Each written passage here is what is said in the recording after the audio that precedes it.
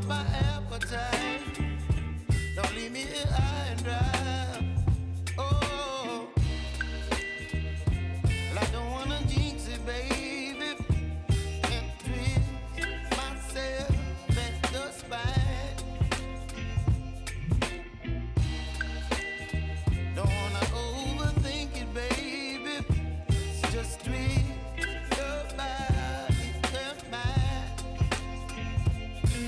Baby, you give me ice and fire.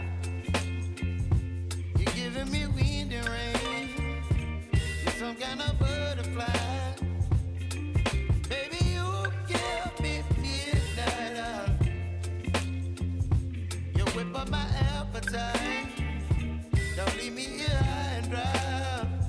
Oh, but I don't wanna jinx it, baby. Let's not get ahead of my time. Oh, but I don't wanna miss you, baby. So I stand up and speak my mind.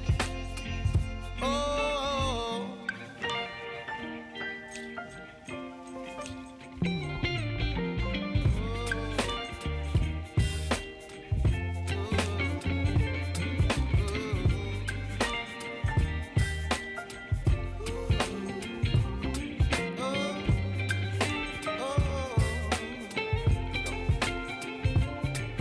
Baby, you give me ice and fire. You're channeling wind and rain. You're some kind of butterfly. Baby, you give me midnight. You whip up my appetite. Don't leave me here high and dry. Baby, you give me ice and fire. You're channeling wind and rain. You're some kind of butterfly. Baby, you give me midnight. You whip up my appetite. Don't leave me here high and dry. Oh.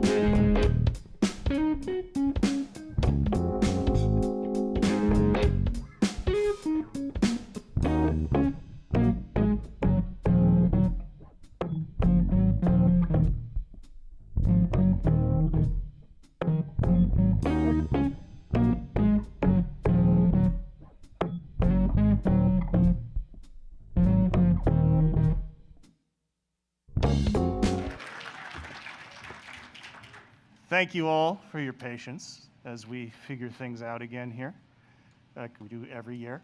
But I have to say, it is really, really good to see all of you here again. It's this, the vibe, the energy, having all these bodies back in this space is just, it's a tonic for me. We've been doing this a long time now, and it feels like we're getting back to something that we've kind of, have had missing from my life, at least, for the last couple of years. So that's down to you folks. Thank you for being here. On that note, I do want to say a couple things.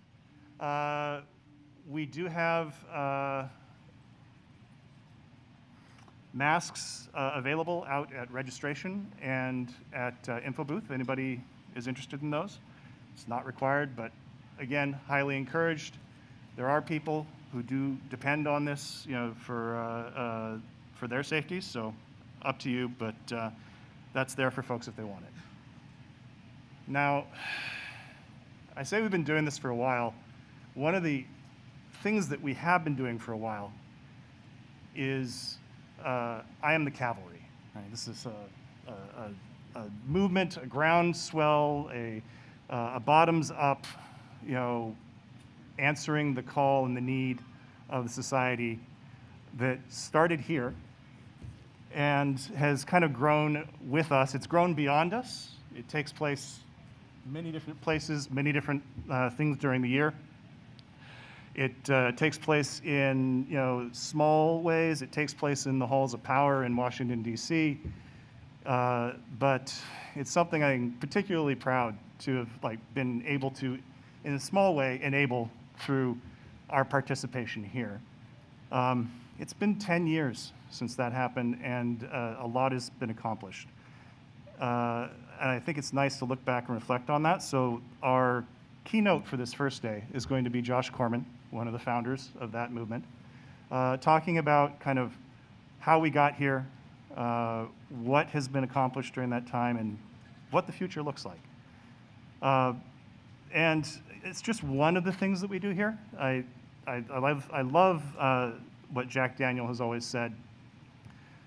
All we're doing is changing the world, right? One conversation at a time, one talk at a time, one handshake at a time. And it's the engagement and the openness in the community here that makes that possible. I love to just the welcoming vibe that you all provide. So please, if you can do anything while you're here for the next 2 days, make a new friend, have a conversation with somebody that you've not had a conversation with before. This is our chance to do that again after years in isolation. So I want to applaud you for what you've done so far and for what you're going to do this week. Thank you.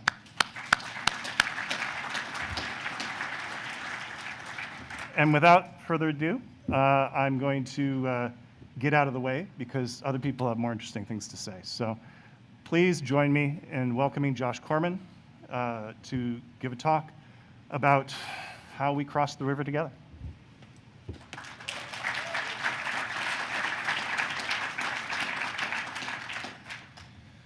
All right, now if I can only get this to work again.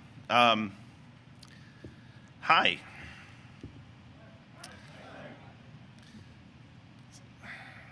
So, warning, I'm feeling a lot of feels today. So, I'm not even sure where we're gonna go with this, but we'll find out. I can promise you this, it'll be authentic. So I probably should explain the title, and Together We Cross the River, but I'm probably gonna postpone that a little bit.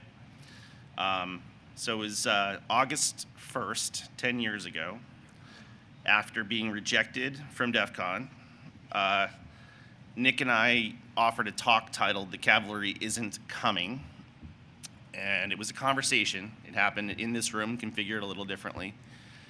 And Banshee and Jack and Damon moved heaven and earth to make sure that this important discussion happened. And after some circulation of how the hell did this not get picked, Dark Tangent and gave us the keynote stage Sunday morning, a couple days later at DEF CON, and I think we're still one of the top 10 talks of DEF CON. Not because it was a flashy O-Day, but because it really tapped into purpose and a North Star and how important what we do could be to our families, our societies, et cetera. So I'm not gonna, in the build up to this, I had several competing theories. One was, I wonder if I could give the exact same talk and how it would hit a decade later. So I want you to think back to 2013. I'm not gonna do that. I want you to think back to 2013, okay? I don't know where you were living. I don't know where you were working. I don't know what car you were driving. Like, I don't know what evokes your memory there, but people were pretty pissed off. There was a trend towards increased criminalization of research. Hacker was a dirty word. Snowden kind of shattered trust kind of amongst the community, amongst govies. President Obama said, I'm not going to scramble some jets for some hacker. There was a lot of concern and existential dread amongst the hacker community that year. I felt moved to do this for some very personal reasons, and when I went and watched the video yesterday, some parts hit me pretty hard, and things I remember saying in that room I never actually said in that room, so I might add some color and context today. But, and that will help make sense for why the talk is titled this.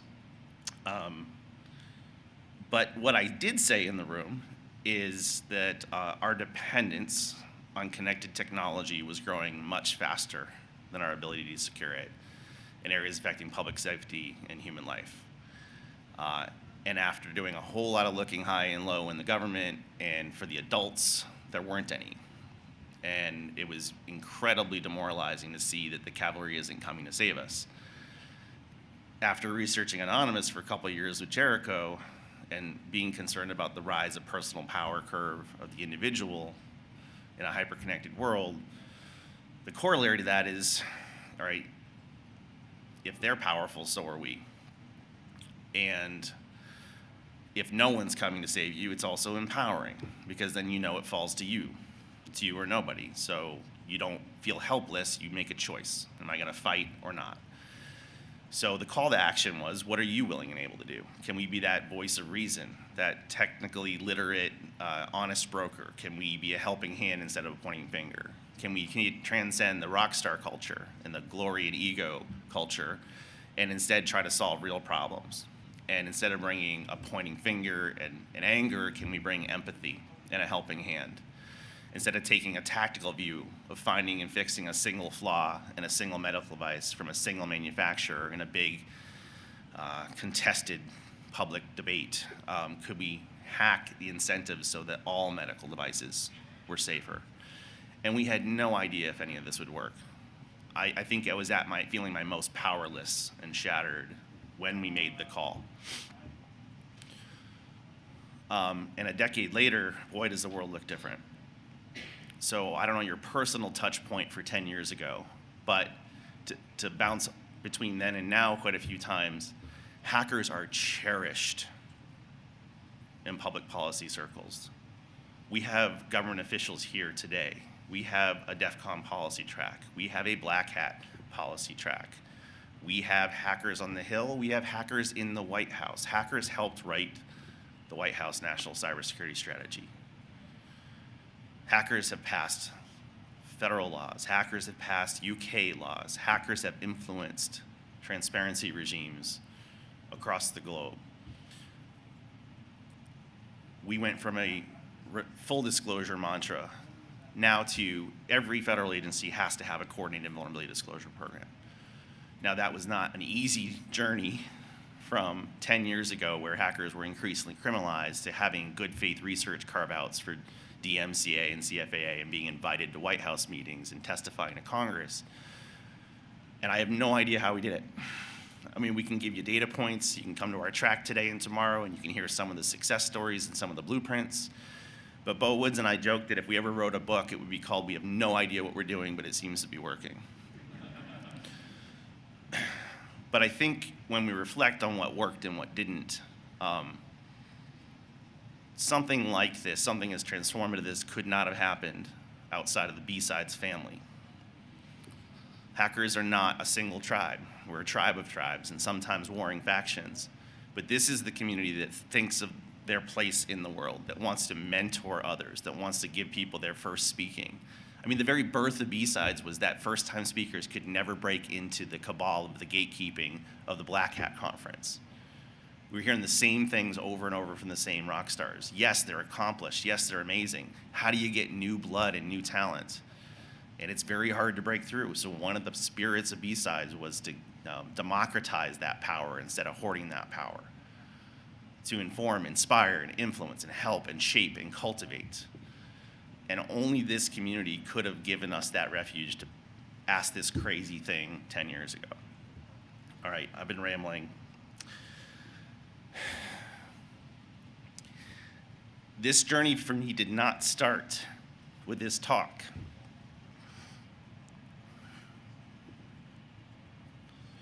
Some of you know this. I'm going to give a little bit of it, not all of it, a little bit of it.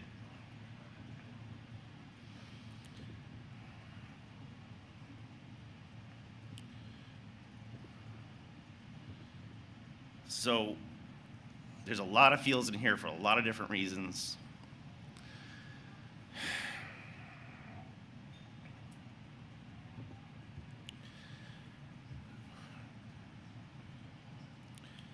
I had researched the rise of anonymous and hacktivism. I was concerned that this was a significant moment, that it was the front line of what happens when large groups of post-national youths opt out of social contracts and take direct action online. It's an emergent property of the internet. I felt that it could erode social contracts because I'm a philosopher, hacker, systems thinker, idiot, altruist who spent way too long in the hacker community, but I was worried that it may inspire things like cyber terrorism, and it did. A Team Poison member from UK named Junaid Hussain, a Pakistani UK honor student from Birmingham, joined Team Poison, hacked Tony Blair's website, got arrested, went to jail, and in jail was radicalized. And when he got out, he moved his Anglo-Saxon punk rock wife and child to Raqqa, Syria, where he founded the Cyber Caliphate, and was recruiting and inspiring physical attacks in the US and abroad, and hiring hackers. And I was terrified at the concept of what could someone willing and able to take human life do with Shodan and script kiddie tools, and the answer is a lot. So I kept these to myself, and I tried to find the adults in the room, and I tried to whisper to people in government and the intelligence community and allies, and eventually, I'm gonna skip ahead for what happened with him, but they eventually put him on the US kill list, and I think he was number 4, the most dangerous person for our interests, and he was eventually killed by drone strike in Raqqa. But I was worried in a world of 7 billion people, it doesn't matter what most of them would do, it matters what one of them could do. And it was way too easy to reach out and touch someone. So after successfully spotting false flags and predicting movements, the intelligence community said, how are you doing this? And we showed them how, and I got invited into Fort Meade for 2 days, and I got to pick 5 hackers. And I figured each one of them are really strong. Maybe we can form the team of Avengers. Maybe we can see what we could do. And the goal was to help General Alexander figure out his attitude on different legislative proposals for cyber. There was no cybersecurity framework at the time. There was no Snowden yet. In fact, this never would have happened had it happened in the wrong order. But we brought Kaminsky and HD, Alex Hutton, Gene Kim, David Etchu, and we answered some really, really important and hard questions. Like, if you could add one sentence of legislation to have the most material impact on public safety, human life, and US critical infrastructure, and the hemorrhage of intellectual property from the US economy to China, what would that one sentence be? And it was amazing to see their powers combined. Part of the feels is, as somebody who's been gate kept and never felt like I had something to contribute. Here I am talking truth to power to some of the most important people in the world and trying to put on their agenda that we're worried that we could have mass casualties and loss of life in our food supply, in our hospitals, and our power grids. And I'm watching these people that are strong alone be so much stronger together, and that's all great. But what else was going on in my life is my mother had a stroke, and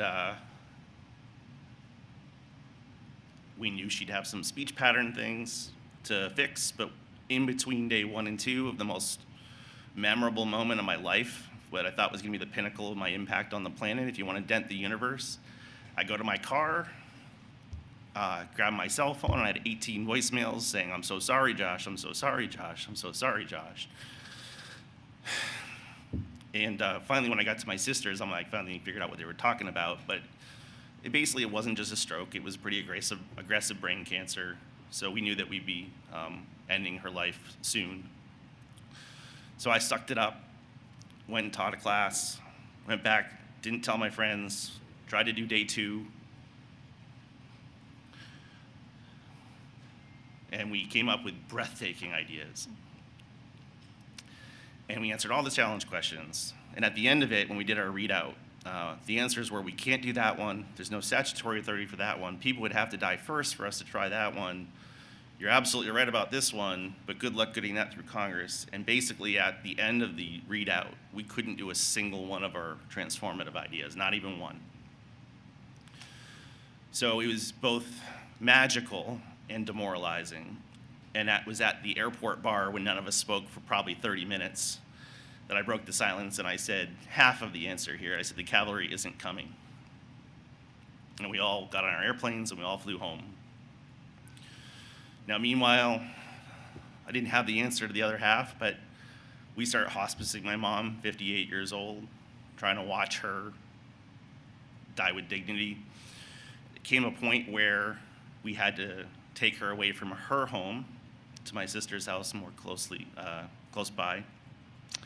And all she wanted to do as a superintendent of a school district and a very active member of her church is say goodbye to her friends one last time. And shit luck, it happened to be the Sandy Hook shooting weekend. So she didn't even get to say goodbye to her friends because everybody was shell-shocked. All the teachers she was responsible for, all the students, everyone's afraid. So for hours in that church, we just heard her preachers say, "Why is there evil in the world? Why is there evil in the world?" And I just remember being angry and hurt, and I'm watching my little girls afraid to go to school. I'm watching my little girls hug their grandmother who's dying. And it was, one of the most gutting, at bottom moments of my life. And then we fast forward, and we're hospicing her for a little bit longer. She dies in January. I have to go back to that church. I have to walk back into the place where I last felt angry. Thank you, Jack.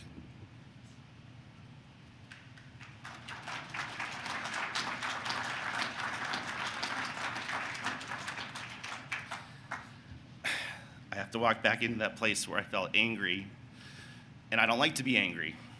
I want to be constructive. So I had to metabolize that, and somewhere between walking in the front door and getting to the stage to give the eulogy, because I was her oldest, I realized, okay, my mom got to be my 7th grade science teacher. She was a phenomenal teacher. Somebody got hurt, shouldn't have been allowed. They had to make an exception. And of the many things she taught me,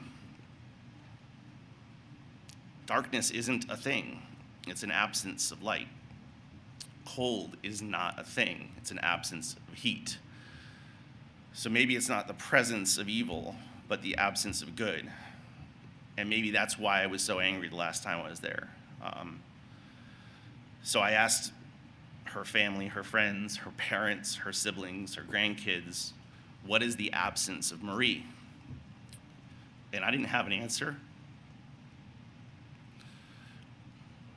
I just looked at them and I said, we don't get to find out because it falls to us to do what she was doing. Now, to get to something hacker related, I finished the sentence in my head. I said, if the cavalry isn't coming, if something's missing, it falls to us to put it there. So I didn't know if it would work. I didn't know if anybody would say yes. Didn't know if we'd have a single accomplishment. But I knew it was worth trying. Okay. So the song, I was shattered. I was given the keynote at BSides San Francisco, and I nothing in the tank. And Jack, my brother, who just gave me a hug, he had to scoot me off the emotional floor and take me to wine country at the end of this RSA week. I couldn't even speak. We just played music, couldn't speak. I didn't know if I'd stay in security. I didn't know if I had any energy left. And that Pussifer song came on. The Humbling River is where this is coming from. And the whole idea of the Humbling River is this guy can conquer everything, climb the mountain, win the war, do all these things, but there's one river he can't cross. And over he tries, and he's humbled because he cannot cross the river. And as I'm listening to it, feeling shattered and powerless, and that I've done everything I can, and I don't see a path forward, there twists the line at the end and says, the hands of the many will join as one, and together we'll cross the river. So I didn't know what to do, what to call it, but I'm like, all right, I'm not done. We've been doing this as solo artists. Let's see what we can do as a team. So I'm not doing good on time management. I told you I had a lot of feels. But that different approach where we weren't looking for permission from rock stars, where we weren't looking to point fingers or have combat, where we weren't demanding something, but we were offering something, had transformative results. And I'm not going to show everybody's face or everybody's name, but I asked Nick initially, Nick Rococo, if he'd try this crazy experiment with me. Law professor Annie Matwishin had been coming to Las Vegas a lot during the rise of Anonymous and DEF CON. She helped nudge me during ThoughtCon the prior year. Space Rogue, whose cold dead heart had closed off, started saying his heart grew 3 or 4 sizes that day. So Space Rogue kind of became, yes, that's a huge boot full of beer at ThoughtCon. No beard, you might not recognize him. But we're talking about what did and didn't work with Loft, and maybe could we try something like that again? Didn't even know Bo Woods. Bo missed my talk. He was giving a talk on how to dodge US tax codes by being a digital vagabond and traveling the world. Didn't even see the call to action, and has become the first and most dedicated and longest lasting recruit that has helped to change the world. That's Cause, by the way. We met people like Craig Smith, who wasn't the Chris and Charlie rockstar hacker, but had written more tools and democratized more access and helped start the car hacking village. We traveled the world, got swarmed by camels. We thought that was our last dinner there on the left. We started entering the halls of think tanks in DC as secret invaders. He became Dr. Horrible to do the biohacking village. We eventually ended up, briefing inside the White House on more than one occasion because they've started to realize they needed help. So people that were afraid of hackers a decade earlier are now completely embracing us. Jen Ellis was starting her own thing. She also didn't see the talk, although she knew I was going to do it. She was over at Black Hat trying to say that hacking is First Amendment protected speech, and she was deeply concerned that her friends might go to jail. And she decided she had to do something about it. So she started on her own journey to try to reform CFA and DMCA, and very quickly we combined forces. We started investing in junior staffers. This is one of 2. This is Nick Lazarson. He's been here. This is one of 2 congressional staffers that first year with a computer science degree. Tomorrow you're going to see the other of the 2, Jessica Wilkerson. But we built trust with junior staffers that most people would have turned their nose up to. That man is now running most of ONCD, the Office of National Cyber Director in the White House. More Jen. Some of these became family. Jen was my best man at my wedding last year, August 3rd to Audie. Jack married us, not me and Jen. My wife does not like her photo online. But Jack has been a brother and often the one picking me up off the floor when I'm emotionally shattered. I have a lot of feels. Lots of hugs. We're going to make the calendar for charity. We befriended sitting congressmen. We brought 2 sitting congressmen to DEF CON 25, bipartisan. Will Hurd of Texas, who's now a presidential candidate, so I've had shots with the presidential candidate, and Jim Langevin, who ardently fought to advance cybersecurity in the Congress. He founded the Cyber Caucus in the House. He drove the formation of CISA. I want to remind you, we are 10, CISA is 5. CISA was in part fashioned after some of the cavalry mission to do defensive work for critical infrastructure, for cyber physical systems. And he helped birth CISA, Cyberspace Solarium Commission, and fought to the end of his he just retired, but to the end to advance hacker rights, coordinated disclosure, and has been an incredible teammate.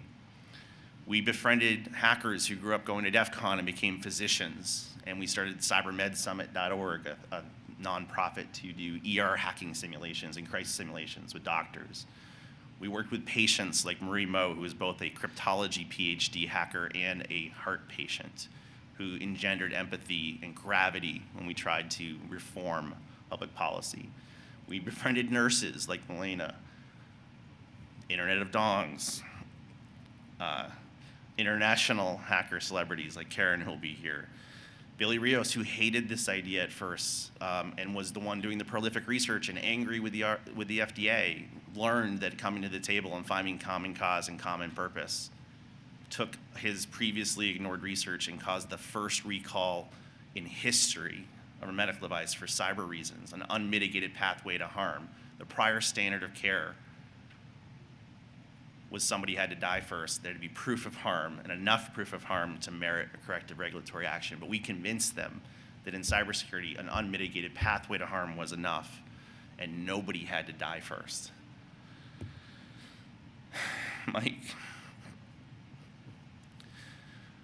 Mike left his own company to go to GE to make medical devices safer because he heard the call, and he led, and he built teams, and he mentored people, and he trained stuff, and he led by example.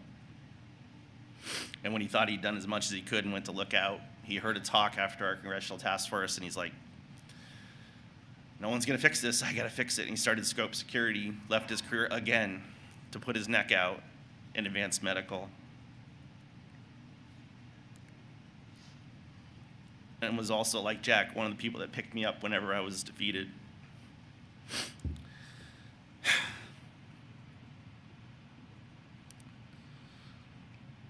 Dan was there before there was a cavalry. Dan stepped up behind the scenes and in front of the scenes whenever we needed him to, and he reminded the old school hackers that were sabotaging us and backstabbing us and gatekeeping us. It's not about us, it's about them, it's about the people. True hero.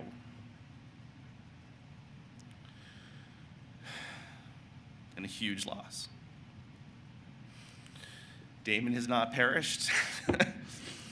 Damon has been a supporter. I feel happy.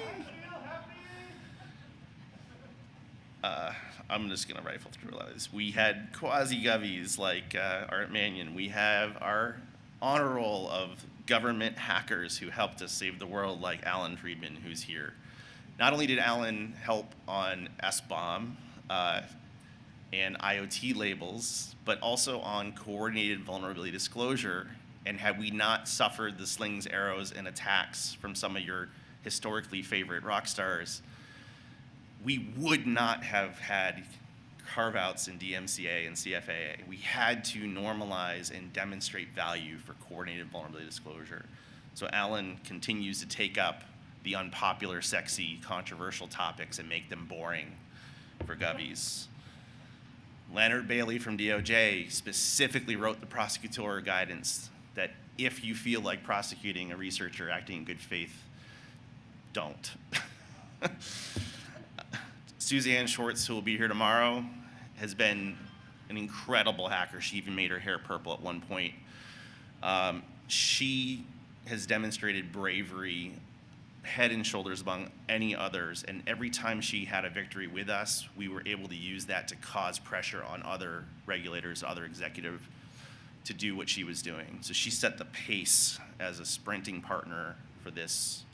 And our greatest achievements besides decriminalizing research have been in medical, and specifically because of her and her teamwork and partnership on changing the world. We'd had some media partners. I only grabbed one, but Lori Siegel put us in Time magazine, did 2 CNN documentaries on hero hackers and on the rise and fall of cyber terrorism, and just took the time to lean in and make sure that the stories were told well. Sunil, you and I, he's gonna be your keynote tomorrow. Sunil is one of the smartest men alive. Bryson always reminds me right in front of me that Sunil's the smartest cybersecurity person he knows. We got invited this year to the UN General Assembly in January, and it was the most surreal thing I can explain. I had world leaders introducing introductions, and every one of them with some accent to some degree said something like, our dependence on connected something something is growing faster than something something in areas affecting public safety and national security something something. And I had this oscillation of incredible pride and validation, an incredible crushed defeat that we wasted a decade. And then said, but at least they're getting it now. But then realized, oh no, they're gonna go for information sharing first. And then I just kind of threw my script away, and Sunil and I just spoke from the heart, and hopefully we've saved them another decade of wasted time. But like, we have, this community is finally, a decade later, in the international security mindset. And of course, our celebrity member of Dwayne "The Rock" Johnson. That's a joke. He did say that, and he spelled it correctly. So my biggest regret about the cavalry is the name. No, but seriously, not only is it always spelled Calvary, because it's a real word where they killed Jesus of Nazareth, completely different tone than cavalry. But also, you know, we've lost something in the last 10 years. I Am the Cavalry was not Josh, it was not Bo, it was not Jen, it was not the thousands of volunteers, it wasn't the early adopters like Adam Rand. It was meant to be something you said. Like, this was your personal commitment. This is not a spectator sport. And while we do love the praise or the thank yous we get sometimes, what we really want is your participation. Because some of the biggest contributors were not elite hacksaws, they were nurses. They were policy lawyers. They were junior staffers. And in the last 10 years, I fear we may have become a crutch. So as I ask myself at the 10-year mark, what do we do with the cavalry? Is it mission accomplished? Did we succeed? Can we end it? Do we transform it to solve the new missing pieces and take on a new mission or two? Or do we combine it with other initiatives to get to critical mass? In the last decade, we've not taken a penny of funding. It was a choice often debated, but I wanted to be free of any sort of appearance of conflict or any way for someone to ad hominem dismiss our efforts. How am I doing on time? Terribly, right?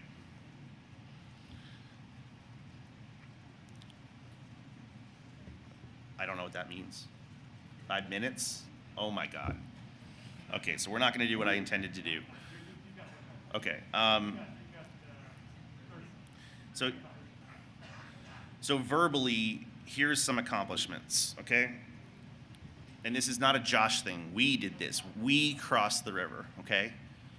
We said we focus on wherever bits and bytes meet flesh and blood. And that meant any cyber-physical systems. We started with cars. We published a 5-star automotive cyber safety framework on our first birthday. It said all systems fail. You should avoid failure by having safety by design to avoid failure, coordinated disclosure to take help avoiding failure, capture, study, and learn from failure, prompt and agile response to failure, and contain and isolate failure. A year later, we did a Hippocratic Oath for connected medical devices to work with Suzanne. In that same year, we got the first ever recall and nobody died. Because of the trust we built, we put pressure through Congress on NHTSA, the National Highway Transportation Safety Administration, to try to regulate cars similarly. She changed the pre-market guidance to bring medical devices to start requiring cybersecurity things. She later changed the post-market to encourage coordinated vulnerability disclosure. gave them an incentive that if you have a coordinated disclosure program and you can mitigate your issue in 30 to 60 days, then we won't give you a recall. There's a little more to it than that.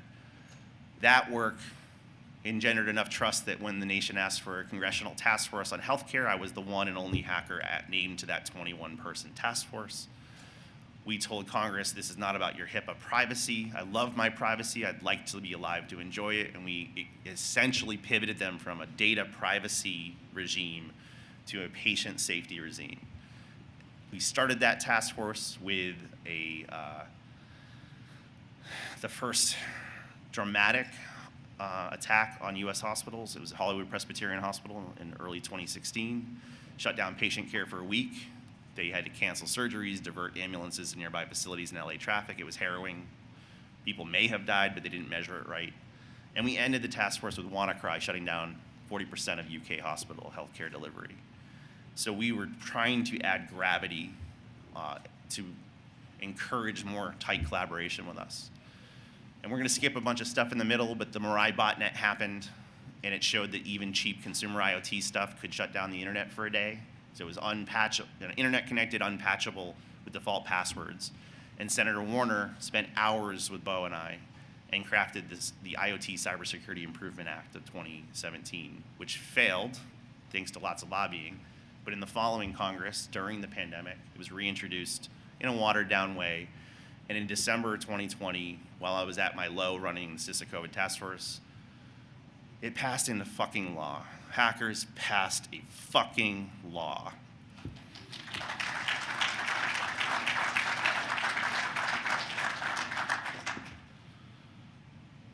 Also, when the globe hit a pandemic, some of you don't even know I did this, and I have scars the rest of my life from doing it, but Director Krebs of the newly minted CISA, fashioned in part in our image, when the pandemic was declared, he called and said, do you want to serve your country for a year? I don't know what you do when you get a call like that, but I became the chief strategist for the CISA COVID task force, and our job was to protect the 7,000 hospitals in the country during record high ransom activity from a larger volume and variety, and record low supply chain resilience. And then we got asked to protect the vaccine supply chains. So I did that for 18 months to the day, and a bunch for free on both ends, and I'm kind of traumatized. But I'm gonna give you a hurricane tour of a couple things. Those are the good news, okay? Don't make me forget the Patch Act before he gives me the hook, okay? Here we go. So the idea of the cavalry is no one's coming to save us. What are you willing and able to do? Generally speaking, whenever I testify, I say something like, we are over-dependent on undependable things in areas that can cause loss of life. Over-dependent on undependable things. Some context. Many of the cyber-physical systems that are exposed are what I called at CISA, and now it's one of the best things we've ever done, by the way, is hack the lexicon. The number of things coming out of public policy officials that we uttered, you hack the lexicon, you hack the world. You gotta change their mindset and reframe things. So one of them was called Target-Rich Cyber Poor, building on Wendy Nather's classic living below the security poverty line. This was a phrase they could stomach, and the idea is, forever, bad guys targeted the Fortune 100 and Fortune 500. Why? That's where the money is. And forever, the RSA conference floor and the Black Hat conference floor would target the same people because that's where the money is.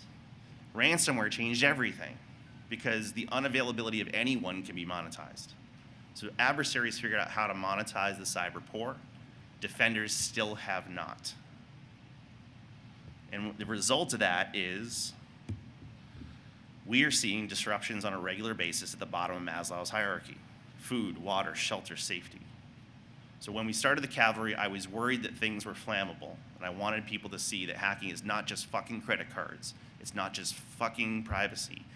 It is public safety, human life. And during my time at CISA, we had successful hacks of the water you drink, of the food you put on your table, of the oil and gas pipelines that fuel your economies and your supply chains, of the schools kids attend to, of the municipalities who run towns and cities, of federal agencies charged with national security, and of timely access to patient care during a pandemic with now proven mortal consequences. My team published proof that ransom attacks strain hospitals sufficient to lead to loss of life. The federal government is broken. This is 16 silos of designated critical infrastructure written by PPD 21. Don't read them. There's 16 silos. They act like silos. Each one of them has an owner in the federal government, a sector risk management agency. Each one says, stay out of our lane. Why are you in our lane? This is our lane. Even though risk is inherently cross-sector, there's military-grade enforcement, and as a hacker in a federal government during the pandemic, we broke down every wall and barrier we could, and I got the scars to prove it. But it's not built for collaboration. Each one has a public-private partnership, which usually means a really dominant private sector tells the government, don't regulate us, and a really weak sector risk management agency says, okay. But that's changing. Then came CISA. CISA was like, hey, you guys should not compete with each other to hire and train and retain cybersecurity talent and physical security talent. So they became a shared workforce. They also said, hey, you can't manage risk at the sector level. You need to do these 55 national critical functions. I'm not going to explain what they are. One of them is provide medical care. Can you get timely access to care when you need it, where you need it? Well, in the before times, we learned from our empathy that a 4.4 minute longer ambulance ride during a marathon had a statistically significant mortality rate. So 4.4 minute delay is enough to lead to loss of life for heart. We know from strokes that there's a golden hour. Golden hour is at 1, 3, or 4 hours. Time is brain. Is the difference if you can walk again or talk again, if you breathe. In our Congressional Task Force report, we said healthcare is in critical condition, published Mother's Day weekend in 2017. The hospital says we can't afford to protect it. We don't have any money. If you gave us another $5 million, we'd hire more nurses. And we said, you both can't afford to protect it and can't afford not to, but they didn't get it. So we said, until people started dying, we're not going to listen. So we did what good hackers do, and Christian DeMeff, Jeff Tully, Bo, and I started CyberMed Summit. We started killing people in ER hacking simulations, not for real. And we knew that stuff, but during the pandemic, everything changed, okay? So I did not make this graphic, my friend Ben did. But when we went into the belly of the beast, and Bo came as well, and a couple other hackers, we had to secure the vaccine supply chains, protect hospitals. I'm gonna skip the ball bearings stuff. Protect hospitals. Generally speaking, hospitals and stakeholders wanna keep people alive. How do you do that? You need carrying capacity. How do you get carrying capacity? It's 3 S's. This is how they see their world. We have to meet them where they are. Space, supplies, and staff, such that if you have a 100-bed hospital, you don't have 100 beds of capacity. That's your space. If you can only staff 80 of those 100 beds. And if you only have supplies for 60 of those 80, you have a 60-bed capacity. So it is the coefficient of the 3 S's, and that's all they want to spend money on, especially under financial constraint. But I tried to enhance that and enrich that because as we tried to keep people alive during the pandemic, at the 1-year mark of the pandemic, 150,000 people died from excess deaths from non-COVID conditions.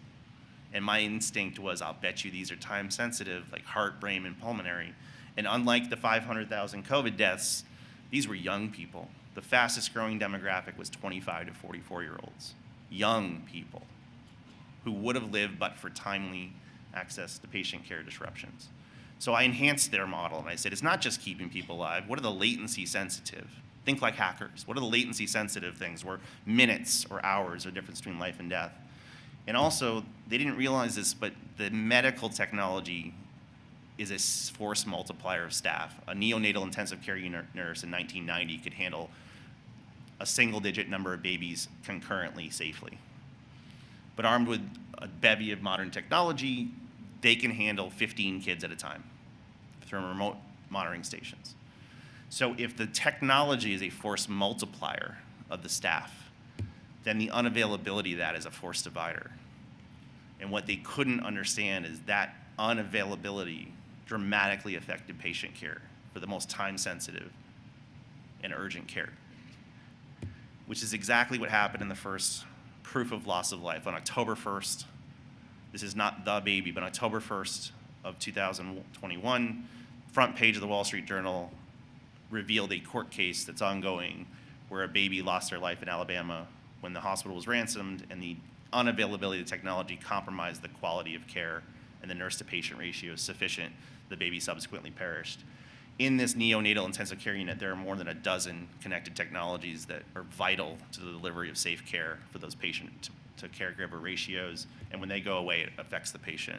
On the very same day, with a named victim of a cyber incident, we published the first statistical proof of loss of life using data science. And I'm not going to do the data science now, but basically we saw a strong positive correlation between excess deaths and ICU bed strain. So when hospitals got over 75% nationally of their ICU strain, you saw 18,000 dead Americans in 2 weeks. If it got to 100%, you saw 80,000 dead Americans. So when we say we care about saving lives, this is where the rubber meets the road, folks. And unless and until policymakers could understand that a cyber disruption can strain a hospital sufficient to lead to loss of life. So we took this measurement that has nothing to do with cyber and we applied it to a state hit hardest by ransomware. And in the same state with the same population adjusting for hospital type and size, we could see that the affected regions achieve these excess death stress levels sooner and stay there longer than their peers and could quantify minimum, maximum, and most likely loss of life, corroborated by state level data. So now we have the first named victim and the first statistical proof of life, and we can go to Congress and tell them, you got to do something about this, and they have. So this is a hot mess. Don't try to study it, but basically what we realized is to provide medical care, it's not just HHS and there's just their public-private partnership. They depend on other critical functions from other sectors. And if you take away water, you don't have a hospital anymore. You take away power, you don't have a hospital anymore. You take away supplies and transportation.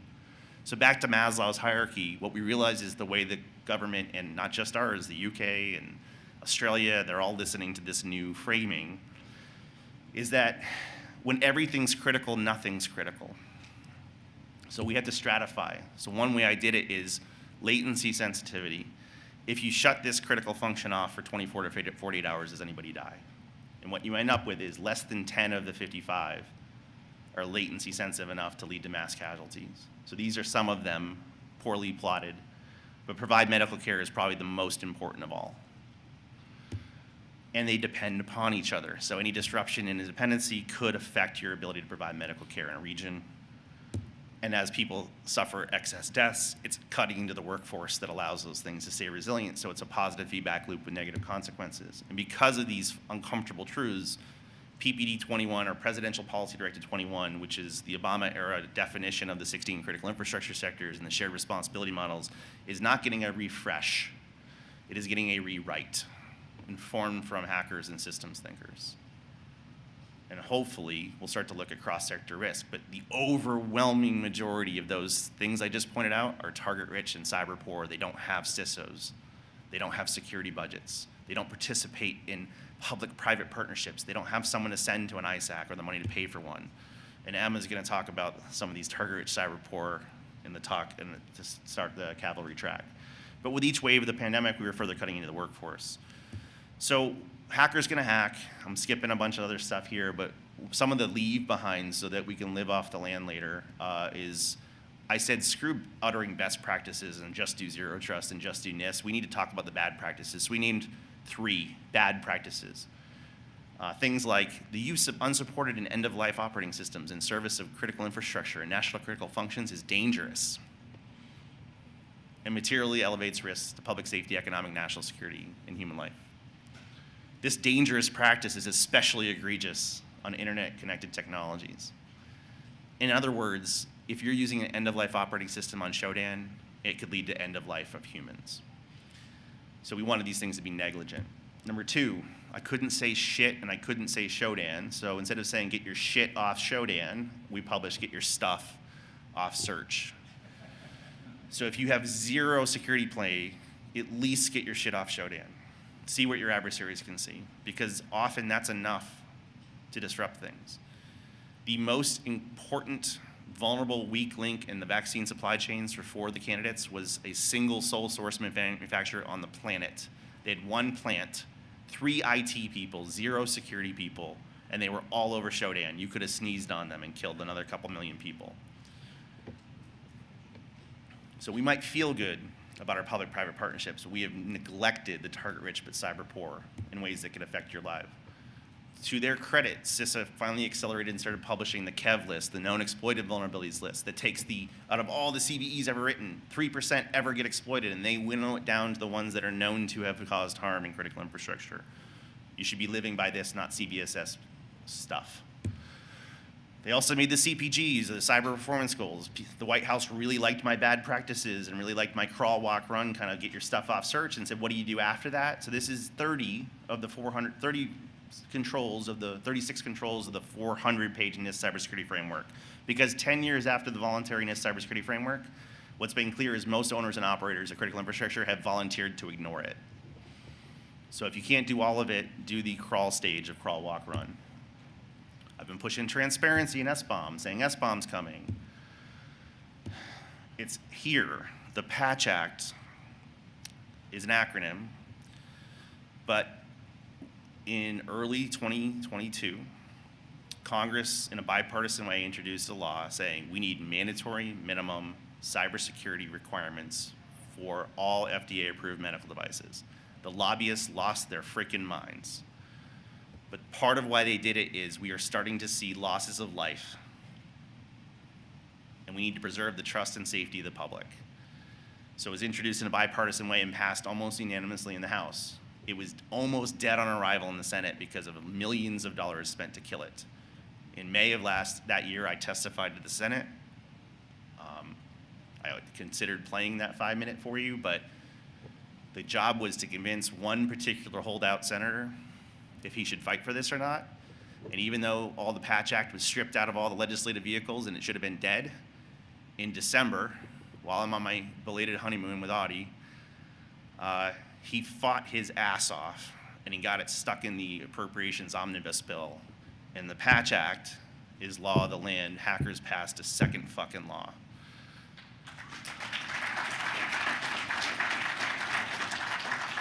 This was a team effort, to be sure.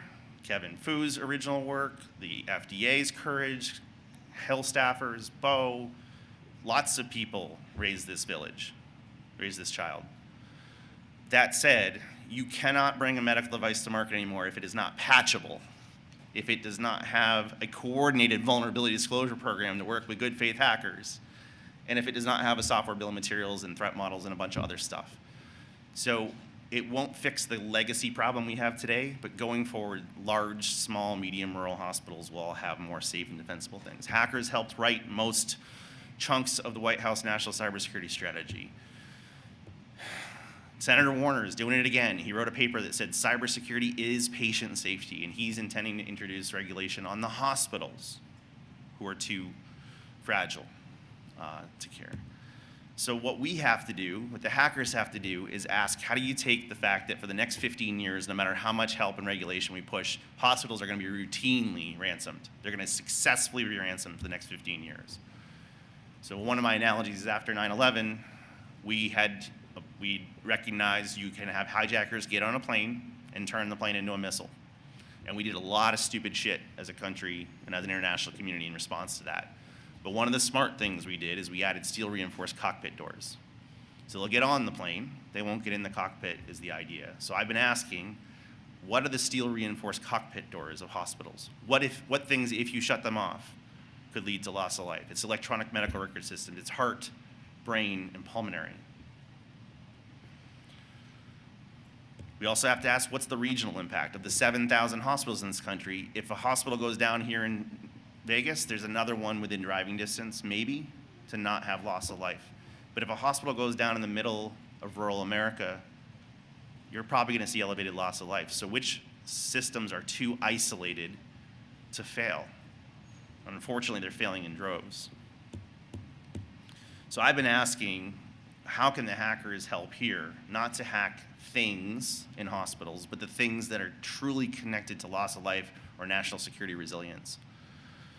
Same thing for the food supply. Hackers are turning to the food supply. While you've probably seen a dozen hacks like JBS or Pilgrim's Pride or Dole or Americold, the newly forming ISAC for food, because we've never had an ISAC for food until now, because we didn't care about food, they've tracked over 100 successful electronic compromises in their database. So we want to see what's the food supply. Because like the healthcare supply, the food supply depends on chemicals, on water and wastewater, on cold chain, on electricity. And you're going to hear about hungry hackers from Sick Codes and Casey John Ellis, and you're going to hear about it from Paul Roberts. You're going to hear water everywhere after that. So I'm very concerned about these water, food, electricity, and emergency care that are target-rich but cyber-poor and geographically isolated, that if disrupted could lead to loss of life or loss of food supply. So the idea here is maybe one of the futures for the cavalry is focusing on these target-rich, cyber-poor, basic human needs like food and water and shelter and safety. Okay. I'm basically getting the hook. I'm going to stop that line of thought and tie this up. I'd like to tell you a tale of victory. I can't.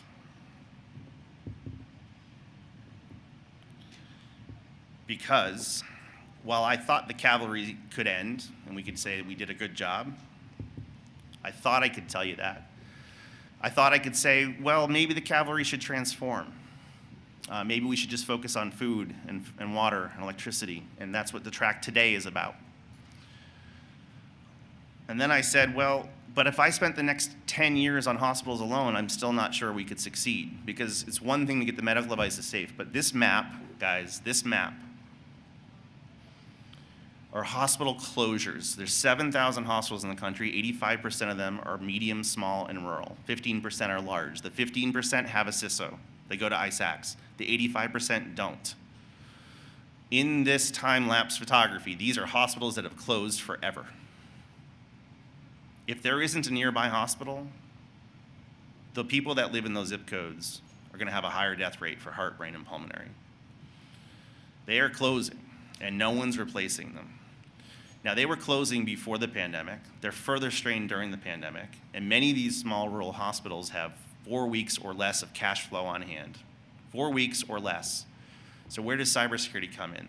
In preparation for this keynote, about 2 months ago, St. Margaret's in Illinois closed forever. It's just one hospital. It's not the first closure. People are like, hospitals close. We'll buy them, we'll put them in. But a lot of these aren't getting bought. They're just going away. Some of the ones that get bought because they're distressed, they get put on life support, stripped for parts. They take the doctors, they take the equipment, they shut down services. So they're basically in a coma. So you're seeing hundreds of these 7,000 hospitals where people live going away. And if it's more than 3 hours away, you're going to see a lot of dead people from strokes and heart. And we're not replacing them. So here's why St. Margaret's gutted me. It's the first hospital to cite as part of their cause of death their ransom distress.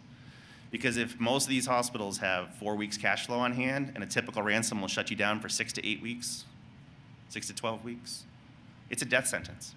So while it is not the thing that made them financially distressed, privatized medicine did, the pandemic did, it's the straw that breaks the camel's back. And we're having 700 plus ransoms a year. So how many more rural hospitals where you or your families live are you willing to see go away forever? So I can't fix the healthcare system outside of cyber. I'm not even sure I can fix, or we can fix, the healthcare system inside of cyber. But what I know is they can't afford to invest in minimum cyber hygiene. They can't. And they can't afford not to. And I don't know what to do about that. And if we spent our next 10 years on this, I'm not sure we would fix it.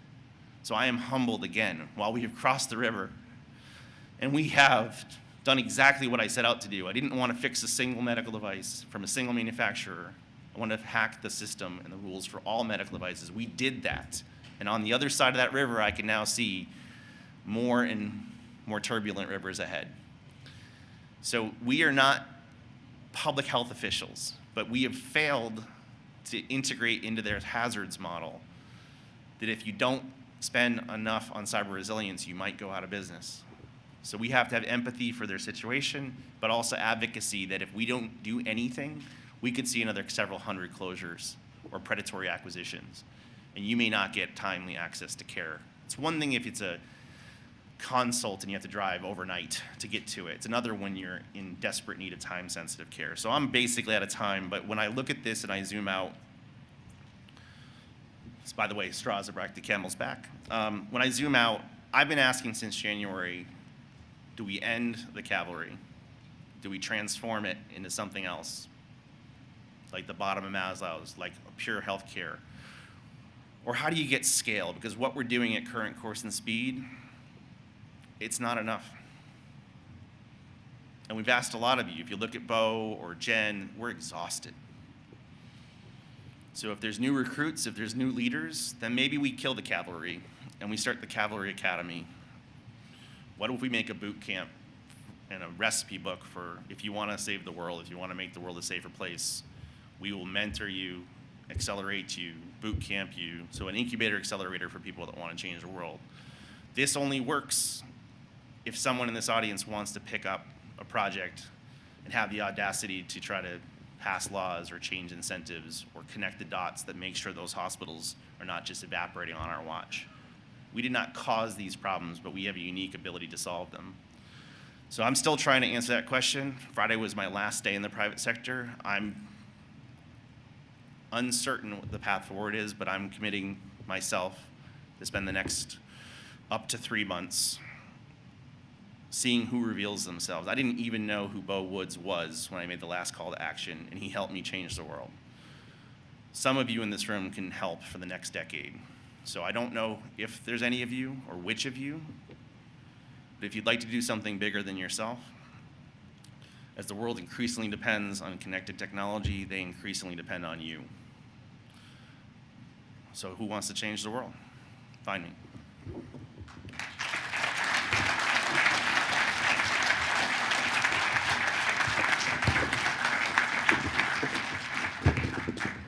And we do have a mic and a little time for questions. Please be very careful, anybody going by the projector here. It's got a broken leg and it will topple right over and break. Hey, you ought to put up your information so that people can contact you. I should have.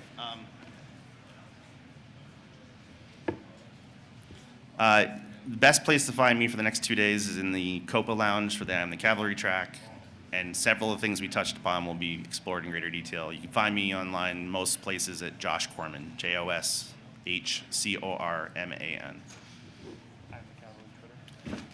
Or I am the Cavalry on Twitter.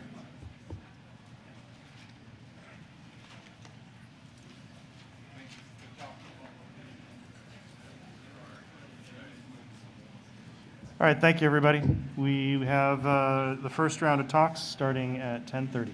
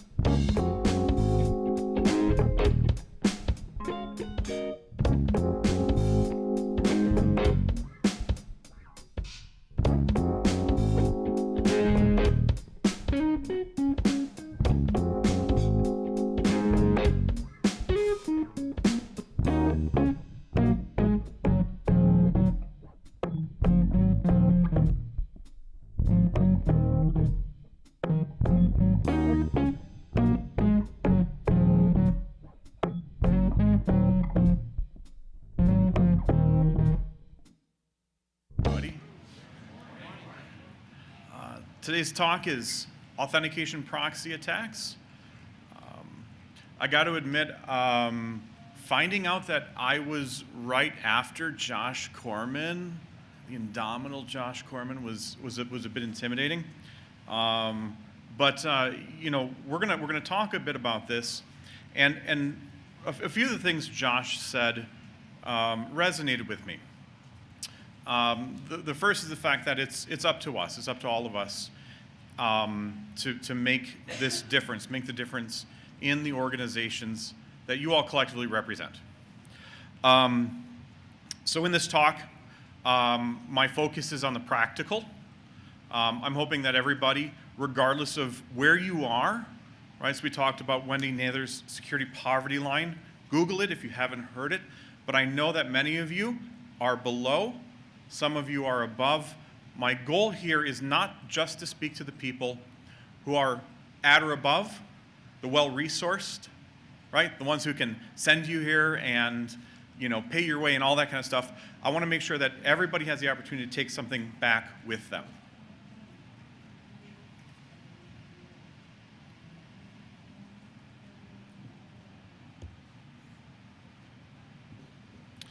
So a little bit about myself. My name is Chris Merkel. I'm a Senior Director of Cyber Defense at Northwestern Mutual, which is an insurance company.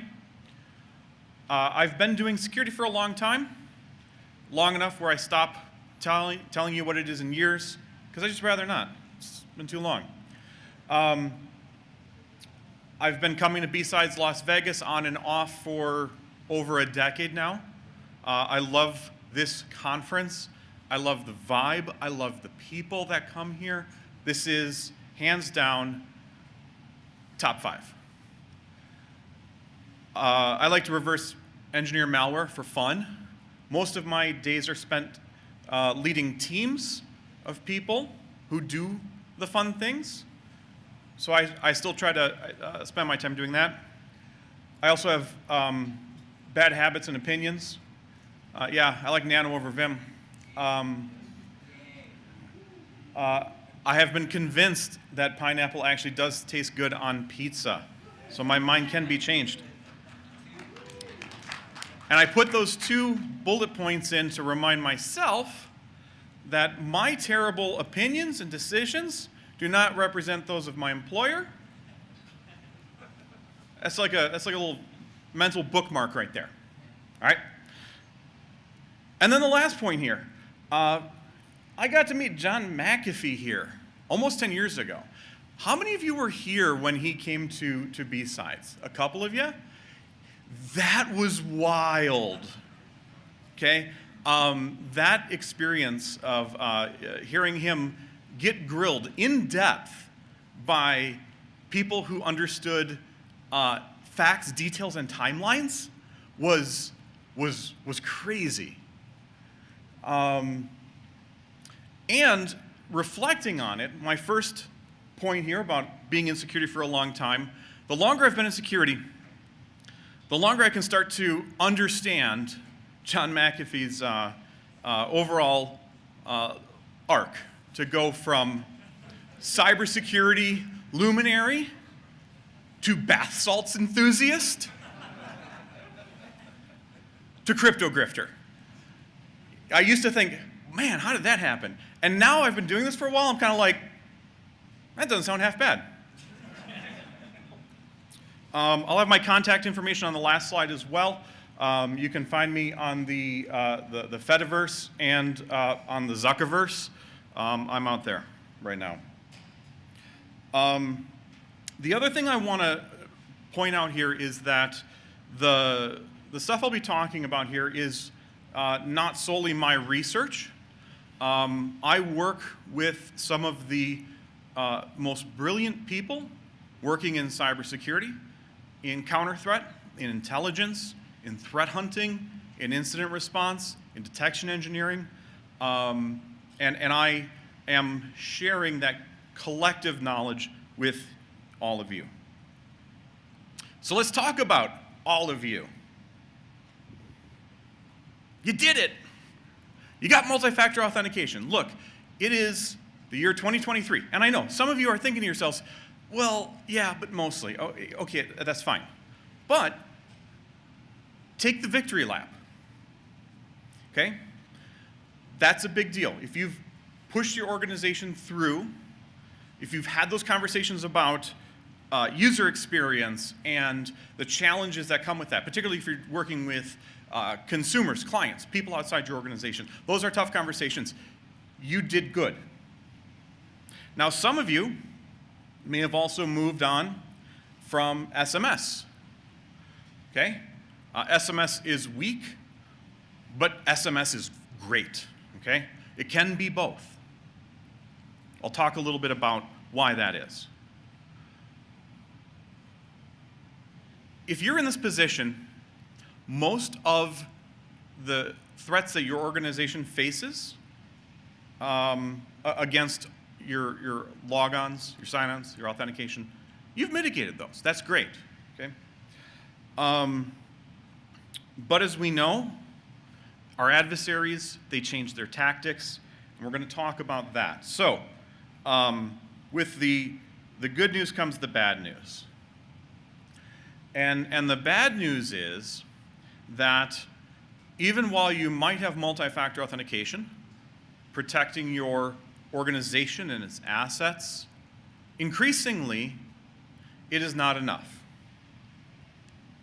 So we're starting to see attacks that were really demonstrated to be possible like well over 5 years ago, starting to actually materialize.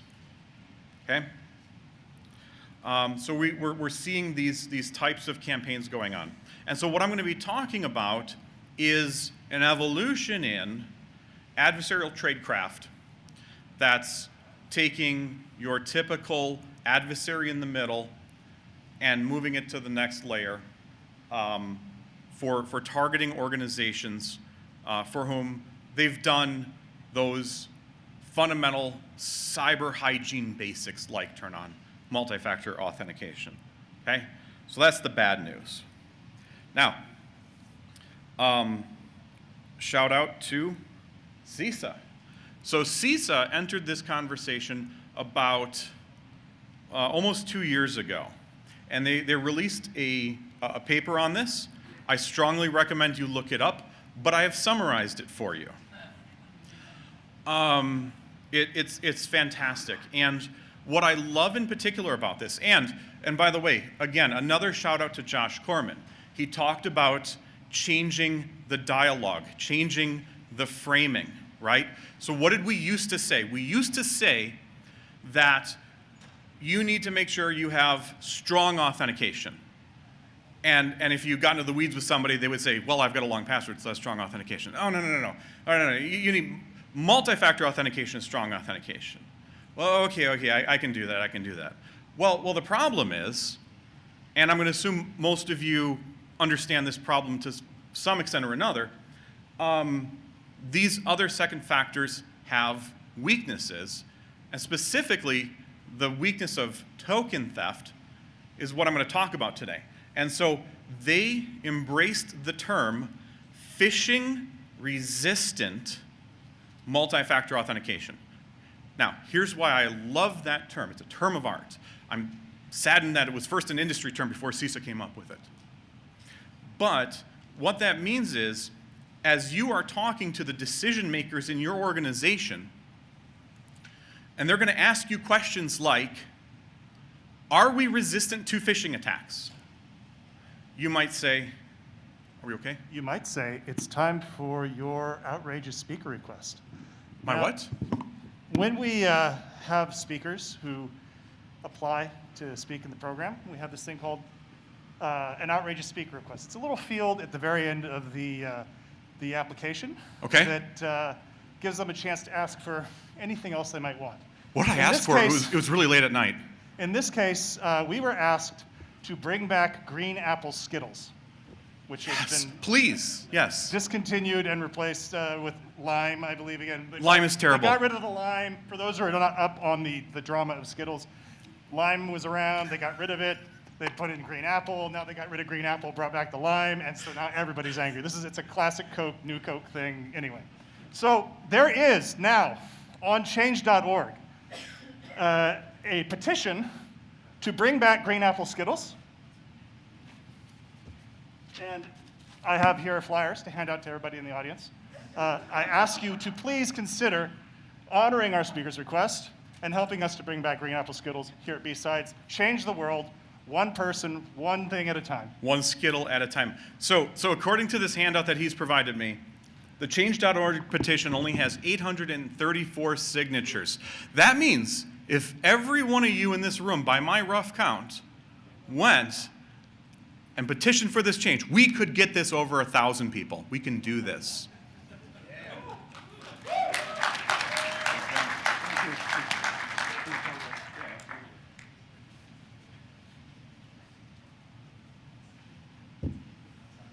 All right, let me transition back into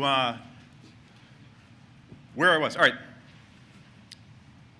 So again, we're talking about changing the framing to change the discussion. If you are talking with your leaders, again, if you're talking with your CISO, CIO, board member, and they want to ask you, are we resistant to phishing attacks?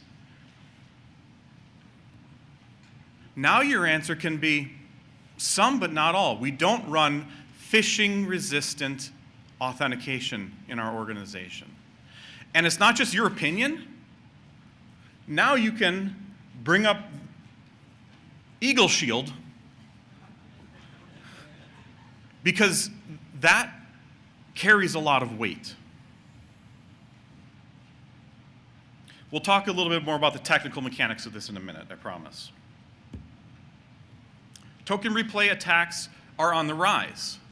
I don't know if any of you have read the long-form Wired article on the hack at EA, but it is fantastic.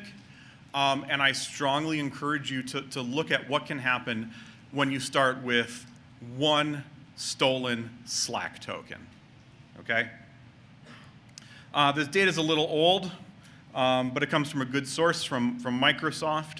I do reserve the right to give them grief, but they've been making some positive moves, so I might pull my punches. But we can see that the use of tokens is on the rise. So let's get into how this all works. Now, it's a bit of a complicated diagram, and I'm going to keep staring at this screen over here because it's a little bit bigger than I can see on my presenter view.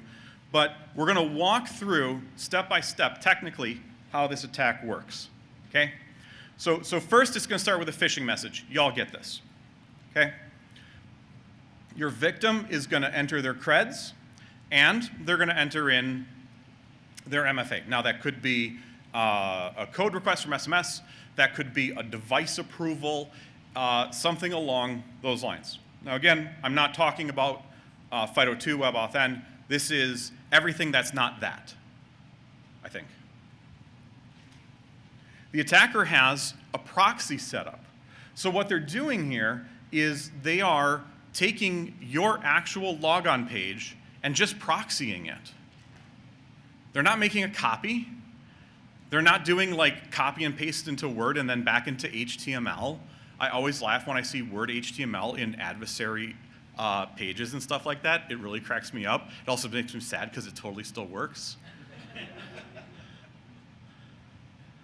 And what's going to happen is when they put their credentials in, that's going to get forwarded across the proxy to your identity provider.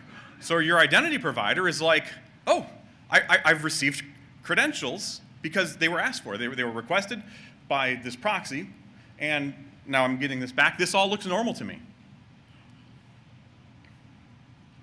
The attacker along the way is going to steal the credentials because, you know, you can use those later, even if your primary target is the token.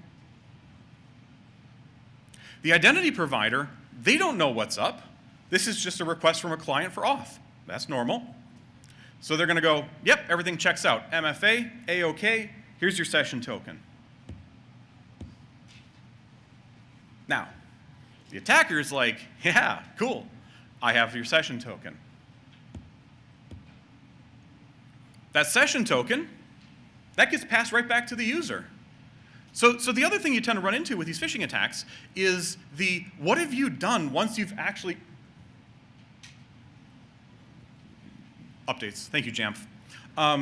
What do you do when you've successfully conned that person? You have to take them somewhere. And this is where adversaries are kind of like, I don't know. Maybe I'll dump you at google.com or something. Who knows? Or whatever, right? But by forwarding that session token back, your user has a valid session. So where do they go next? They go to the actual site that they've just authenticated to. So to them, from their perspective and experience, they just successfully logged in. Why? Because they just successfully logged in. Because that's how this works. Now, that becomes a real problem for your security awareness and education, right? Because at this point, nothing looks different. You've successfully logged in. The documents that you've most recently worked on Microsoft 365, they're all there.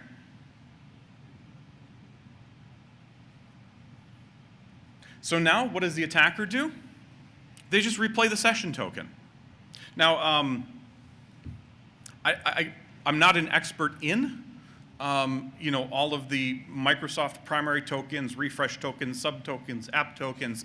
It's complicated. Suffice it to say, if you can get your hands on that primary refresh token, by default, in Microsoft 365, you have 7 days of access that you can parlay.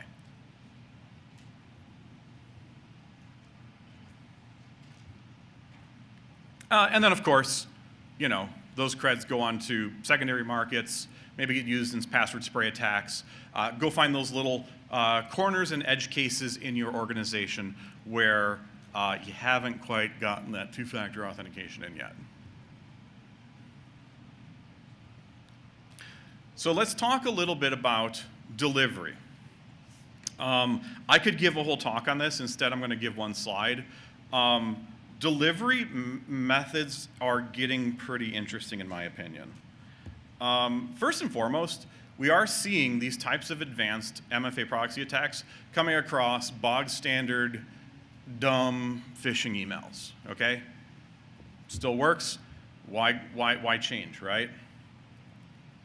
We're also seeing what I call encrypted message hollowing. And what this is so if you've ever used a Proofpoint, Microsoft sending to Gmail, Mimecast, etc., you've gotten this message that says you have a secure message waiting for you. You need to log into a portal, yada yada yada. Okay, most of the time, those types of systems are used in business to consumer type of relationships.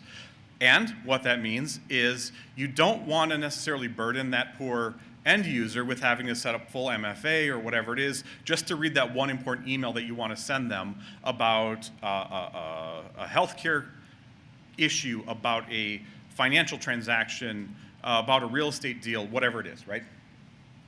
Well, what attackers are doing is they're gaining access to one of these encrypted messages. How do they do it? Traditional account takeover. Those kinds of things. They hit a link, maybe they do a password reset, whatever it is, and they get into that corporate email encryption solution from one of these big name vendors. And if it's not configured properly, they go into this message and they hit the reply button. But then what they do is they just blank out everything in there. Or I'm sorry, they don't hit reply, they hit forward. Critical difference. They're going to hit forward on that message, and they're going to blank out the message body, they're going to blank out the subject line, and they're going to put you in as a target. Now, instead of having to create those goofy-looking, fakey, you have an encrypted document kind of nonsense that could potentially be taken down because it is part of adversary infrastructure and all of that, they are now landing at your big corporation's encrypted messaging solution.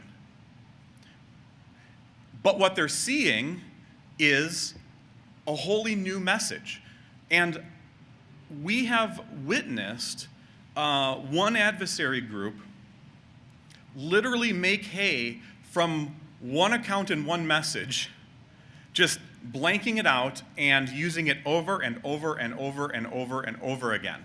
And every time the recipient gets, you've got a secure message, they're not going to get any warnings, and it comes from a big corporation. And so the big corporation is inherently trusted. We're also seeing account takeovers in the Microsoft 365 space abusing Microsoft Purview. Microsoft Purview is the encryption solution that used to be called something else.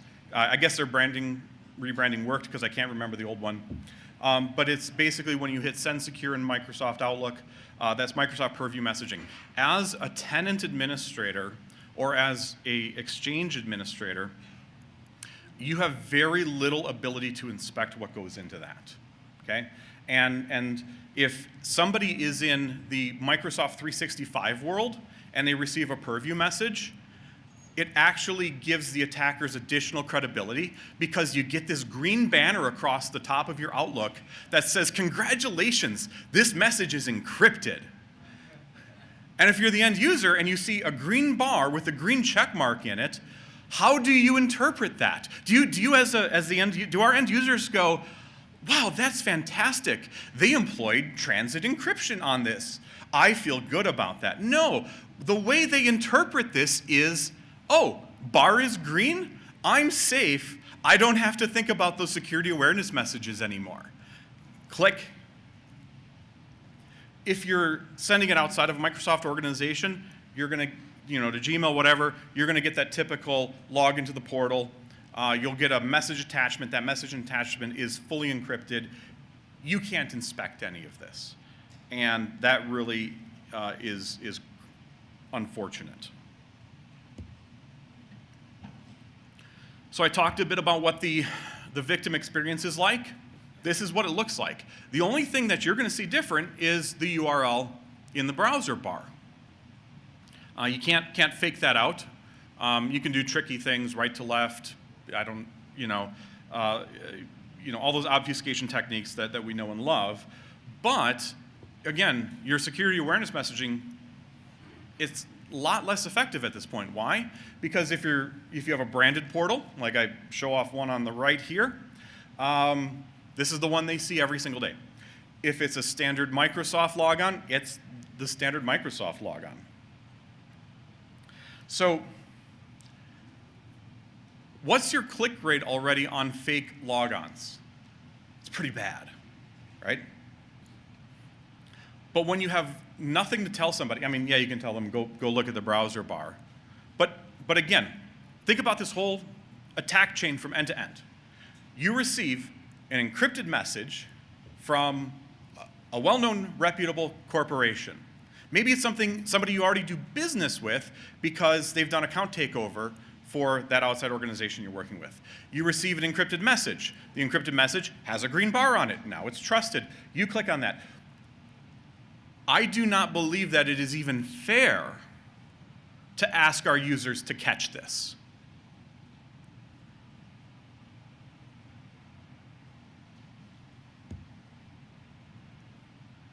So let's talk a little about the evolution of tradecraft. One of my colleagues shares my same passion for terrible clip art. So there's your Dolly generated hacker. Thanks, Chris. Our adversaries are also evolving their tradecraft. So we are seeing a lot more anti-inspection techniques. Okay, so even if you'd gotten to the point where you were extracting all of the URLs from your email traffic and things like that, passing that through some sort of reputation service, sandbox, whatever it is, doing that, in bulk, you're probably not going to catch it. Why? They're doing things like referrer checking, right? They want to make sure that this looks like it came from an email click, things like that. They're doing, basic sandbox detection stuff. Like I said, they're using encrypted email. They're also looking for egress IPs. So if they're targeting a specific corporation or set of corporations, and you're not coming from one of those egress IPs that's noted on the ARIN or RIPE or whatever net blocks, you're just going to get redirected somewhere else. Beyond that, they're doing a lot of redirect chains and other obfuscation techniques, right? So your typical automated sandbox that's going to look at a web page, Maybe it'll follow one refer, maybe two, not six. So that becomes a bit of a challenge to do any kind of inspection at scale. So let's talk about how we detect these things. I did put in the description of this talk that there is one fatal flaw. There is. It's a bit weak, so if you don't like it, I'm sorry. But you know, yeah, you got to put butts in seats. What are you gonna do? So let's talk about detecting attacks. First and foremost, none of these things individually is going to be the tell, the detection. The one thing that allows you to catch 100%, 80%, 60%. But if you treat these as signals, if you have the ability to look at multiple dimensions, if you have the ability to do any type of correlation, you can build strong signals out of this. Depending on the nature of the organization you represent, impossible travel is reasonably accurate. The problem is that all of your users who watch YouTube have now installed NordVPN after the 3-month trial subscription, and it's all running on their phones all of the time. And not just picking on Nord, they're fine for what they are, other than snake oil for consumers. They go to great lengths to hide their egress traffic. Why? Because the only reasonable reason to use a consumer VPN service is so you can watch content outside your region, right? And so you're always in this cat and mouse game between your streaming video providers of the world and them having to comply with restrictions around countries and intellectual property and things like that. So what that means is, as a defender, you're gonna get hits from weird places on the planet with really non-descriptive names. And oftentimes, if you do more analysis on ASNs, some really sketchy neighborhoods, okay? And so you're gonna go, oh, I'm under attack. No, just Bob in accounting was, watching YouTube and installed a VPN. And then, of course, the other challenge is the use of proxies, proxy services, so that you can tunnel out machines here in the U.S. There are large and very well-known ones that we see used a lot. So what we try to look for is a little bit of correlation, right? So do I have a person logging in from an IP address that they haven't logged in from before? And is there an authenticator change of some kind? Like a password reset, in addition to their multi-factor authentication options, a change in those authentication options, things like that. Also look for new device registration attempts. I'll talk a little bit about conditional access policies later, but as of right now, I believe that the standard default configuration in a Azure tenant is to allow devices to register themselves in Azure AD across the internet just because you're authenticating, right? So you're going to want to look for gaining persistence. So going back to the hack that happened at EA, that's one of the things they did. They did an actual device enrollment as a persistence mechanism. I believe they used a virtual machine. So that's what you can do a lot on the detection side. So let's talk a little bit more about investigating these types of attacks, responding, and those kinds of things. So first of all, has successful MFA occurred? Microsoft's logs, if you're taking these somewhere other than Azure Sentinel, they are a nested maze of terribly constructed Java JSON that it'll take you a long time to figure out, and that sucks. Do you know how to invalidate session tokens? So in a lot of organizations, if you have reasonable confidence in your external MFA, and somebody clicks on something and enters their creds, you can issue a soft password reset. It's nicer to the user because they just change their password next logon, and you just kind of coast by knowing that they're okay because there wasn't, you've got MFA protecting you. The problem is in a session attack against tokens, that soft password reset in Azure, that does not invalidate the session token. Okay?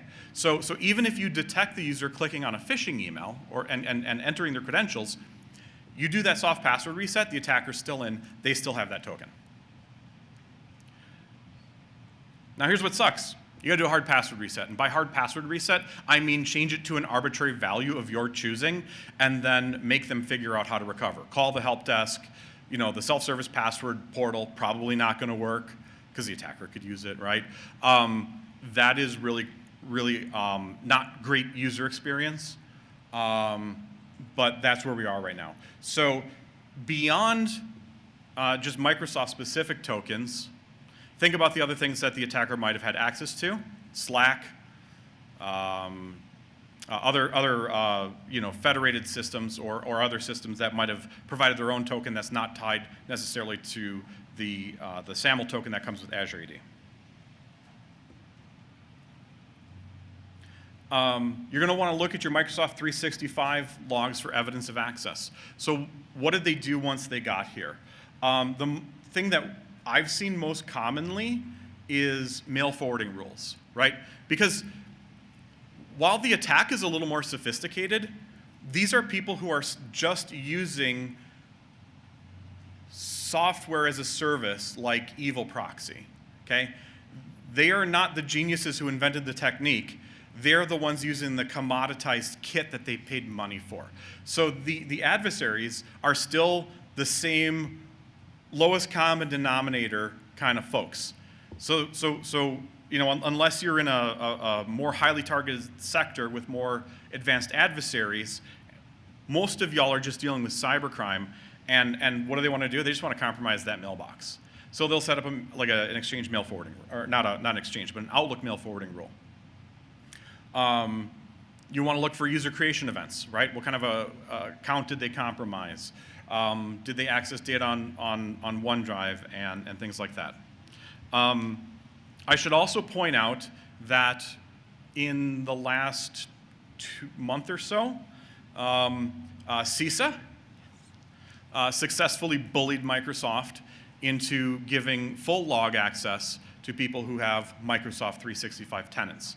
I don't know the full scope of what that means, but that is forthcoming. And shout out to CISA, because nobody should have to pay for logs. That's bullshit.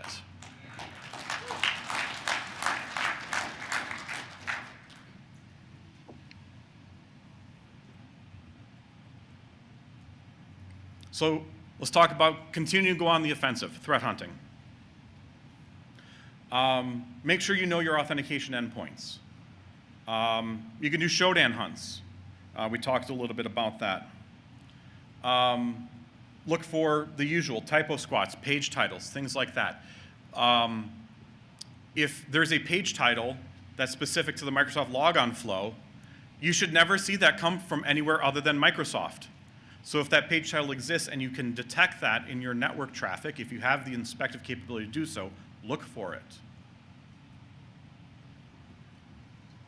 So, do you know where all your authentication endpoints are? You probably have some authentication endpoints that should be on a milk carton. Look at your Microsoft conditional access policies. It's almost cliche, but people say that identity is the new perimeter. I tend to agree with that. And Microsoft conditional access policies, if identity is the new perimeter, conditional access policies are the new firewall. And it's the new firewall in that it really is a pain in the neck to configure, and you can screw it up easily in unintended ways. okay? Because conditional access policies have the same concept of inheritance. You can get order of operations wrong, and the evaluation of a cap policy can go wrong, and you don't realize it because staring at it on the screen, it looks right, just like your firewall console. So there are ways to evaluate your cap policies. The more that you can do to strengthen your cap policies for users coming in from outside your network perimeter, the better. I know some organizations can have more latitude in that than others. You want to look for attempts to target your organization. So again, look for typo squats related to SSO. Hunt inside your firewall logs. DNS logs, passive DNS. You can hunt externally. So in a previous iteration of this talk, I was able to demonstrate that I could find a whole bunch of people on Shodan running evil Proxy and evil Nginx. Because of the use of those redirect chains I talked about before, that's getting increasingly difficult. But the main things we see are evil Proxy, which is the software as a service version of evil Nginx, and evil Nginx itself. Now, one of the things you can do is look for things like JARM hashes. They're not rotating out the default TLS certificates that come with this software. So, they're bad at tradecraft.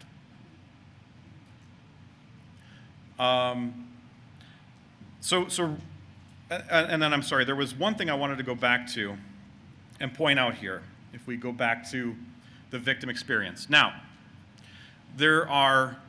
if you get down into the DOM in Microsoft or a custom branded page, and this is that, here's that one weird trick kind of thing. There are elements in this DOM that only exist in this DOM. Okay? For example, on that Microsoft sign-in page, there are links to a domain called msauth.net. As far as I can tell, the only time that domain is called is when you are doing authentication to Microsoft.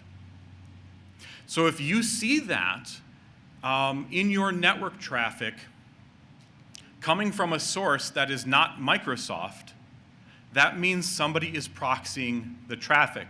You can catch it. Another thing that you can do is you can look for people who are faking your corporate identity. That color blue is a very, very specific hex code. I know blue is the cool color for most corporations, but I guarantee you they're not all using the same shade of blue. Okay? So the marketing department is going to make sure that that RGB code that represents our cherished corporate identity is unique. Okay? So now, again, this is that poverty line discussion, so I'm sorry if you're not in this position, but if you are in a position where you can inspect inbound web traffic, you can start to profile for people using your corporate identity.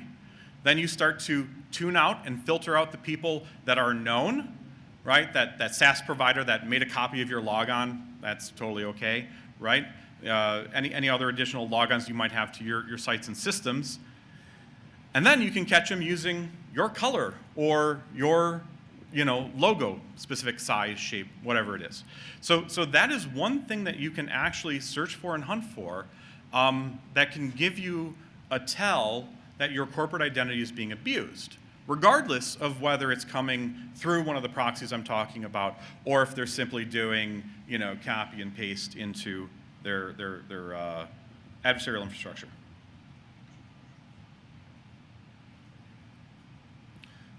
So, I've walked through a lot of specific ideas, techniques, things like that. You can do this. The last thing I want to point out here is simulate attacks. You don't have to be a red teamer to do red teamy things, okay? It's not as technologically sophisticated as those cool red teamers would have you to believe, okay? Setting up evil Nginx is as simple as spinning up a Docker container, okay? So run these types of tests against your organization to see what you see. What do you see in your logs? What is the user experience like? Those types of things. So I strongly encourage doing that. So you got this. You can do this. All right, so I am going to post slides within 2 to 3 days. You can catch those out there. If it's Mastodon, I will pin it to the top of my profile for a little while, so you can catch those there. So I want to thank all of you for your time. I want to thank all of you for taking time out of your work schedule to be here at BSides. I just want to say I greatly value the contribution each and every one of you make on a day-to-day basis to the safety of the organization and the people that you're responsible for protecting. So thank you very much, and I'll take questions for about 5 minutes here if anybody has any.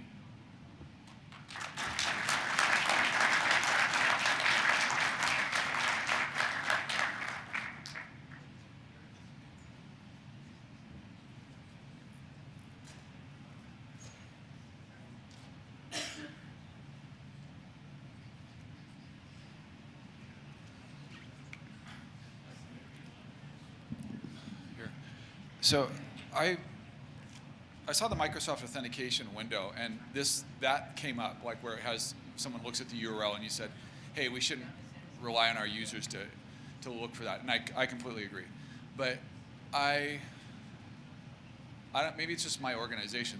That issue came up as in another cyber group that I attend. They're like, hey, they pointed this out. I went back to my company. I didn't see a URL in that authentication screen.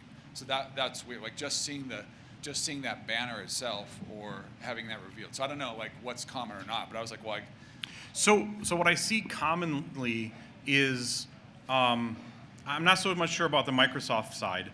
But oftentimes what we do with our authentication pages is we put them in pop-up windows that are like modal and they don't have an address bar in them. Yeah, that makes this attack even worse. Well, yeah, just seeing it to me at my organization would be but I didn't know if it was an option for other people. It shows up. Yeah, just the fact that it's there is well, this is weird, but yeah. I wouldn't trust my users for that either. Right, exactly, and I have a whole nother hobby horse talk about why putting all of the onus on users is terrible as well. Yeah. Thank you. Thank you. Hello. Hi. So, with the session token thing that you described, there's generally that. Sorry.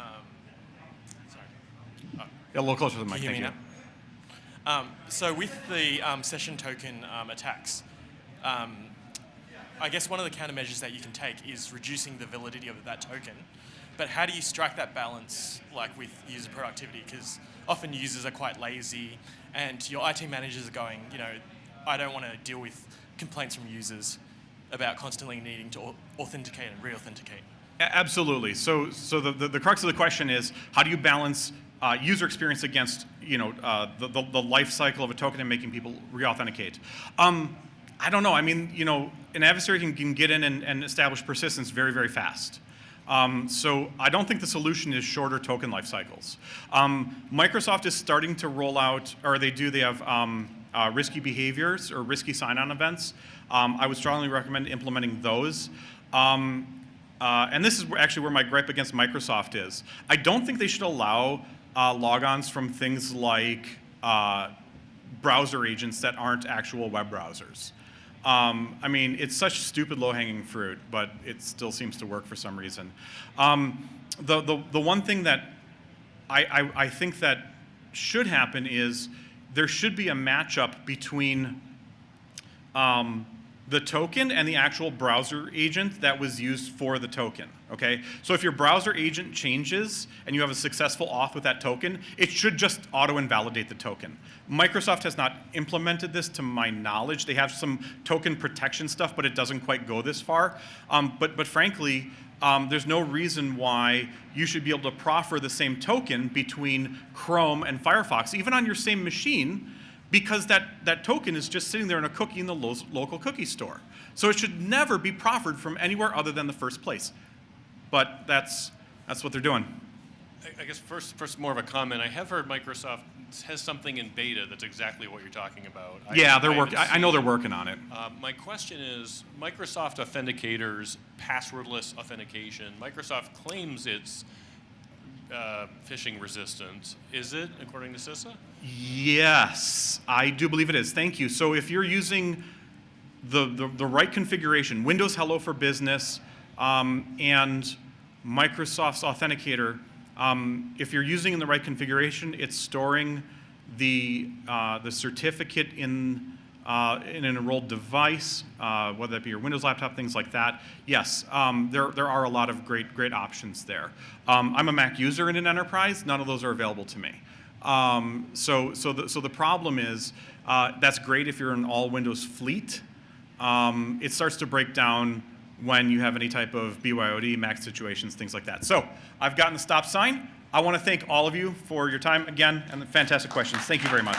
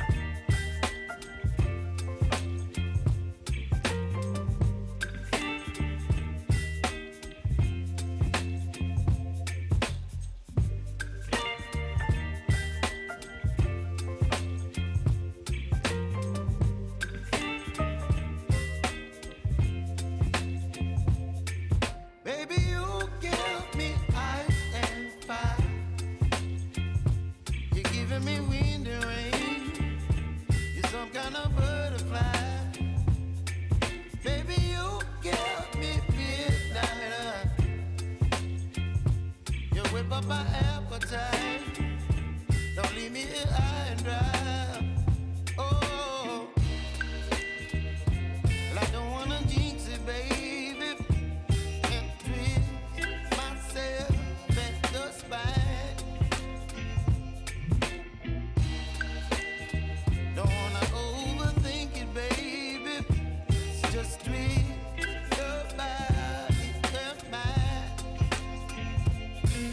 Baby, you give me ice and fire. You're giving me wind and rain. You're some kind of butterfly. Baby, you give me midnight. You whip up my appetite. Don't leave me here high and dry. Oh, but I don't wanna jinx it, baby. Let's not get ahead of my time. Oh, but I don't wanna miss you, baby. So I stand up and speak my mind. Oh.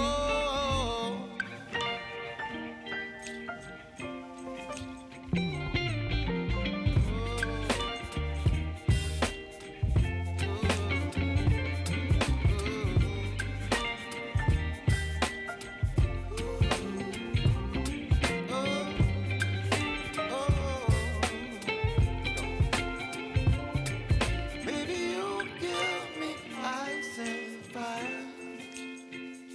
You're chilling wind and rain. You're some kind of butterfly. Baby, you give me midnight. You whip up my appetite. Don't leave me here high and dry. Baby, you give me ice and fire. You're channeling wind and rain. You're some kind of butterfly. Baby, you give me midnight. You whip up my appetite. Don't leave me here high and dry. Oh, oh, oh, oh,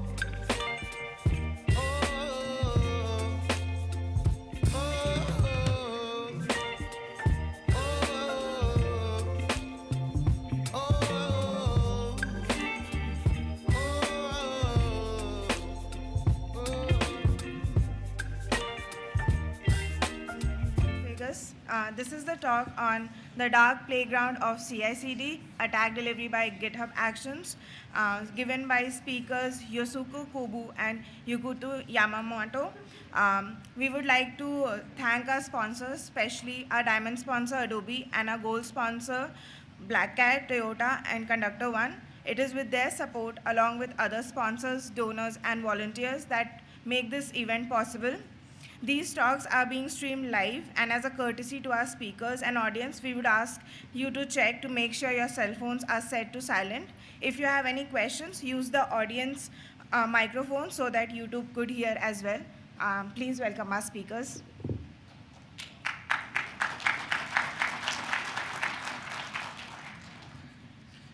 Hello everyone. Today we talk about attack techniques related to GitHub Actions. I hope it will be useful and exciting for BSides hacker community. Let me tell you about us. I'm Yusuke and he's Kiyohito. We are from Japan and work for NTT Communication, a Japanese telecommunications company. We work as offensive security researcher, sometimes works as internal red team. This is our presentation agenda. Our talk goes like this. First, we talk about basics of GitHub Actions. GitHub Action is a CI/CD platform provided by GitHub that allows us to automate build, test, and deployment pipeline. This is a component of GitHub Actions. In our presentation, runner and action are important. So I will explain a little more detail. There are two types of runner, GitHub hosted runner and self-hosted runner. In short, the difference is the resource owner. GitHub hosted runner with resource provided by GitHub. Self-hosted runner run with resource provided by user. Runner supports some of operating system, Mac OS, Linux, Windows, but our research focused on Windows. Next, let's look at custom actions. Actions are individual tasks in the workflow. We can use a combination of actions to suit our purpose. And we can also create and publish on actions. Custom action has a concept of type and location. 3 types are available, but we have target JavaScript action and composite action that supports Windows. So much for the basics and deep dive into the main contents. At the beginning of the research, we analyze the behavior of JavaScript action. The figure is visualized process behavior. As you can see, runner.worker.exe executes node.exe and gives index.js as argument. This index.js is defined as entry point in the metadata file. And the script engine node.exe is included in the runner application package. Observing this behavior and specification, we came up with new attack techniques. What do you think of when you hear JavaScript? In general, it is a script language, the core technology of the World Wide Web. On the other hand, some may think of JScript. There is a basic compatibility, but JScript and JavaScript are different. Our research focused on both JScript and JavaScript. I mean, we considered 2 techniques for each. First, we introduced the JScript version. We call this technique malicious JScript custom action. This is a technique for executing JScript from JavaScript custom action via binary hijacking and masquerading. Prepare a workflow and custom action for the attack as shown. The workflow has 2 steps. First step replaces the binary, and second step executes a custom action. This custom action is implemented in JScript, not JavaScript. The behavior of the endpoints when the workflow is executed is shown in the figure. Copy wscript.exe to node.exe, and index.js is executed from node.exe. At this step, node.exe has been replaced by wscript.exe. We hereby add composite action. This one allows us to bundle multiple steps into one action. The figure on this slide shows how it changes with and without composite action. With composite action, the workflow is 1 step. I'll explain the reason for this later.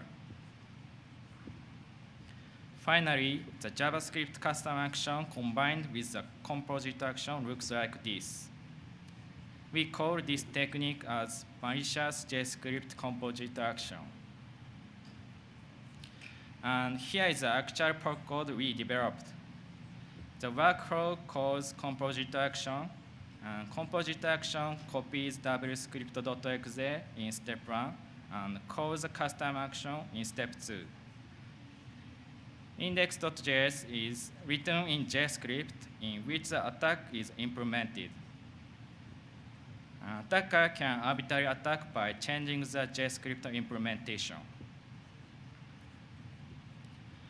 I have a quick demo of infecting cobalt-like Shih Tzu from this technique. Let me show you. The left side is attacker's view, and right side is victim view. A runner application is already running. And git push to GitHub to trigger the events. Then you can see that workflow. Yeah, workflow it starts. And some child process starts from runner.worker.exe. And finally, sheets connection is established. And at the end of the workflow, the process is terminated. Workflow.exe, this process is a sheets process. It is started by early bird injection and PPID spoofing from runner application. So far, I have talked about JavaScript version. And next, I will describe JavaScript version. We have discovered attack techniques that exploits Node.js extension.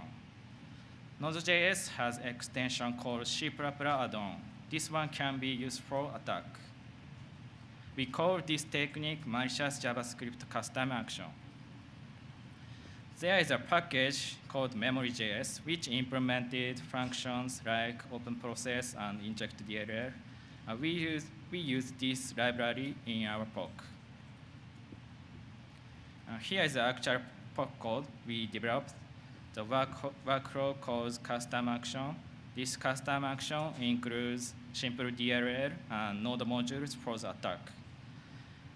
Index.js is implemented in JavaScript and is designed to perform DLL injection using memory.js library. Open process and inject DLL function are already implemented in memory.js, so our JavaScript code is very simple. We used memory.js in our research, but we can implement on C++ add-on for arbitrary attacks. Unfortunately, there will be no demonstration today. As my final part, I talk about some consideration. First, let's discuss the attack scenario. Malicious action disguised as a legitimate action could be published in the marketplace by attacker. Then users may mistakenly use the malicious action, thinking it is a legitimate action. All users of GitHub Actions are potential victims, so this is a big belly threat. A composite action makes this threat as realistic. Without composite action, step 1 is required. But who set up this? Even if users accidentally use a fake action, but they will not accidentally set step 1. So, as attacker side, it is very important to add composite action. It can also expand the attack possibilities in advanced technique. Runner application tracks launch child process and kills all child process when the workflow is finished. This means that the process launches for the attack will also be killed. It is tracked by process environment variable called runner tracking ID. We can disable tracking by rewriting this variable like this. This makes the process persistent. Next, let's consider how to protect it. GitHub recognizes these attacks as threat and publishes best practice. Basically, it says that it is important to audit the code and the creators. Of course, it can be detected by security solutions like EDR or antivirus. Malicious JavaScript composite action is detected by EDR for defense evasion via masquerading. This is unchangeable part of these techniques, so it is a good detection point. Also, JS file is sometimes detected by antivirus. However, this is not effective because it can be easily bypassed. Like this slide, With a few changes, it's easy to bypass of detection, so antivirus is a not effective measure. Detecting JavaScript custom action is a bit more difficult because this technique does not require to replace the script engine, so there is one less detection point. We think it is important to detect the attack behavior being carried out, not this technique itself. And this technique may also be effective against AMSI. From a quick analysis, it appears that Node.exe does not support AMSI.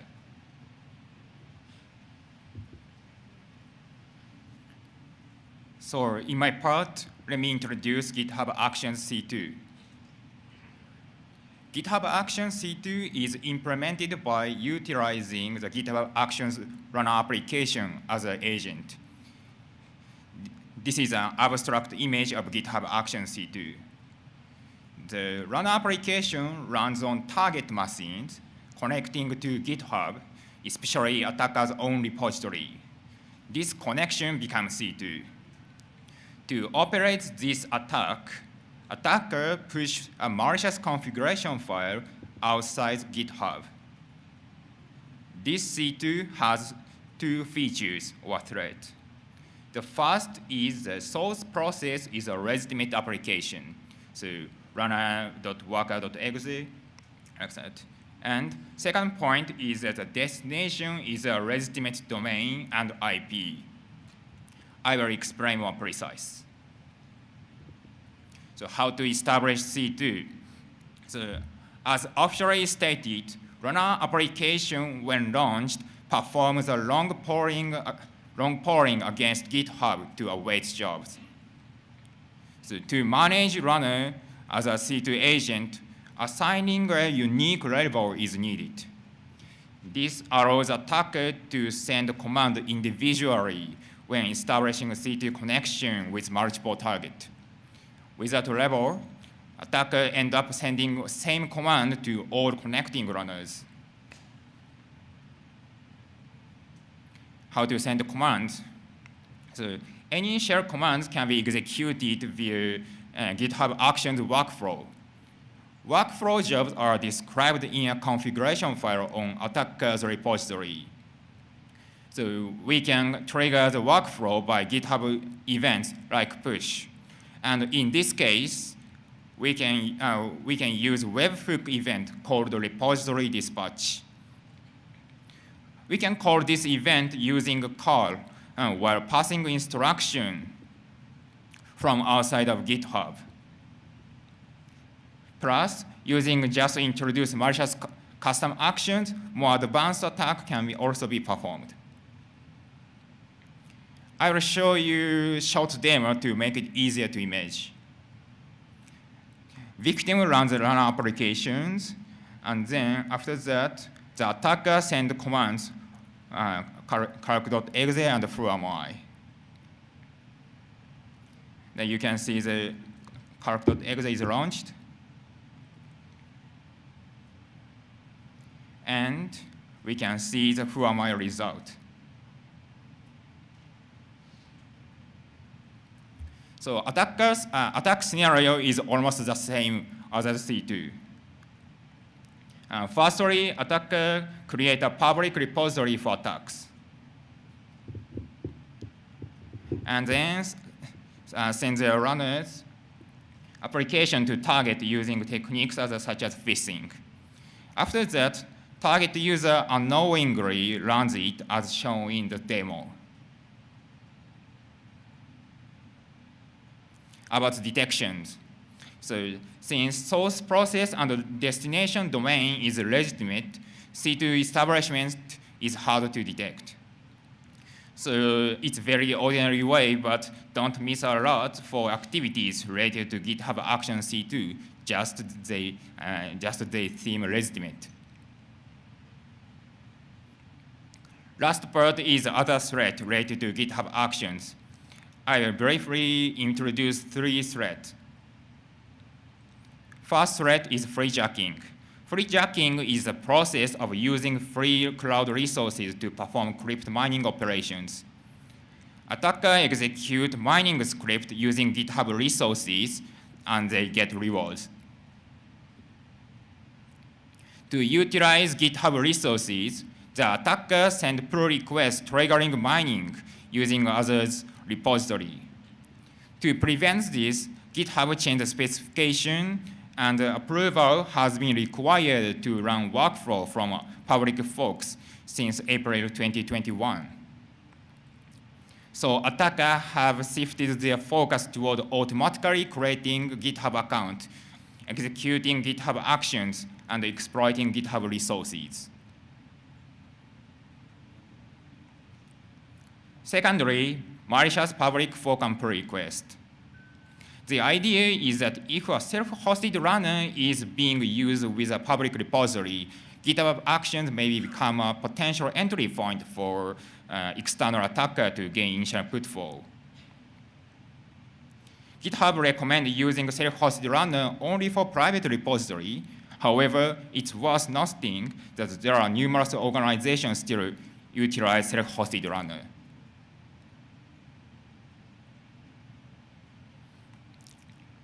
Lastly, stealing secret. GitHub provides a feature to create encrypted environment variables called secret at the organization or repository level. Secret can be accessed by GitHub actions when they are set up for repository. This poses a potential risk of secret being stolen if accessed by external attackers through GitHub actions. So I ended up here conclusion. There are 3 points. By utilizing the feature offered by CI/CD, such as a command and script execution, it's possible to launch an attack within the legitimate CI/CD process. Malicious code may infiltrate the CI/CD pipeline without notice through publicly available malicious plugin. There's a risk of enabling C2 through the legitimate feature offered by CI/CD, which adds user on the host for executing a task. This is our feature work. So thank you for GitHub security team for cooperation. Also, thank you BSides Las Vegas for accepting our talk.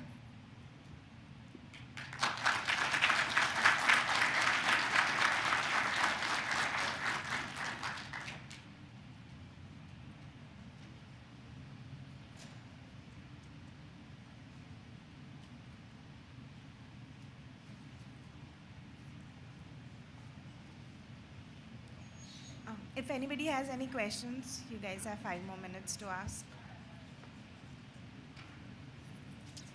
Hi, so I work for a corporation that has a number of publicly available software development kits hosted on public GitHub. We use CI/CD to run unit tests and show test coverage that hopefully our customers can trust the efficacy of the SDKs deployed. And we've observed a couple of malicious public PRs. You're saying that we're working on locking down those repos so that doesn't happen again. You're saying the current industry wisdom is to simply disable CI/CD for public repos. Is that the case? Or is there a way I can have my unit tests and not malware? Sorry, question? How do I configure CI/CD with GitHub Actions for a public repo and not be subject to malicious public PRs? Are there other access controls that we can implement?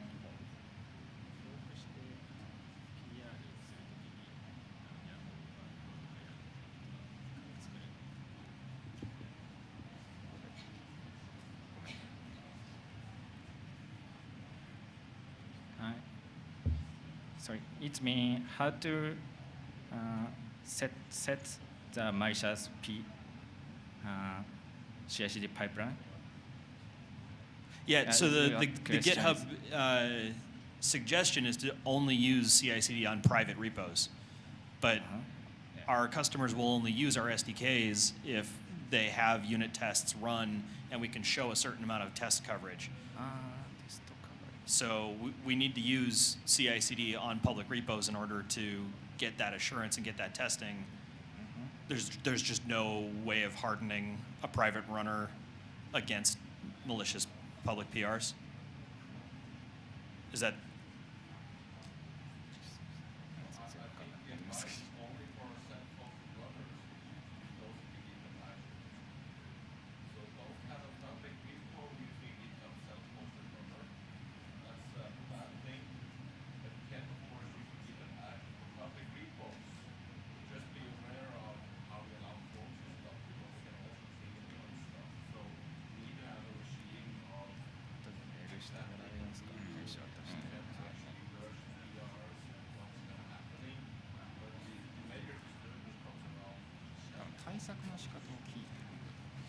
Right, but the CI/CD is trigger prior to review and merge.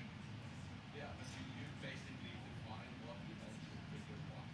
You get to something reconfigure that. But if people can deliver PR, sorry, that PR to your repo, it could potentially trigger actions. And I think there is a setting in the GitHub policy to say that if people deliver the request and then trigger actions, yes or no thing. So there is good advice on GitHub pages on the hardware. The big no-no is self-hosted runners versus the one that GitHub does. And also having a very good regime on Well, so the secret stealing that they were showing works on self-hosted or public hosted runners, either way. on any, because when you Yeah. copies run time environment on the sequence when you check this environment variables, so they are available to any code that is executed as part of the runner. Okay, thank you.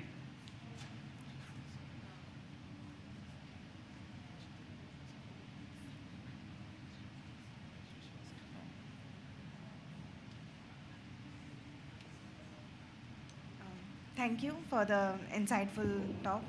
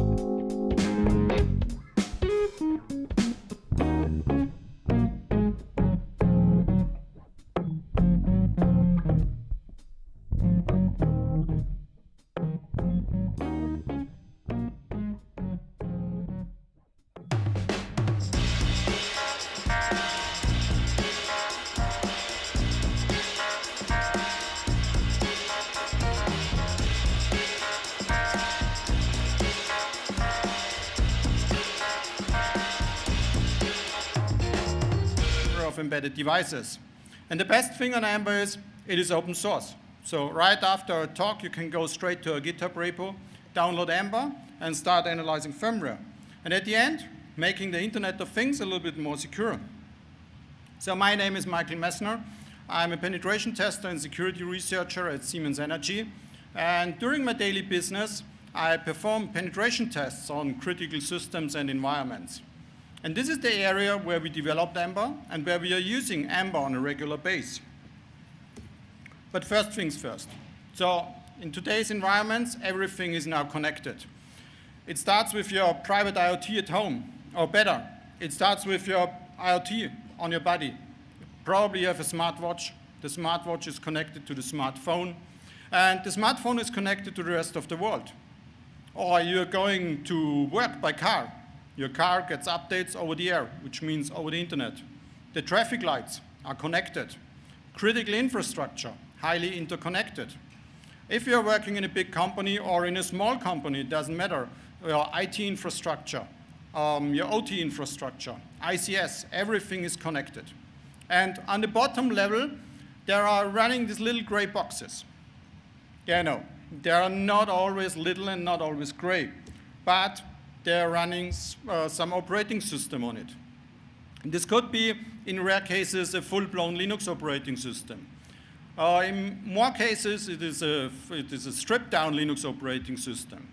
You will find some real-time operating systems like VxWorks, or in very rare cases, you will also find some Windows operating systems. The generic term for these systems is firmware. And according to a firmware expert company called Eclipsium, firmware is the most exploited category over the last few years. And if we take a look at the Microsoft Digital Defense report from last year, we will see that they found out that more than 30% of the analyzed firmware has more than 10 known critical vulnerabilities. So from our perspective, it is time to take a deeper look at firmware security. But how to start? In my environment, I typically have the real device on hand, and we are trying to move away from the black box only approach to a more gray boxish analysis style with firmware analysis. With the firmware, we are able to understand the inner workings of the device. And we are starting with some information gathering, like doing strings on the firmware binary, or doing some entropy analysis. We're using well-known and established extraction frameworks like Unblob. We're doing configuration analysis, find some files, do a lot of research, and at the end, we try to identify the juicy stuff of the firmware. We try to find weaknesses, configuration errors, and vulnerabilities, and to understand the inner working of the firmware. All of this takes time. And time is typically the limited factor in such a penetration test. So EMBA, think about EMBA, it is like an automation framework for firmware analysis. So you just need the firmware binary, you drop it into EMBA, EMBA extracts it, EMBA is doing the analysis for you, and finally generates a nice and shiny HTML report. But how do we get access to the firmware? The easiest way is just go to the vendor website, download the firmware, and you're ready to go. But sometimes the firmware update files are incomplete, sometimes they are encrypted, or they are just not there, or behind the paywall. So you need other mechanisms to access the firmware. One possibility, if you have the device and you have shell access to the device, just copy it directly from the device. Or you can probably use other vulnerabilities like command injection vulnerabilities that you can exploit and get access to the device. Another possibility is getting access via the hardware. You can try to identify debugging ports like UART or JTAG. You can try to sniff the communication between the flash storage and the CPU, because the firmware needs to get transferred to the CPU for execution. And finally, the more invasive attacks like desoldering the flash storage and extracting the flash storage then via a specialized flash reader. At the end, you will have access to the firmware. You have the firmware, and now you can start analyzing the firmware. And you will have a lot of questions for the firmware. Just a few examples. Where are the binaries? Which binaries? Where are the libraries? Which configuration files are there? Are there configuration mistakes? Which kernel is running on the system? And so on and so on. One of these questions is probably regarding your software inventory. The world speaks around SBOM. This SBOM or software inventory is really interesting from a penetration tester perspective, because there are probably some vulnerabilities and exploits for free there. So at the end, you need to identify the software components. You need to find the exact version details, and then you're ready to go. You can query vulnerability databases like the CVE database. Then you can query exploit databases, and you get probably a 1 day for free.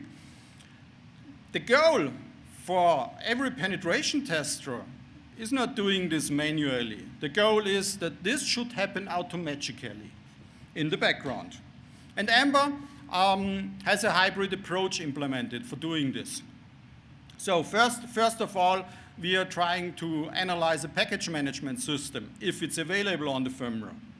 We then use static analysis, like we are doing strings on every binary, or we are doing hex dump, or query the kernel modules for the exact kernel version. And additionally, we try to run every binary in an emulated environment. We will see it on the next slide. And finally, we also try to run the whole firmware in an emulated environment. We will see this also later on. So, regarding the emulation of every binary, EMBA runs through all of the binaries, identifies the architecture of the binary, it chooses the right emulator, and then it starts with the trial of every binary to emulate it, to run it in an emulator, with different parameters like -v, -V, -help, and EMBA collects the output that it's generated now. And here you can see an example from BusyBox. BusyBox spits out a lot of output with -help. And in this output, you will also find the version identifier. We are currently able to detect more than 600 different version identifiers. And we collect all of these version identifiers. We aggregate them together. And at the end, we have the software component. We have the identified version. And now we can start querying databases like the CVE database. With the CVE database, we get the known vulnerabilities with a rating, the CVSS score. And finally, with the CVE identifier, we can then query further databases like the Metasploit database for quite stable exploits, or the exploit database, ExploitDB, or packet storm or whatever you want. And you get a quite good overview of the real-world exploitability of the firmware. And all of this happens in the background, and you're now able to focus on the interesting stuff. So analyze the firmware for fresh exploits, for zero-day vulnerabilities. Usually, this is the goal of every penetration tester, to find currently unknown vulnerabilities. And you want to spend as much time as possible on this. So I will show you a little vulnerability we found ages ago in a home consumer device. It is in the command.php file. The interesting thing now is that the command.php was not interlinked from the web interface. So from a black box approach, there is the risk that you're missing this file and you're missing a critical vulnerability. As soon as you have access to the firmware, you can walk through the firmware, you can find all the script files, and you can analyze them. And this is quite time-consuming again, but EMBA can do it also. So EMBA can use this, can check all of the PHP files, and use SEMgrep, for example, to do static code analysis. And as everything is interlinked on the HTML report, you can just click on the possible results for your further teardown. And you get direct access to the source code with the suspicious area highlighted. And you can see it there, that the vulnerability is easy to detect. The CMD parameter is passed to execute function, and then it is just executed on the operating system. So, hooray, we have found our first zero-day.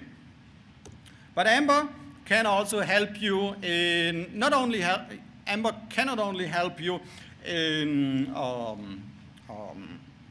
scripting languages. It can also help you in identifying the juicy stuff on binary level. So here you can see a typical output from EMBA. This is from a firmware that was analyzed a while ago from a security researcher. And guess in which binary there were the vulnerabilities? Yes, in the NCC binary. And EMBA checks every binary for legacy C functions like string copy. And if there are legacy C functions very often used, there is the risk that something goes wrong. And then we are matching this with some other interesting criteria, like like an educated guess if the binary is a known Linux file, or it is not a known Linux file. If not, then it is probably something from a vendor that won't take a look at it. Then it shows the binary protections, are the symbols in the binary, and finally, are the network capabilities in the binary. But now we have a zero-day vulnerability. We have a binary in the next firmware that is quite suspicious. But till today, or till now, we do not know if something of these vulnerabilities or possible vulnerabilities is exposed and exploitable. So we thought a while ago, how can we improve this now? And we introduced the full system emulation framework. And with this framework, we are now able to move away from the static-only approach in finding vulnerabilities to a more dynamic approach. So in an ideal world, we can just boot up the device and we can verify our vulnerabilities. We're using a technique that is called emulation. We're using QEMU for this. And according to Wikipedia, an emulator is hardware or software that enables one computer called the host, which is for example, our Kali Linux, to behave like another computer called the guest. The guest is the firmware, the embedded device. And we are now trying to execute code or binaries from the guest, from the firmware, on our host system, on our Kali Linux system. At the end, we are trying to boot up the firmware on a different architecture. We are dealing with a lot of issues there. We have a different architecture, we have a different kernel, for example, and so on and so on. Nevertheless, it was 2016 where a research project called Firmware showed us that it is possible to automatically boot up a lot of firmware to a state where we can interact over the network. In 2020, the successor project firmware E improved the success rate massively. The problem now is that both projects are not actively maintained anymore. And so we thought about this issue, and we decided to do a complete re-implementation as EMBA modules. With this re-implementation, we can now further maintain this emulation engine. We were able to improve this emulation engine in multiple areas, like we are now supporting more architectures than before. And now it is possible to automatically use this full system mode emulation during our firmware analysis, during our automated firmware analysis. And now let's go back again to our zero-day vulnerability that we found out a little bit before. We know that there is a vulnerability, but we do not know if the vulnerability is really exposed and we can exploit it. So now EMBA is doing its magic. It is trying to emulate the firmware, and it shows us the final emulation state. It tries to ping the emulated firmware. It tries to do an Nmap port scan. And if there are web interfaces detected, it shows us a nice and shiny screenshot of the web interface. And we can see that there's a configuration interface probably working because we got a nice and shiny screenshot from it. But EMBA is doing much more now. EMBA is crawling the whole web interface or the web server for the whole firmware, for all of the firmware files. So at the end, we know which files are exposed via the web interface. So we can see that the command PHP file is exposed via the web interface. And now EMBA is doing cross-checking to if there are further results already available. And EMBA sees, okay, we have already a possible vulnerability identified via our static source code analysis. And now you can just, again, click on it, do some manual analysis on there. Additionally, you can now use this system mode emulation to further exploit this vulnerability. You can write your own proof of concept. You can write your exploit for this vulnerability now in emulation without owning the real device. And for this talk, we thought about if we should show the exploit development process now in emulation. But on the other hand, we thought, okay, then you can see that it's possible, but we know that it's possible. So probably it would be much more useful to give you the possibility to not just use one exploit or one proof of concept in your firmware analysis in the future, but to use, I think, more than 2,000 exploits in your firmware analysis process in the future. So we integrated the Metasploit framework as one of these analyzer modules for the live testing. And now, during our firmware analysis process, it is now possible, or EMBA is doing again some cross-checking. I've mentioned before that we are doing port scanning on the emulated system. So we can now cross-check against the Metasploit database with the default ports. We are doing cross-checking regarding the operating system. And then we're using the Metasploit framework in an automated way to first try to check, use the check functionality from every module. And if there is no check functionality available, we are trying to really exploit the vulnerabilities. And you can see it here that the vulnerability, the command.php vulnerability, now was identified and verified with a successful exploitation attempt. At the end, you get, again, a nice and shiny HTML report with all of the vulnerabilities that we were able to verify via exploitation. And probably the seasoned security guys here can remember the DB autopwn feature from Metasploit, which was removed years ago. This is more or less DB autopwn for firmware, but in a safe and secure environment because it is in an emulated environment now.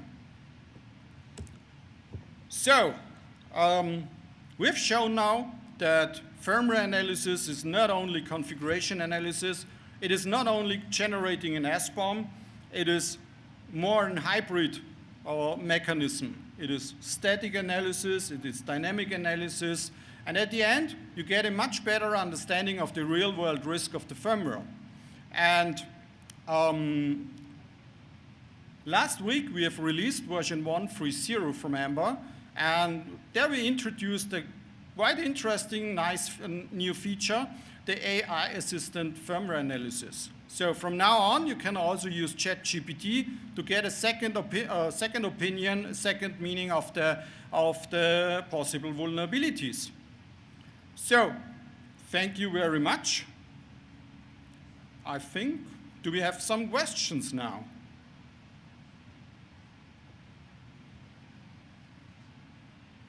So most of the discussion was on Linux. Does this support analyzing other real-time operating systems or other situations other than embedded Linux? So Linux is quite a nice target because you can do a lot of analysis quite automatically. We also support real-time operating systems, but with a limited analysis mechanisms. So we are able to generate an SBOM for these real-time operating systems. We are also supporting UEFI analysis via the FW Hunt open source project from Binary. So we are trying to also support other operating systems other than Linux, yes. All right, thank you. Excellent work.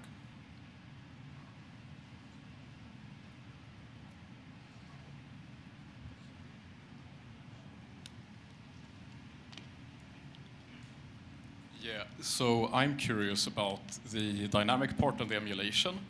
So if you have firmware for an MCU which is not emulated in QEMU, for an example, are there any future plans for how you would extend it if it's not possible to emulate it at the current time? Or? Yeah, currently, if QEMU is not able to emulate it, then we are definitely failing. If QEMU is able to support these controllers in the future, then there are definitely plans to make it also possible in EMBA. So we are actively maintain the firmware emulation mechanism because it is so great and so helpful. Thank you very much. It's a very cool project. Thank you.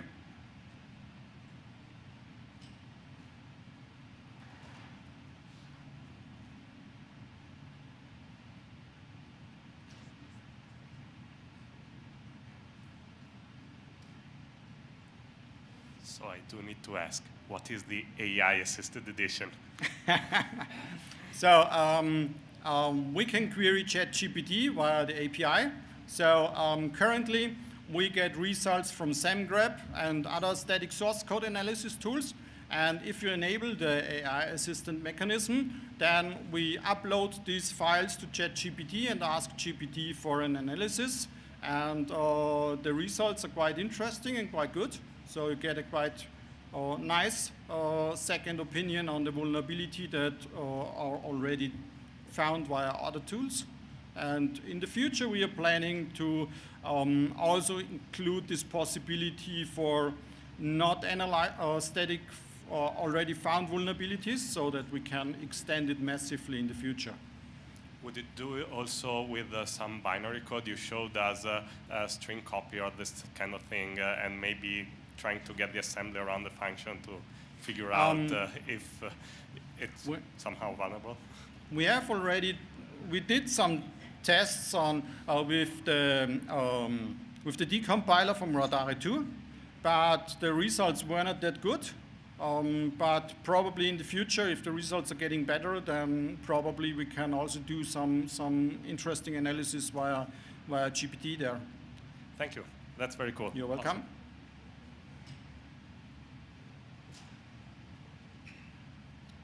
So you talked about binary analysis. What about compressed binaries like UEFI images and stuff? Can you give us more details on that? You mean what analysis mechanisms we are using for finding interesting stuff? For binary analysis? Yes.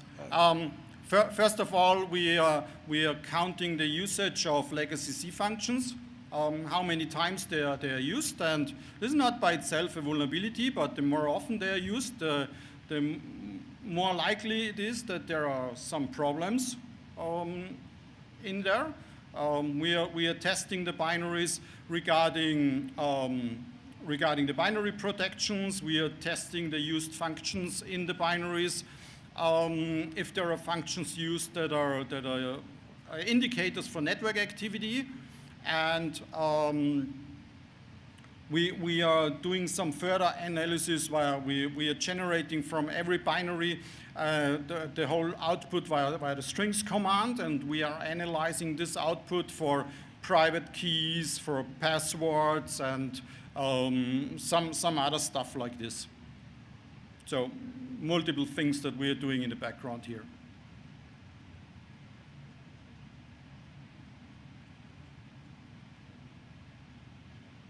No more questions?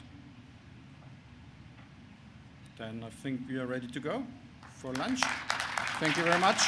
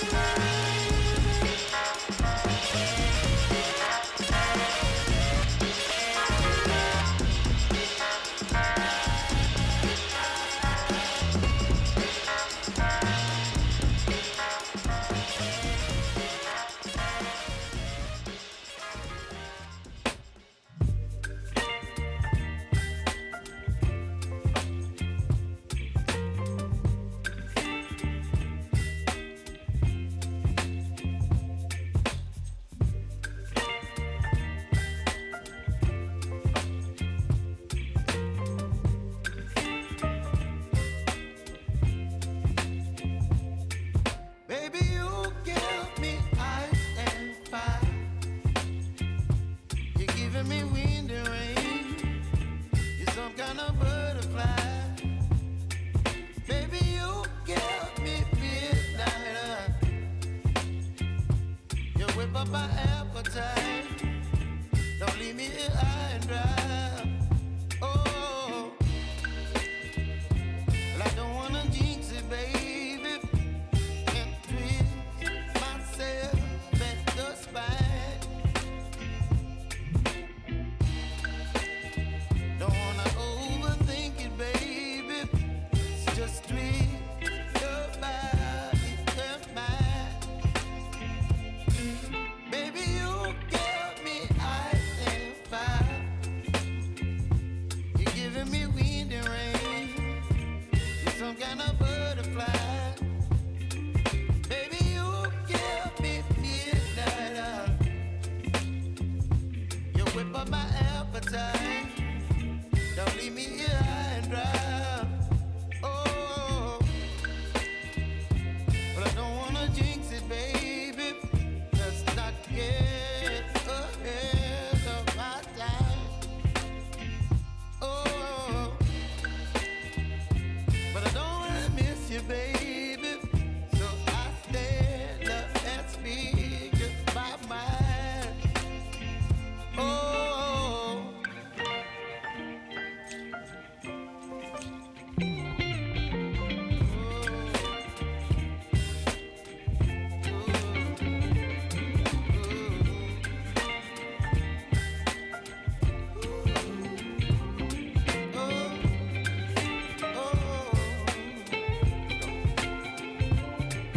Baby, you give me ice and fire. You're chilling wind and rain. You're some kind of butterfly. Baby, you give me midnight. You whip up my appetite. Don't leave me here high and dry. Baby, you give me ice and fire. You're channeling wind and rain.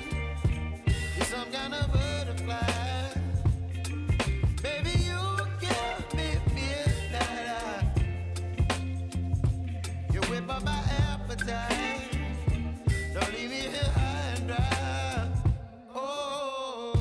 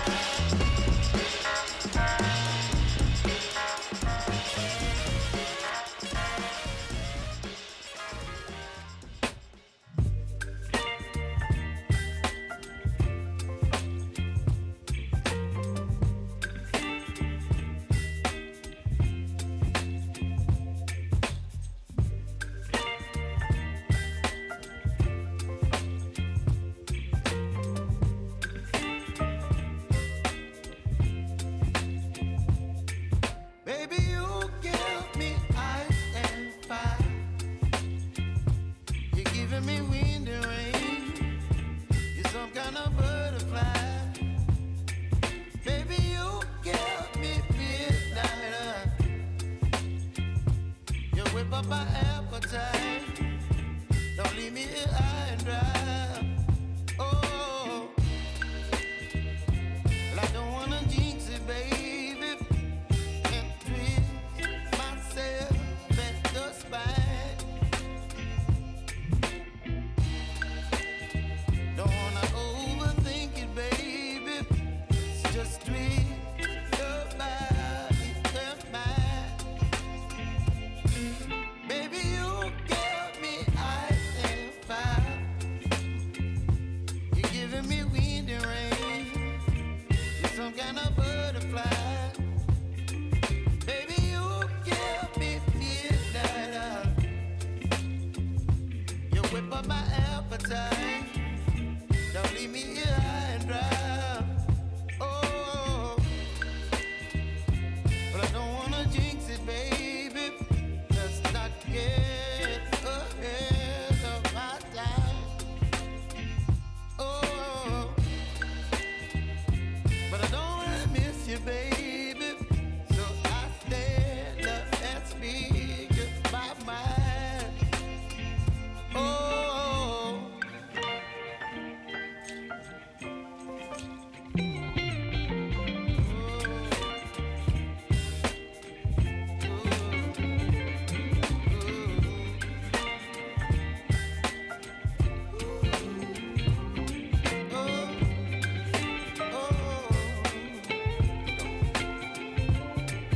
Baby, you give me ice and fire. You're chilling wind and rain. You're some kind of butterfly. Baby, you give me midnight. You whip up my appetite. Don't leave me here high and dry. Baby, you give me ice and fire. You're channeling wind and rain. You're some kind of butterfly. Baby, you give me midnight. You whip up my appetite. Don't leave me here high and dry. Oh, oh,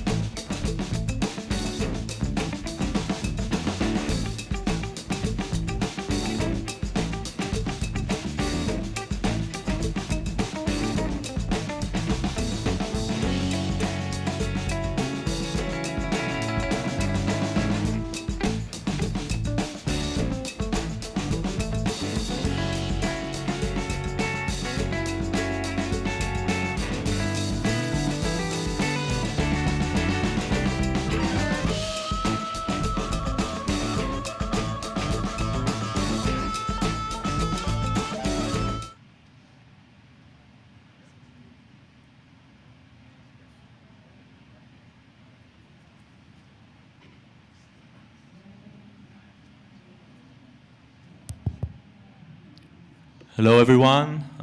We are going to start.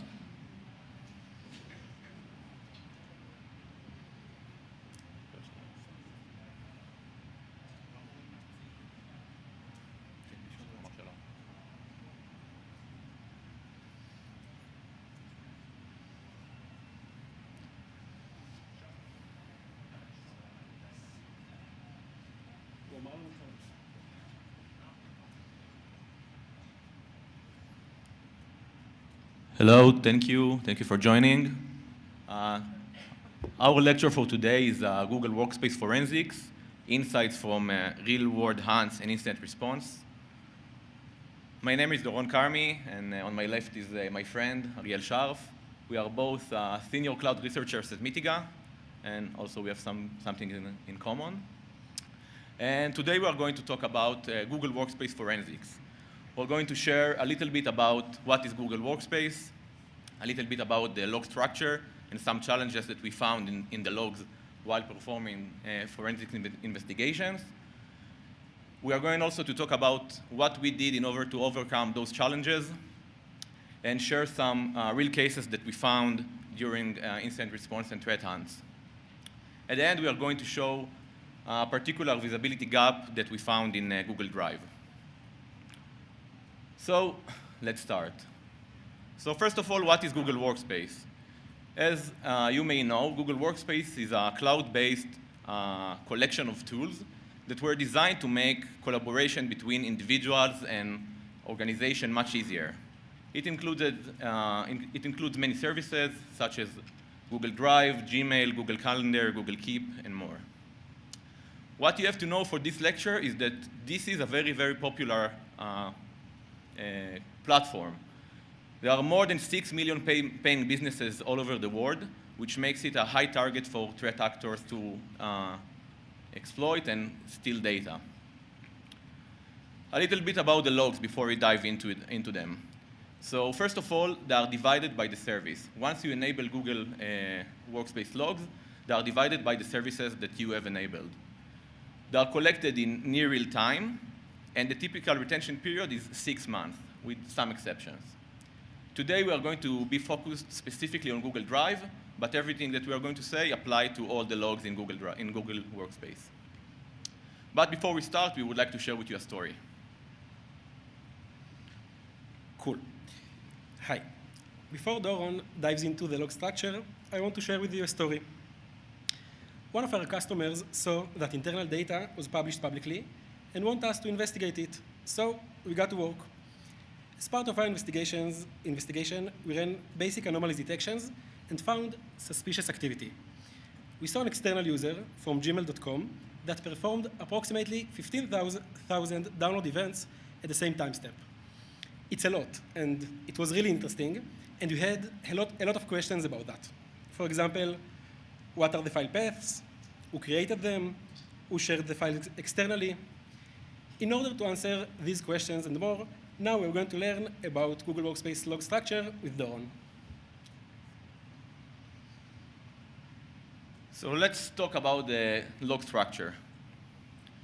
On your left-hand side, you can see a typical log record from Google Drive. We can see many pieces of information that are relevant for forensic investigation. For example, we can see the caller, which is the email, which is the entity that performed the action. We can see the IP address. We can see the application name, and more.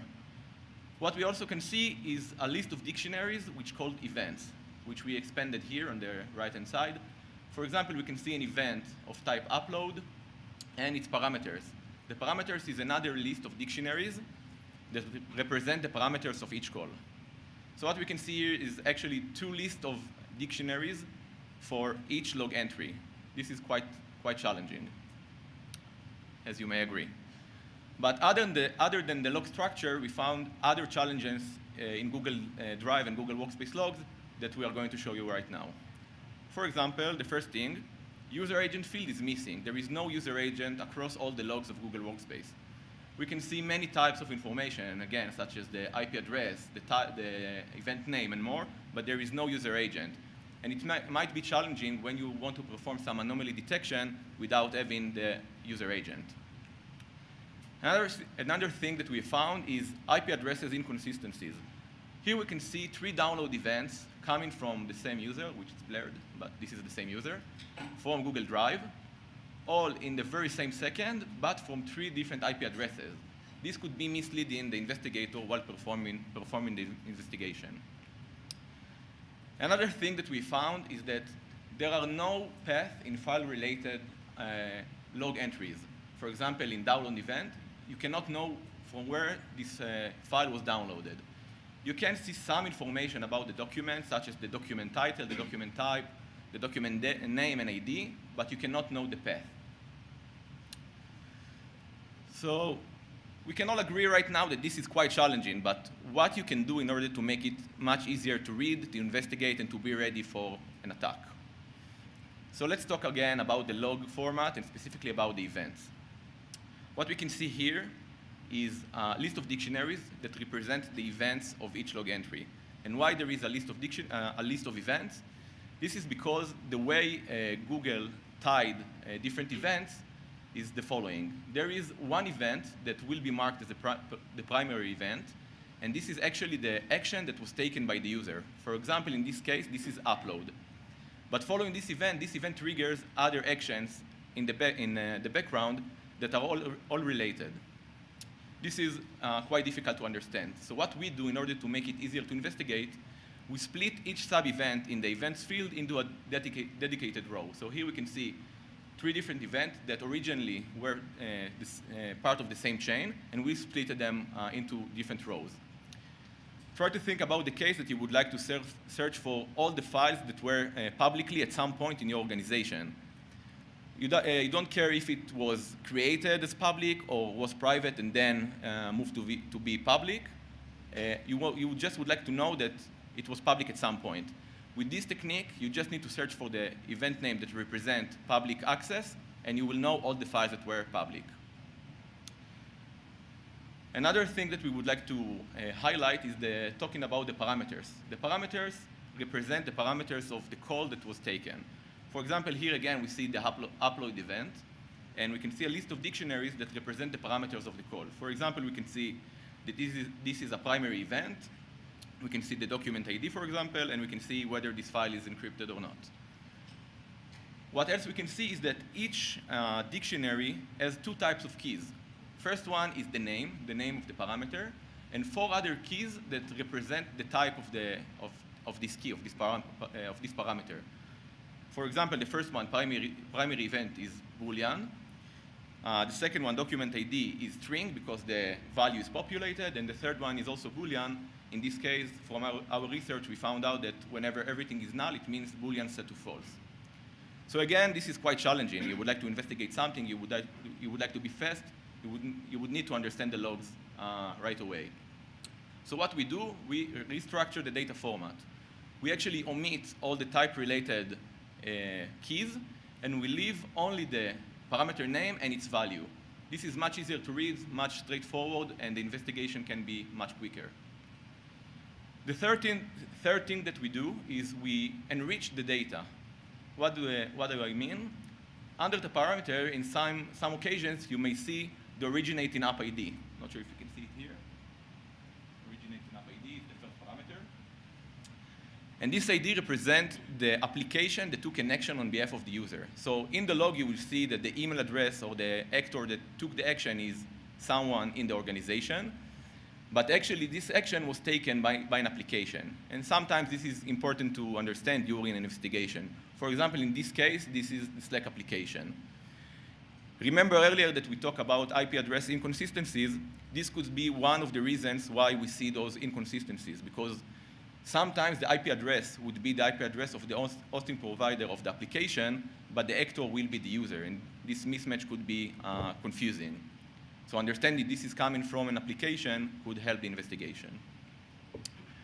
Now back to Ariel to tell us more about the exfiltration case. Thanks, Doron. Now we are going to talk about data exfiltration from Google Drive. Let's start from the basics. There are 6 event names that may be related to data exfiltration in Google Drive. The most obvious, of course, is download. Threat actor also can view files. They can send them in email as attachment. they can print them. You'll note that they don't need to physically print them in order to exfiltrate huge amount of data. They can print them to PDF files, of course. They can preview them, and the least intuitive, they can copy them to more convenient location. For example, to a public folder. When you suspect a user, you can search which exfiltration-related events this user performed. And also in Threat Hunt, when you want to generate leads, you can search for anomalies in these events appearances.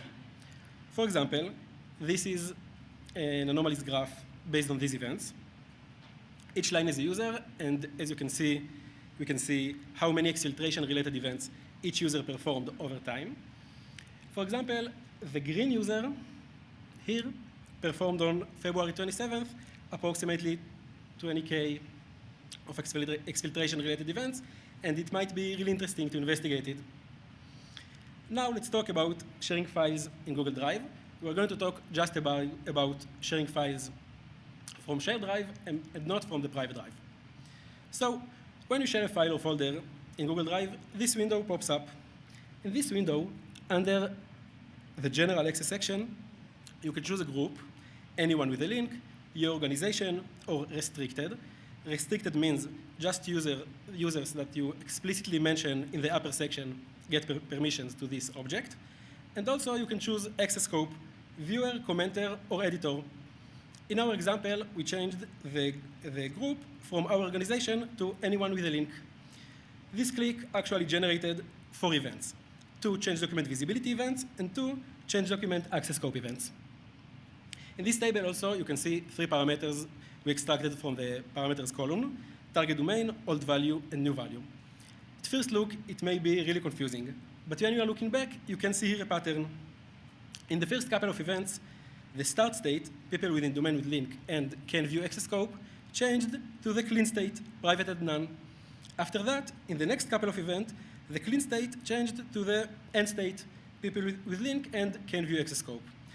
You'll note that even though we didn't change the access scope, it still goes through the clean state to none. Now let's talk about how share file or folder with concrete principal looks like in the log. When you share a file with concrete principal, it's straightforward. There is one event that's called change user access, and the actor of this event is the user that actually performed that. Easy. But when you share a folder with concrete principal, something interesting happened.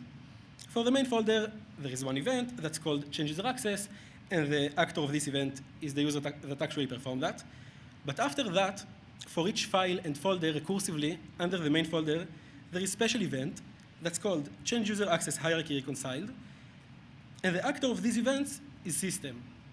And you'll note that all of these events are primary events and not part of a chain of events, like Doron described earlier. Now, back to our story from the beginning. Just a reminder, we saw an external user from gmail.com that performed approximately 15,000 of download events at the same timestamp, and it's a lot. One of the questions we asked ourselves was, what are the file paths? The straightforward solution, of course, is using API, but there are 2 problems with that. First, using API, to use API, you need proper permissions, and when you are an external investigator, you don't always have them. And second, when you use API calls, you get the current state of the organization. And when you investigate, you want the historical state. So we try to think what we can do in order to get the paths based on the log records only. In our research, we saw that for each file or folder creation, there is a create event, of course, but also there is add to folder event. In this event parameters, there are the document ID title, and also there are the destination folder ID and title. Based on these events, add to folder events, we built this table. In this table, you can see the document ID, the destination folder title, and the destination folder ID. Now, if you think about that, if for the destination folders, you have also the add to folder events, you can try to search these IDs, the destination folder IDs, in the left column, the doc ID, and try to build the paths recursively. So that's what we actually did. This table is from our lab, don't worry. Here you can see the event names, the document title, and the calculated document path we build in this cool technique. You'll note that in this technique, the paths might be partial, of course, depending on the log timeframe. If you don't have the relevant folder events, you can do that. Back to the story, we search, just to close the story, we search in the log which user shared externally the files. We saw this user was an admin user. Long story short, this user was compromised by phishing attack. And after we understood that, we investigated the logs in the relevant time frame. Finally, I want to share with you a visibility gap we found in Google Workspace logs 2 months ago. When we investigate, we assume consistency in the logs. What do I mean? All of us already knew that there is an event about download file. So every time a user download file, there is a log record about that, right? So it's not as simple as that. Let's talk a little bit about licenses. In Google Workspace, each user has the free license, Cloud Identity Free, and this license enables basic features. In addition, an admin can purchase other licenses in order to enable more features. In this example, you can see that in this organization, there is a paid license that's called Google Workspace Enterprise Plus, but this license isn't assigned to this user. In our research, we found that if a user doesn't have any paid license, there are no log records on their private drive at all. Not about download files, copy files, create files, and so on. It's crazy to think about. Just with the free license, there are no log records on their private drive in organizational Google Workspace.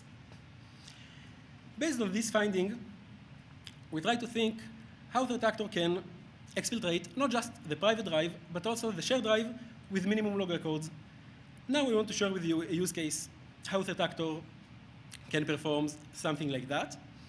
In this use case, the compromised user is an admin user, because an admin user has the permissions to revoke and assign licenses. So in this use case, the threat actor can revoke the paid license to the compromised user, copy all the files from the shared drive to the private drive, download all the files from the private drive, and finally reassign the paid license to the compromised user to be discreet as possible. Now let's talk about the logs. For the revoke and reassign, there are relevant log records under admin audit log, user license revoke, and user license assignment. For the copy files, actually it's interesting. In general, for each copy file in Google Drive, there are 2 log records, source copy on the original file and copy on the destination file. These events are almost the same, so usually it's not interesting to monitor both. But in our special case, there are no copy events at all because there are no log records on the private drive. So they are just source copy events. And for the download of the files, there are no log records at all. Based on this research, we understood that in our investigation, we should search also for license revoke and assign in a short time, and also we should search for source copy events without related copy events.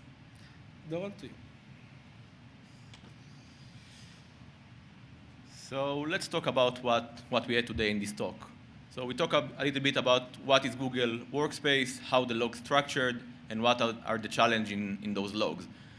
We talked about the challenges in the structure itself, but also about some pieces of information that aren't present in the logs. For example, the user agent, the inconsistencies of the IP, the file path, and more. Ariel shared with you a real cool use case of data exfiltration and the visibility gap that we found in Google Drive. But now you might ask yourself, what now? What do I need to do now? So first of all, we think that the first thing that you would need to do is to know the logs, to understand the limitation of Google Workspace logs, to understand what it gives you, what it doesn't give you, and to be able to know it before an attack, before you need to actually perform an investigation. In 1 week time, we recommend you to start and facilitate the Google Workspace log readability, exactly like we showed you, to split the rows, to split the events into different rows, to flatten the parameters, and to make the logs ready for an investigation. And once it's ready, in 1 month's time, we recommend you to start proactively monitoring for data exfiltration cases from your organization to understand if someone somehow was able to exfiltrate data out of the organization. This was our talk. On the left QR code, you can see a link to our blog where you can find more information. And the right QR code is for our advisory that we shared with Google. Thank you very much.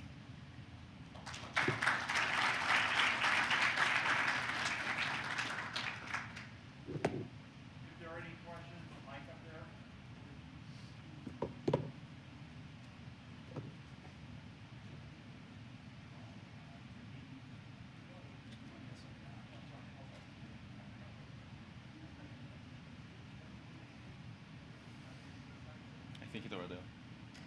The mic.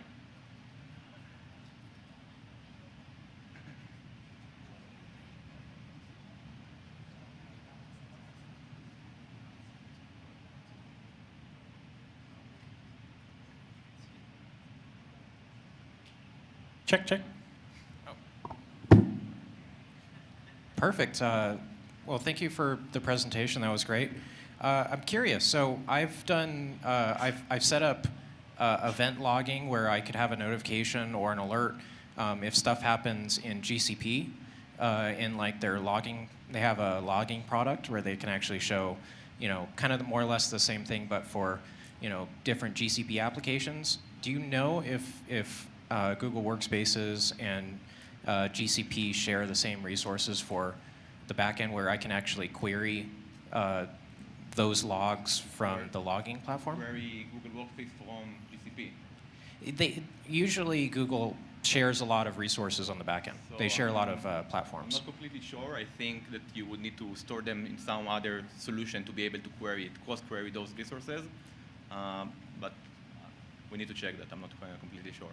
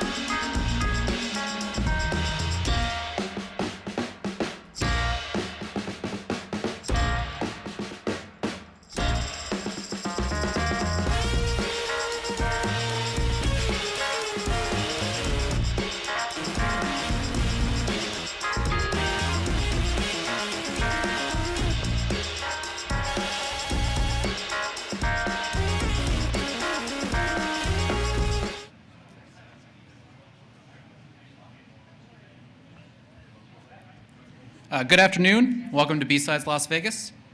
This talk is Discovering RDP Vulnerabilities by Reading PDFs, presented by Dora Dali. We'd like to thank our sponsors, especially our diamond sponsor, Adobe, as well as our gold sponsors, BlueCat, SimGrip, Conductor One. It's with their support that we're able to do this event, along with other sponsors and donors. A reminder that cell phones are distracting. These talks are being streamed live. If you have, as a courtesy, please put your cell phones on silent. Even the vibrate is really annoying. YouTube can hear them. If you have questions at the end, there'll be time. There's a mic right there behind the projector. And feel free to come up and use that. Thank you very much. All right, so welcome to my talk. The talk is going to be Unveiling the Hidden, Discovering RDP Vulnerabilities Using PDF Files. Now, I know it might sound very interesting. What is the connection between RDP and PDF files? And this is what we're going to talk about. So first, let me introduce myself. So my name is Dor Dali. I'm the head of security research at Ciolo. I have some experience in the AppSec and the infrastructure security world. Over 10 years in the cybersecurity field. Pretty much vast background from all different aspects. And now I'm the head of security research at Ciolo. Now what we do in Ciolo, pretty simple, secure access. We help companies to secure their high-risk access between their clients and the target computers and servers. And this is what we also research. We focus our research on remote access applications and remote access protocols. Now, I do have a question for the audience before we start.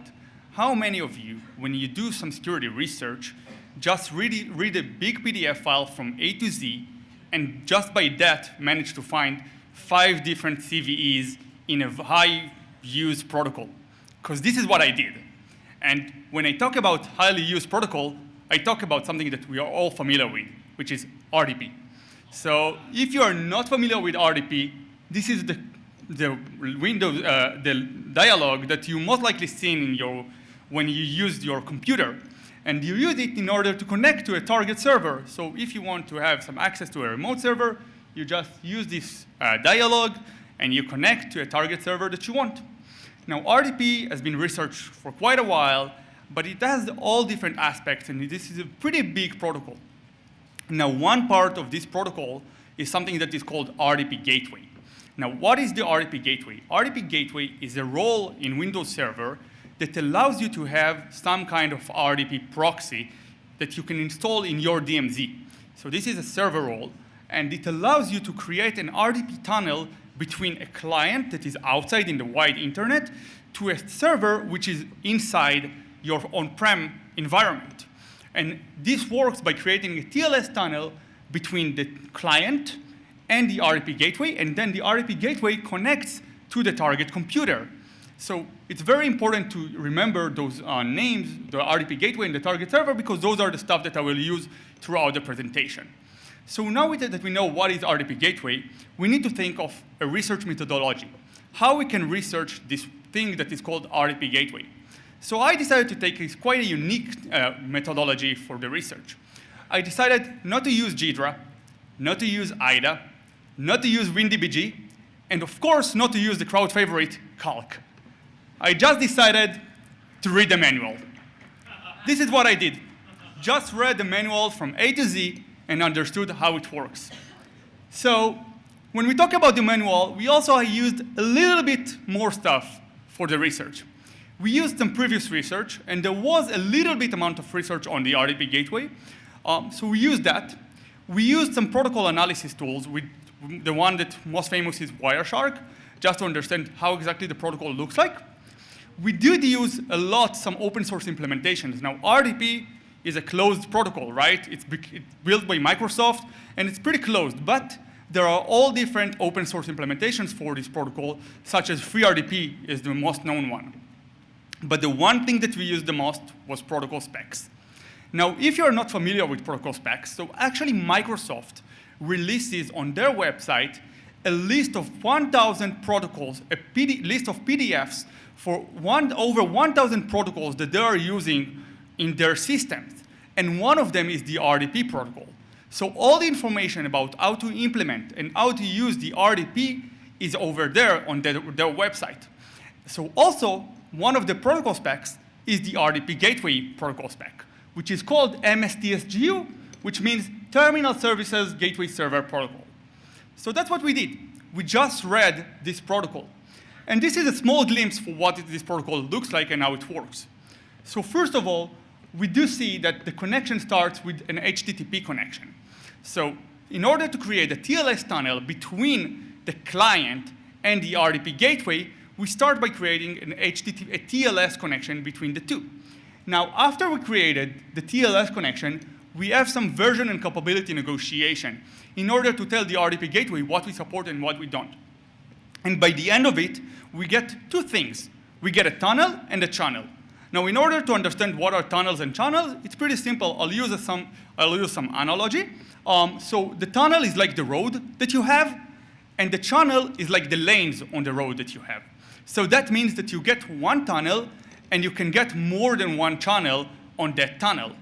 Why do you get more than one channel? You'll have to bear with me for the end of the presentation to understand that, because this is very important, not for the first vulnerability, but to the second one. So this is how it works. Now, we need to find our first culprit, right? We need to find our first vulnerability. That's what we are here for, right? We are all looking for vulnerabilities. So we looked at the PDF file, and we did notice a very nice pattern. Each and every time that the RDP gateway sends a message to the client that connects to the RDP gateway, it explicitly says that the message needs to be null terminated. Each and every time they specifically says null character. But there were two different instances where they didn't say it. They actually said just to send a message with no null character. So we did it. As we said, we are following the manual, right? We are just reading the manual, and we are following what Microsoft told us to do. So we sent those two messages with no null termination. And we actually noticed that the client kept on crashing. Pretty interesting. Just by following the manual, I can get an RDP client to crash. That doesn't make sense, of course. But that's what happened. Now, I'll talk a little bit about what are those messages. So the consent message is a message that shows up once you connect to the RDP gateway. It allows you to accept the EULA, for example. And the service message allows an admin to send, for example, to tell everyone, hey, this server is going to be shut down in a couple minutes. So those are the stuff. And let's see it live right now. So as we can see on the left side on the screen, we started an RDP gateway. And here we are connecting to a server using the RDP gateway. So we got connected to a localhost server on the place where we are running the server. And now we sent a server message with a null termination. And now we're going to send a message with no null termination, and we see that it crashed.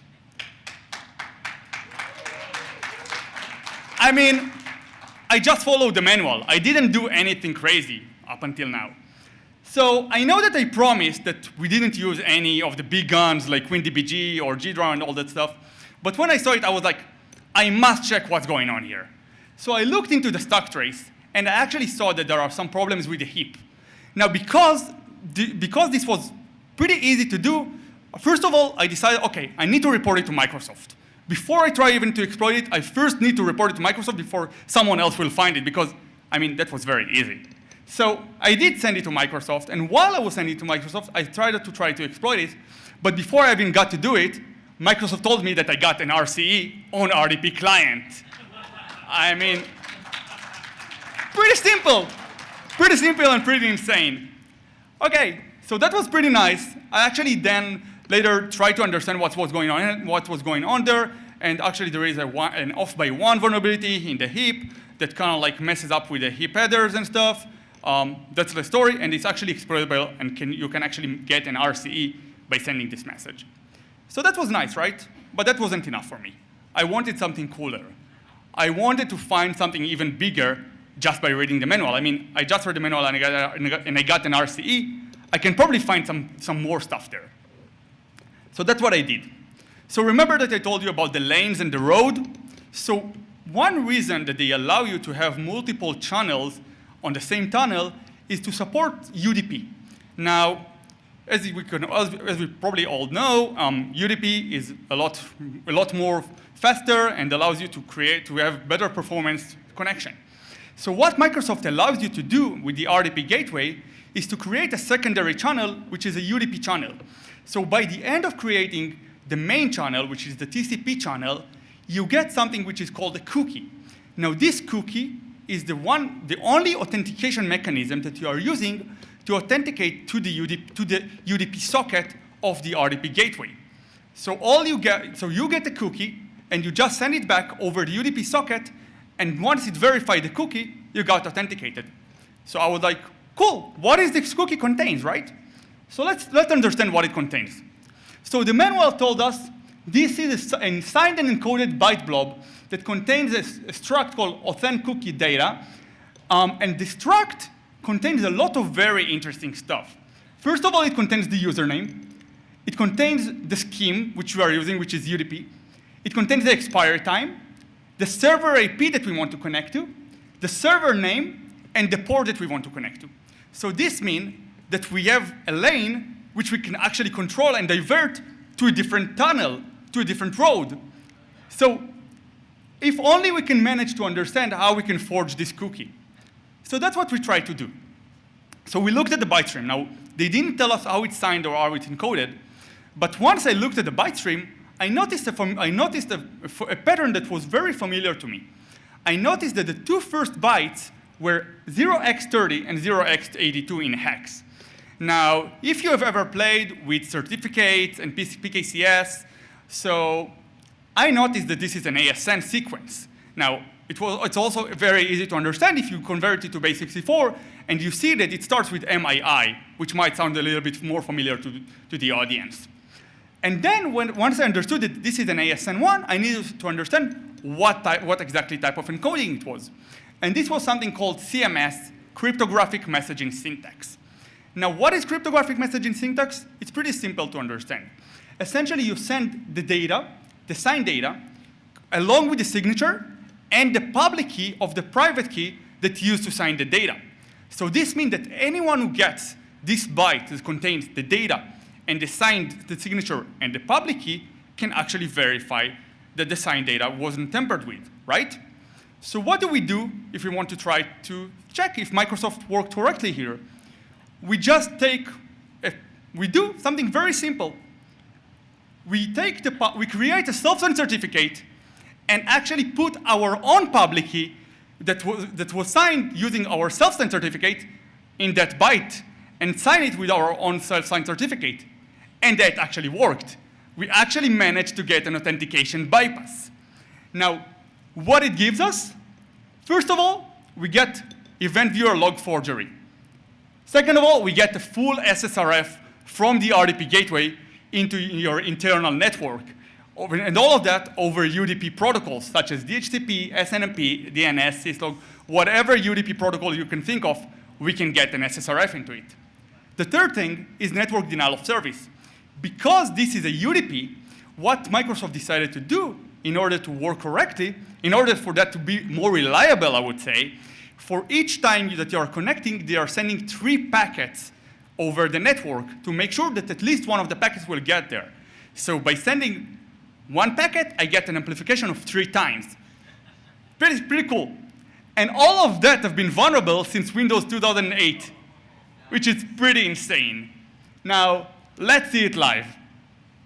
So as you can see on the left screen, I'm creating a cookie with all of the data. I'm EFD researcher, and I'm trying to connect to BSides LV server.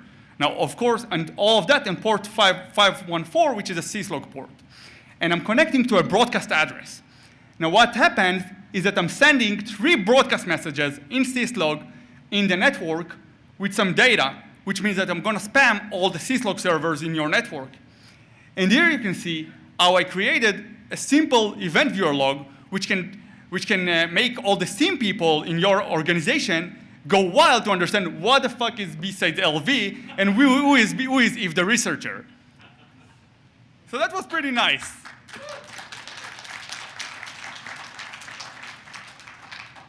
So overall, during this research, just by reading the manual, I managed to find four different CVEs. We had the RCE that we talked about. We had the authentication bypass that we talked about. we had another CVE, which was actually the fact that they were using an old version of TLS. They actually used a TLS 1.1 over UDP in their system. And there is one last CVE that we cannot yet disclose because they haven't fixed it yet. And if you ask me what should be your key takeaways from this presentation, first of all, the fact that widely used protocols such as RDP still have many vulnerabilities in them. And you need to be aware of that. Second of all, closed source isn't necessarily closed. I mean, we have the manual, we can use it and just find vulnerabilities with it, right? Third thing, read the manual. I mean, please, if you're a researcher, just read the manual before you try to open all those crazy tools and all the reverse engineering tools. And if you're not a researcher and you're just a defender, read the manual as well to understand where could be the problems in your system. And the last thing, patch your software, because those vulnerabilities have been existed since Windows Server 2008. Thank you very much.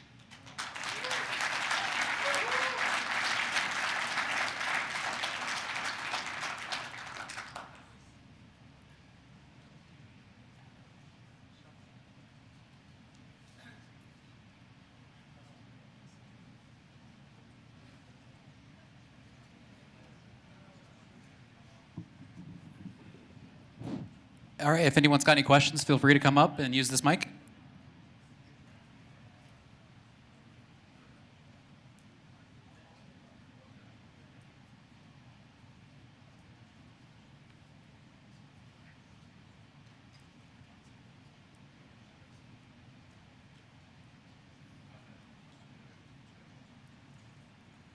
All right, thank you.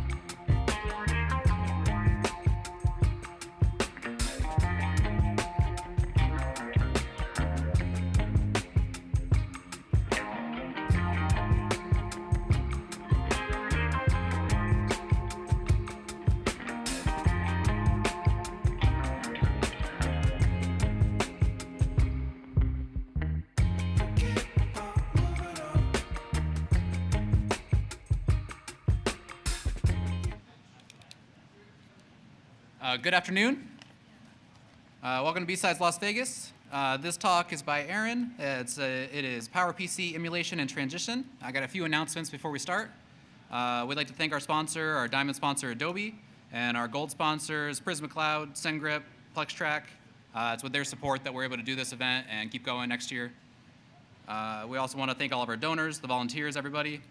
Quick reminder about cell phones. If you have them in your pocket, please put them on silent. Even the vibrate's really annoying, so please make sure it doesn't show up on our recording later. If you have questions at the end, there's a microphone by the projector there. Feel free to come up and ask them. Erin said she'd be happy to take questions. Thank you so much.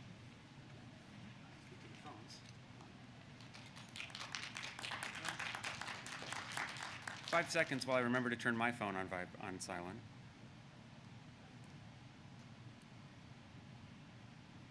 There we go. All right. So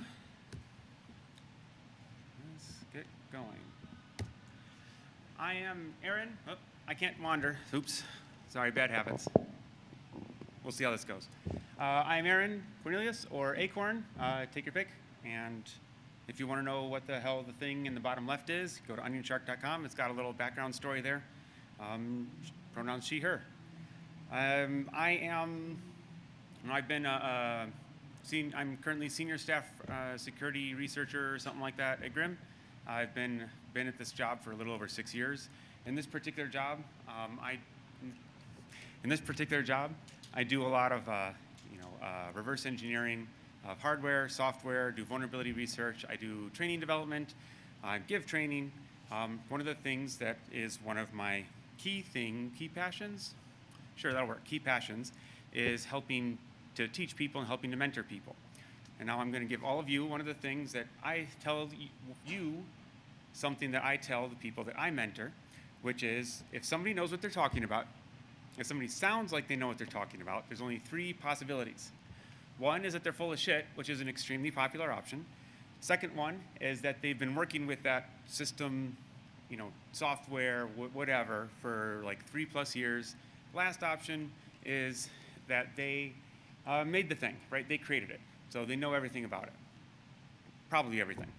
So that's one thing I wanted to say up front here. If it sounds like some of these things are confusing and you're not familiar and it feels intimidating, or for me or for anybody else speaking anywhere this week, just remember that after you have had experience doing the same thing for like 3+ years, you'll also know things and you will know way more than people who've not had experience with it. So just some level setting there.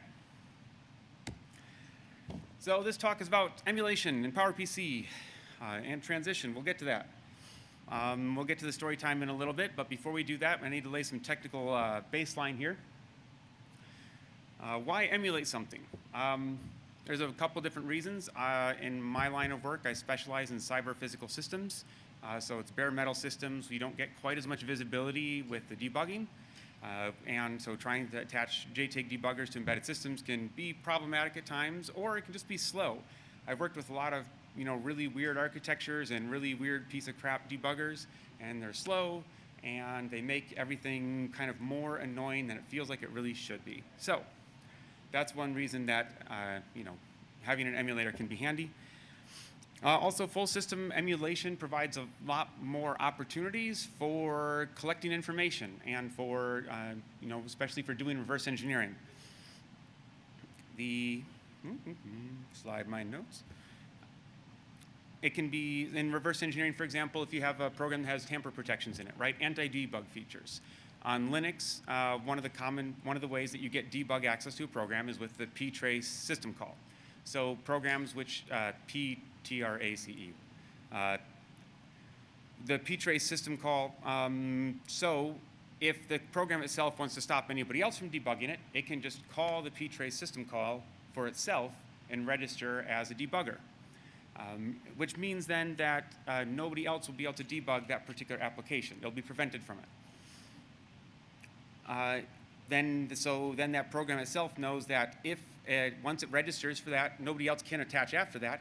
If it attempts to register and somebody else is already debugging the program, then the program knows immediately that it's being debugged and it can take the appropriate action to exit or whatever, to make my life annoying, basically. But if you have full system emulation, you don't have to rely on the real system calls. You can just return whatever information you want to return, right? You can just say, yeah, there's nobody else debugging this program, no problem, carry on. And the reason that it works fine because you're not debugging it, right? You're not actually debugging it, you're emulating everything. There's a tool called Vivisect, which is going to be key in a little bit. And for Vivisect, it uses emulation in some interesting ways. It's actually one of the ways that it finds what is and is not a function. It takes a block of code and attempts to decode each instruction as it goes. And if it hits a proper return at the end of something, then it knows this is a valid function. That's how it uses emulation to actually do disassembly. And also, you can do kind of more targeted type reverse engineering, where you take a function that has been found and you start emulating it, and you fill up the registers, the emulated registers and memory with what's called a taint value, which then allows you to track what results as the program goes are affected by those input values. And if all of a sudden you get a program counter that's set to like the taint value plus a certain value plus some other thing, then you know immediately that you've got code execution in this function if you can manipulate the input parameters. So basically, this all sums up as it's useful. So there's a lot of other emulation tools out there. Why I'm making a new one. There's one called QEMU, which is a very popular open source emulator.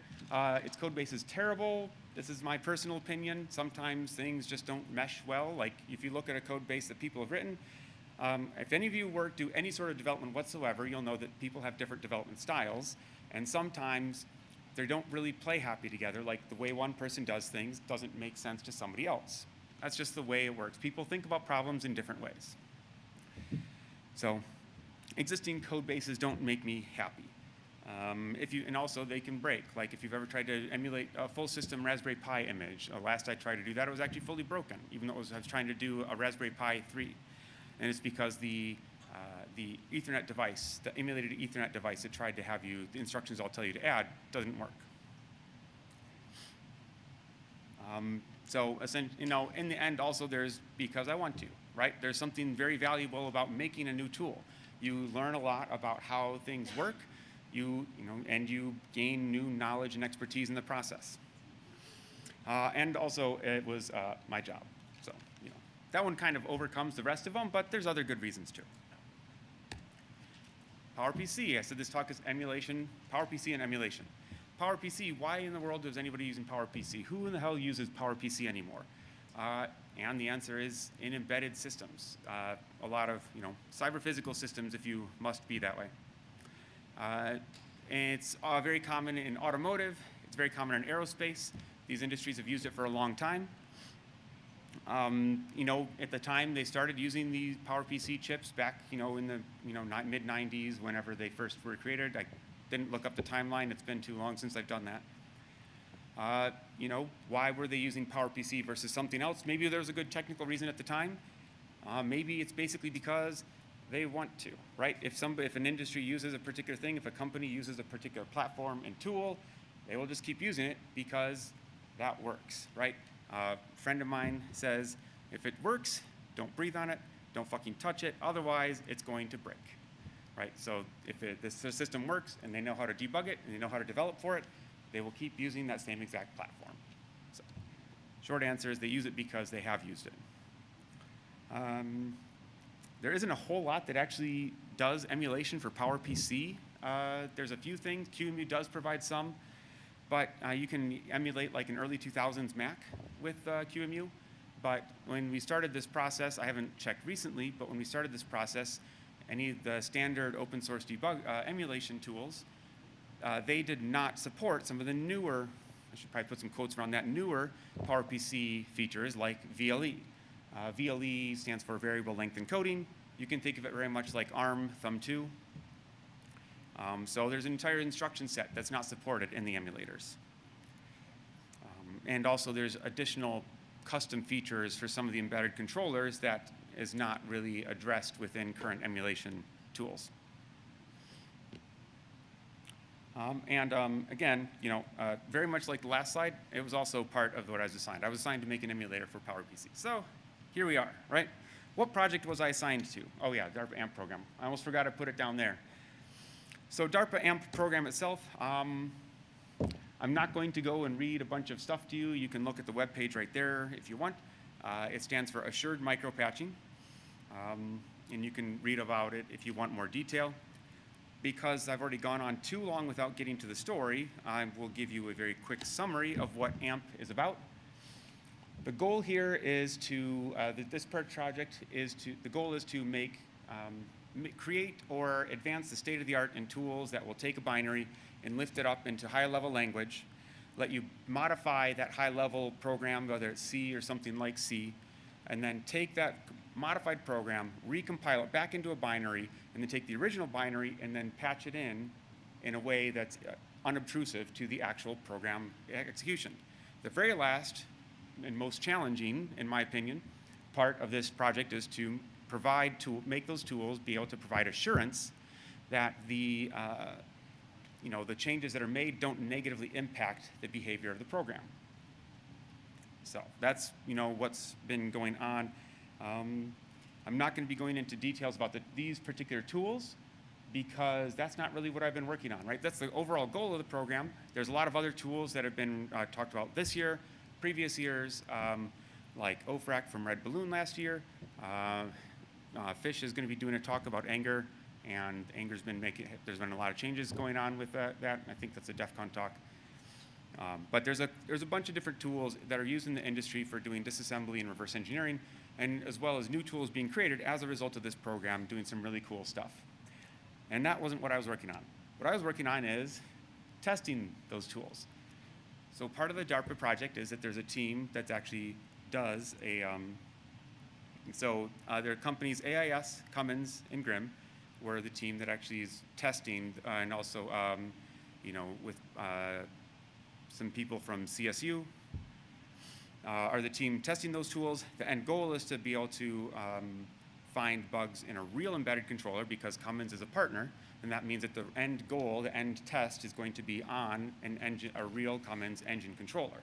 A bug is going to be placed in it, needs to be found and patched, and they need to be able to verify with all the complexity of a modern engine controller that the patch made does not negatively impact it. But the processor in this controller is a modern, for a given value of modern PowerPC chip, which means that there were no emulators that actually did what is necessary for this to emulate this beast. This is the particular chip and that engine controller, and it doesn't really, you don't have to look around and pay too much attention to this eye chart. This is just from the reference manual from NXP. The things probably to point out here are that in that little yellow, I could probably, let me see here. Hey, it works. In this little yellow box here, you can see that it's got a couple different things. Here's VLE, we talked about that before, MMU, memory management stuff, virtual memory. There's also this block here called SPE2, and that's really annoying. SPE2 is an NXP proprietary component that implements custom floating point and vector instructions, which means even if there was a standard emulator out there that did those things, we'd potentially need to be implementing new custom instruction decoding and emulation also. There was work to be done at the beginning there. And I'm going to show you this here. This is like I should have added up the number of pages all these reference manuals were. I think it's probably around 5,000 or more pages. Loads of fun. But thankfully it was a few-year project, right? This is like 3 years that I've been doing this. But I'm not going to dwell on here too much. If you have technical questions about any of this stuff, obviously feel free to get a hold of me afterwards, and I'm more than happy to talk about it.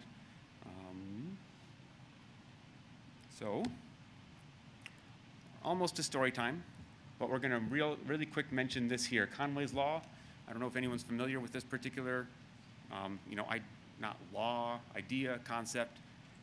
The idea is that any organization that designs a system will produce a design whose structure is a copy of how that particular organization communicates. If you've got 4 groups that are making a particular product, then you're going to end up having 4 individual subcomponents, and the way they talk together, the way they work together, is based on how those teams communicate with each other.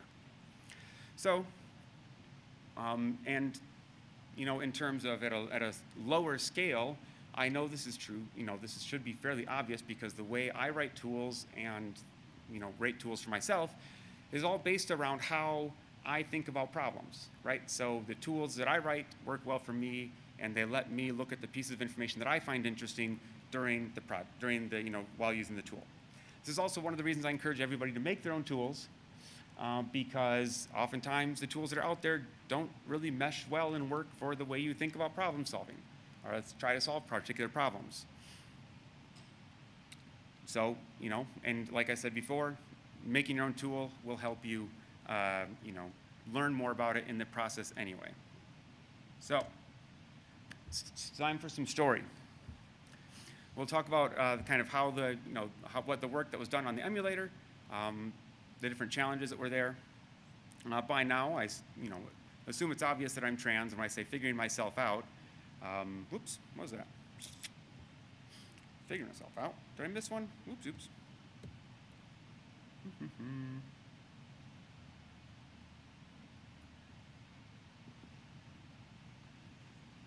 All right, I'm not sure what that note was all about.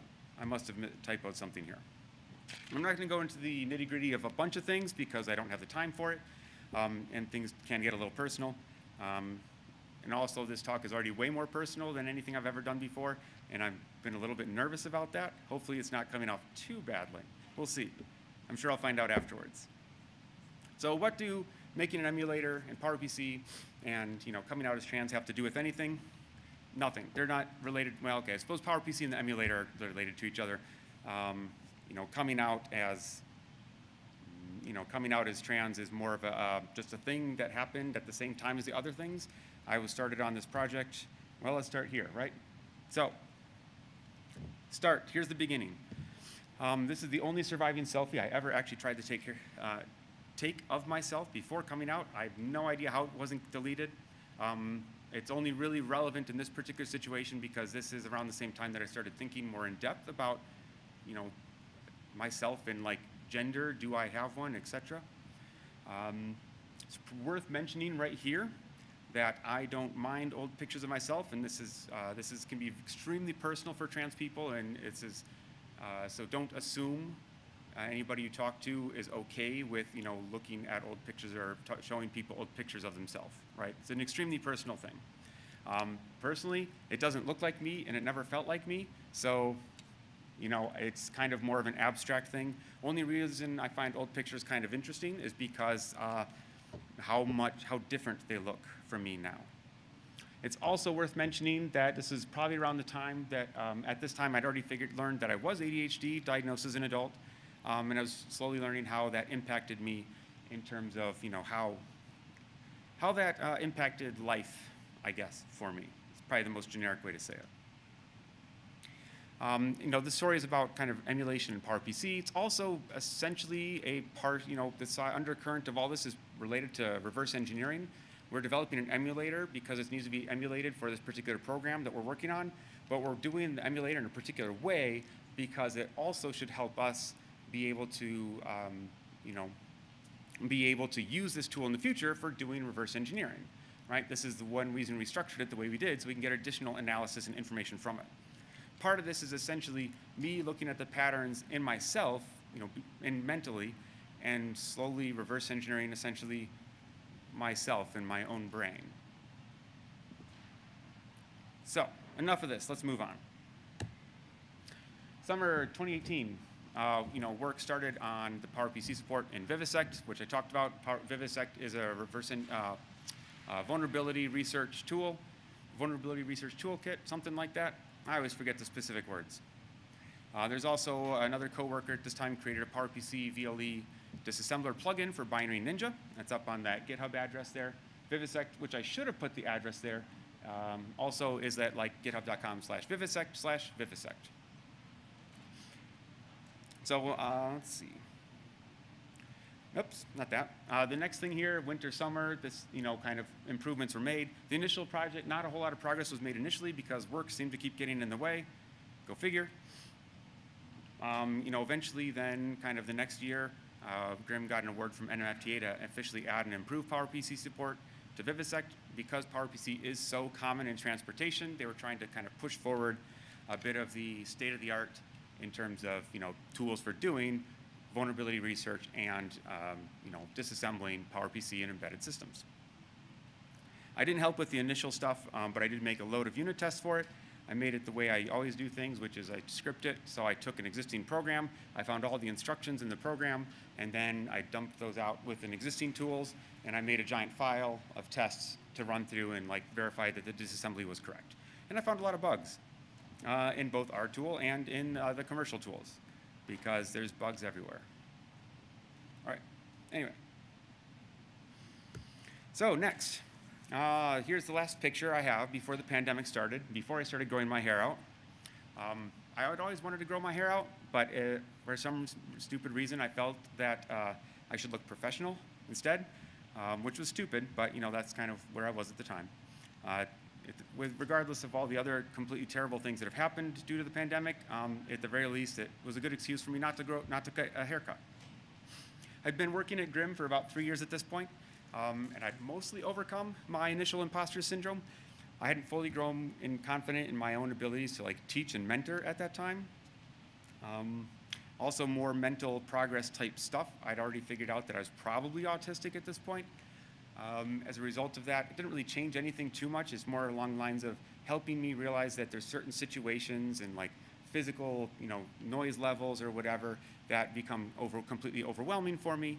And instead of trying to power through it and push myself through those things, I realized it's much easier and healthier, and in the short term and long term, I recover quicker if I just take a moment, go find a quiet corner to chill out in, kind of reset myself, and then I can get back to whatever I was doing, right? So it's more of a self-care type process.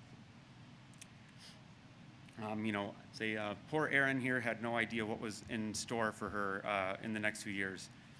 At this point, I was pretty sure I was non-binary at some point, but I'd also decided that gender was all bullshit anyway, so who the fuck cares? I do want to emphasize very much right here that just because somebody says they're non-binary, it doesn't mean it's intermediate state. It's very much, for me at this time, it was just easier for me to accept non-binary rather than accepting that I was, trans woman. And that's just because, honestly, I wasn't ready yet. It took a while for me to be able to accept myself. But thinking I was non-binary was less scary. But yeah, very much so. And just want to repeat that one more time again, that people who say they're non-binary, they're non-binary, right? It's not like they're not yet decided. That was just, for me, the way my brain was thinking. So, summer 22, the DARPA AMP program finally kicks off, and some of my colleagues started working on the emulator work. I had not joined yet. I was working on a different project. My colleague, Matt, created the initial emulator framework, along with defining the memory mapped I/O reads and writes that would allow plugging generic peripherals to do certain actions to happen when you read and write memory. If you're familiar with how low-level embedded systems work, when you read certain memory, it lets you read a message that's been received. If you write memory to a certain specific memory address, it allows messages to be sent over a network.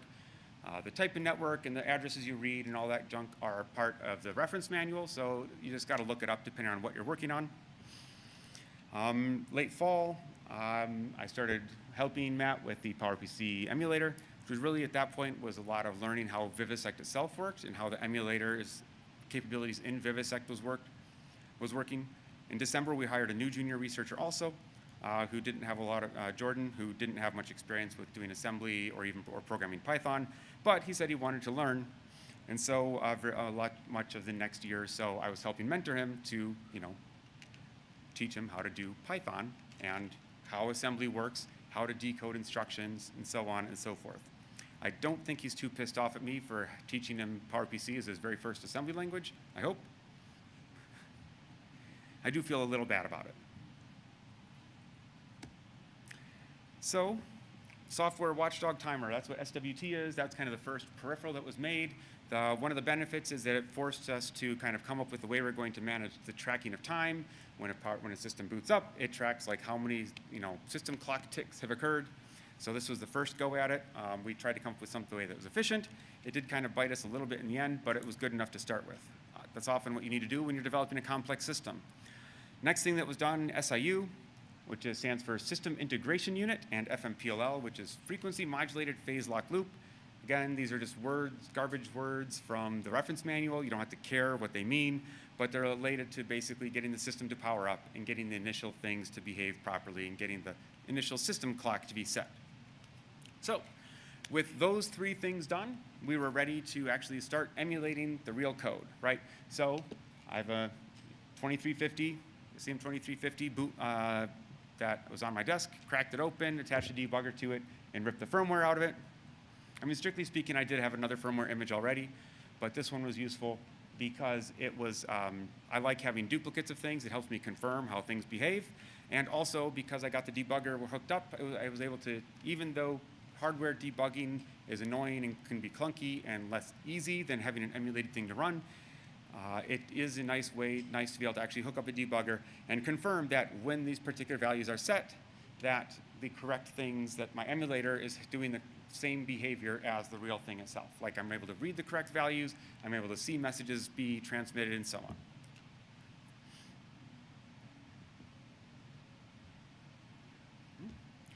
So, let's see, that year, so that was kind of the, that was lead up to May. Next thing that happened here, I had a talk at ESCAR in 2021. It was held virtually, obviously. This was a professional headshot that my partner took for me. My hair out was going pretty well at that point. And at this point, I'd kind of come around to the idea that, yeah, maybe I wanted to be a woman at some point, but like, so what? Gender's all bullshit anyway, right? It's not like, and my thought was very much, I'm old now, so who cares? It's not like it's worth doing at this point in my life. At least that's where my mind was. You probably know how this story ends, but I'm going to emphasize how very, very wrong I was about that thing, about it being too old and being not worth it. Next, there was a lot of work that was done in May. It was kind of easy when we didn't have a whole lot of framework to worry about because the more things that were added, the more complicated adding new things in became. And then we also kind of chose what things to add initially because those were the basis of how a lot of other things needed to work in the system. So MMU is how you configure for virtual memory addresses.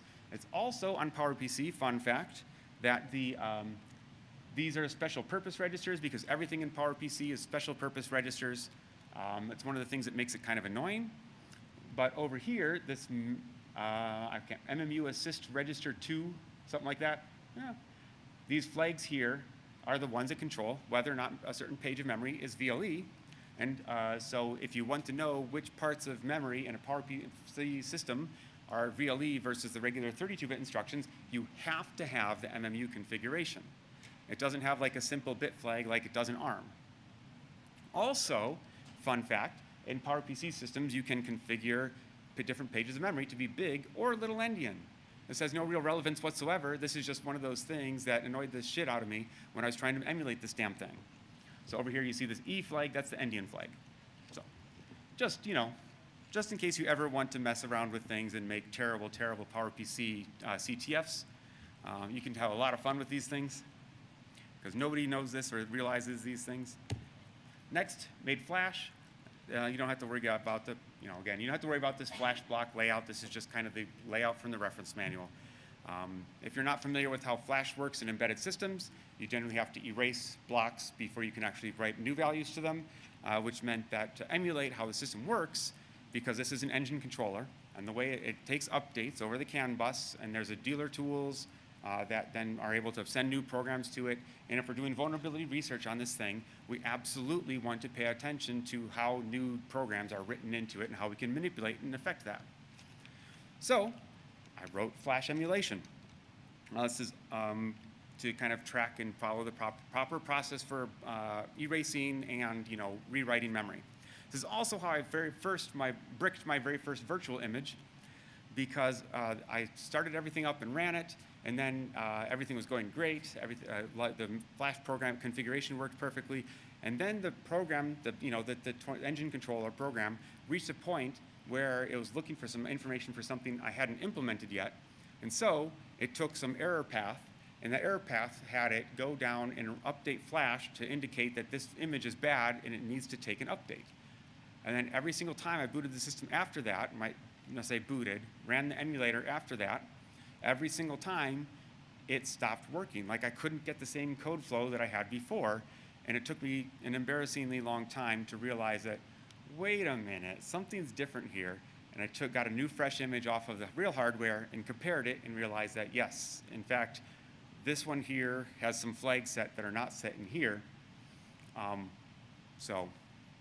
That was kind of fun because it helped confirm that yes, I was emulating Flash correctly. It was also kind of frustrating because I didn't even consider that possibility at all. I really should have, but go figure. Interrupt handling, exceptions, these are things like if you get a divide by zero error, or if you get if something tries to read memory address that doesn't exist, right? You get these kind of low base level exceptions. In a standard operating system, those exceptions are kind of translated into error signals that are sent to the program that's running at the time. Bare metal systems, it's like there's just one giant application running, which means that it might install handlers for those things. Most of the time, for many of these things, the people programming the system assume that, know that this isn't going to happen because it's not doing anything, you're not loading new things on there after the fact, right? You load the program on and it does the same thing every time you boot it. For however many years, you're going to use this particular controller. So these don't all have to be implemented for embedded systems, but the framework has to be there because that framework is still used for things like getting notifications when a message arrives on a particular communications bus. A few more peripherals here. If you don't know about CAN, feel free to stop by the Karakin Village at DEF CON. We have lots of fun teaching people how to do CAN. SPI, Serial Peripheral Interface. The Wikipedia page is pretty good for learning how to SPI works. ADC is analog to digital conversion. That's basically taking a voltage value and translating it into something that can be read, typically a fixed point number of some sort. EBI stands for External Bus Interface. This is how you can add external RAM to the particular part. Let's see. Most embedded systems that have all these different peripherals are called system on chips or SoCs. And they also usually have internal memory, some internal SRAM, but typically they also have a way to add in extra memory. And then I've got here summer to winter, lots and lots of integration, right? This kind of goes through a bunch of these things here from August on. Trying to take one of the real challenges that was developed and given to the different teams or demonstrated to different teams and trying to see how it works all together in the emulator itself. It was basically a lot of work developing these things in, like a month or so in August, and then after August, going through and, trying to fix all the bugs that I wrote or things I did incorrectly. How do we test these things? Coming up with the tests, because it was all fairly complex. It's probably worth noting, I think it was around October 2021, that one of the people I follow on Twitter just made a random mention that having trouble with forming long-term memories can be a symptom of CPTSD. Up until that point, I had kind of assumed it was because I was ADHD and just didn't pay close attention to things. But it was my mind was open to the fact that there is another possibility, right? So I started trying to grapple with the idea that maybe I did have CPTSD, and what did that mean? Some addition to Vivisect analysis to make it easier to do raw PPC firmware analysis with the tool. And then February 2022, the emulator was moved to GitHub and released for the teams to use. It wasn't complete yet, but it was complete enough for people to start using it and manipulating it and playing around with it. I did forget to mention these slides will be up on my webpage that was at the very beginning, onionshark.com, but they're not there yet. They will be. So also in early February, I finally accepted myself, that yes, I probably was trans, came out to my partner. This is one of those things that when looking back on this particular timeline of how what the work that was done in the emulator, was realized that it was very, there's some weird time coincidences here, right? In this particular case, this is one of them. So you'll notice from here, we're kind of getting a little bit less populated with technical stuff. Honestly, it's because most of the hard technical things were done earlier on, but also because we're running out of time. This talk is very much in danger of going on too long. So February, I came out to my partner. That's the picture of myself that I took the day after I came out. It was really weird. It was like a switch flipped, and all of a sudden I looked at myself and I was like, maybe this isn't the worst thing I've ever seen in the world. Before that, it definitely was. So then March, the very first week of March, I had a training to teach at the company I work for, Grimm, and I had to decide how I wanted to be. Did I want to be me? Did I want to be the person that people had been seeing for 3+ years at this particular point? I very much knew how my brain works, and that if I didn't come out immediately, it would never feel like the right time. So I was kind of felt like maybe I should do it for that, and also because I was happy. I was happy for like the first time in my life, and I wanted to share the reason for it. I knew there were some people I follow on Twitter who came out publicly, and I got a lot of inspiration from them. So I thought maybe if I can be more public, that it might be inspiring to other people. Also, my first work trip after coming out was at the end of March, which was for the AMP program, where we went to CSU and we're testing a bunch of tools, and it laid right on top of March 31st, Trans Day of Visibility. So that was kind of also a very symbolic thing where it was like, well, I hadn't actually worn like a skirt, professionally at that point. That was very much a, let's just fucking do this thing. I was extremely nervous, but I'd already come out professionally, came out LinkedIn, Twitter, to my company. So, all the people I've been working with for, at that point about 1.5 years, I came out to them, and it was incredible. I've actually got a smile on my face, as you can see here. It was a good day. Next thing, I had a talk at SCAR. So again, a year after that one professional headshot, I had another one that had to be taken. So my partner helped me with makeup. I'm still not fantastic at it, but I definitely wasn't at that time. And then took this picture for me, which frankly I found astonishing. And this last one here, placeholder peripherals, that's because some things just can't be nice and we can never have good things. There's a little peripheral in the processor called the eTPU2, and the eTPU2 of this particular NXP processor is actually 2 tiny little DSPs that run their own instruction language, and there's shared memory where you can populate some programs in there and have them do like automatic analysis of PWM inputs or ADCs or whatever, which was a future problem because we couldn't deal with it at that time. That's making an entirely new emulator for a completely different architecture was a little bit above and beyond what we planned on having to do. But so more work continued there. There was a lot more work with some of the other challenges coming on. DEF CON 30 last year, I was there as myself. It was amazing. My friend Heather took this picture. It was fantastic. I told you before, like in October, I was reflecting on not remembering much of my life. And here, very much, since I have come out, I remember, it feels like everything, and there's so many things that have happened. It's crazy. Wrap up a few more things here. We had a few more floating point instructions to make, including those proprietary ones, not just the PowerPC standard ones. Then we had to make some vector instructions. Jordan helped with the floating point instructions. Another colleague, Dan, helped with the vector instructions and testing them. SIMs, like a very simple system identification module, like a unique ID in every processor type stuff. DMA and interrupts. So we already talked about interrupts. DMA is a way to attach like automatic memory reads and writes to certain events that can be configured. That also is, again, another step of complexity for this particular project. Oh, shit. I just remembered something. I've got a demo video here. It looks extremely faint right there, but you'll very soon see it start scrolling. There's not a whole lot to demo for this particular thing because it's an emulator, and the thing running is actually just like a lot of text flying by on the screen here, as you can see. No, not there. Let's see. There you go. All right, it's going. Better late than never. I meant to start that earlier after we went in the bootloader. I grabbed the firmware off of the thing, so it's running a little bit late. There you can see lots of text flying by, which is going to be completely meaningless and is really only interesting to me, but I'm going to show you that anyway. But here, at this point, we're getting pretty close to being complete in terms of what is necessary to emulate the entire application. Last thing here, we added a remote GDB server.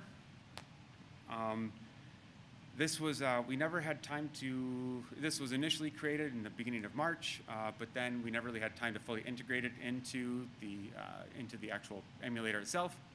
The benefit of this is you can start up the emulator and give it a flag and say, wait until a debugger or GDB remote session attaches, and then you can continue to debug. This is very much like if you have external hardware and you have some sort of debug server there. This is also very much like if you are running QEMU with the -G flag to let it pause until a debugger attaches. This whole emulator was intended to be somewhat of a drop-in replacement for those types of workflows. And it's getting there. Did have to tweak the timing, that took a little bit longer. The external watchdog here is kind of the culmination of, culmination of the goal from the beginning where we had these layers of emulation happening, where Vivisect is kind of the core disassembly and emulation, and then we have this E200 Z7 emulator, and then there's the SoC we're emulating. Then we're emulating like the PCB of the system itself.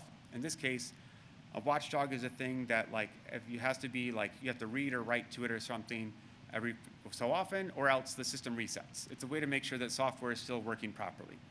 Typically, safety critical systems or real-time control systems have watchdog configured so that as you've got internal ones, and then you also usually have one on the board level where maybe things are working okay internally, but there's an application level stuff that's supposed to happen. And if that application level stuff freezes up, then the external watchdog will restart everything also. So just different ways of recovering from errors.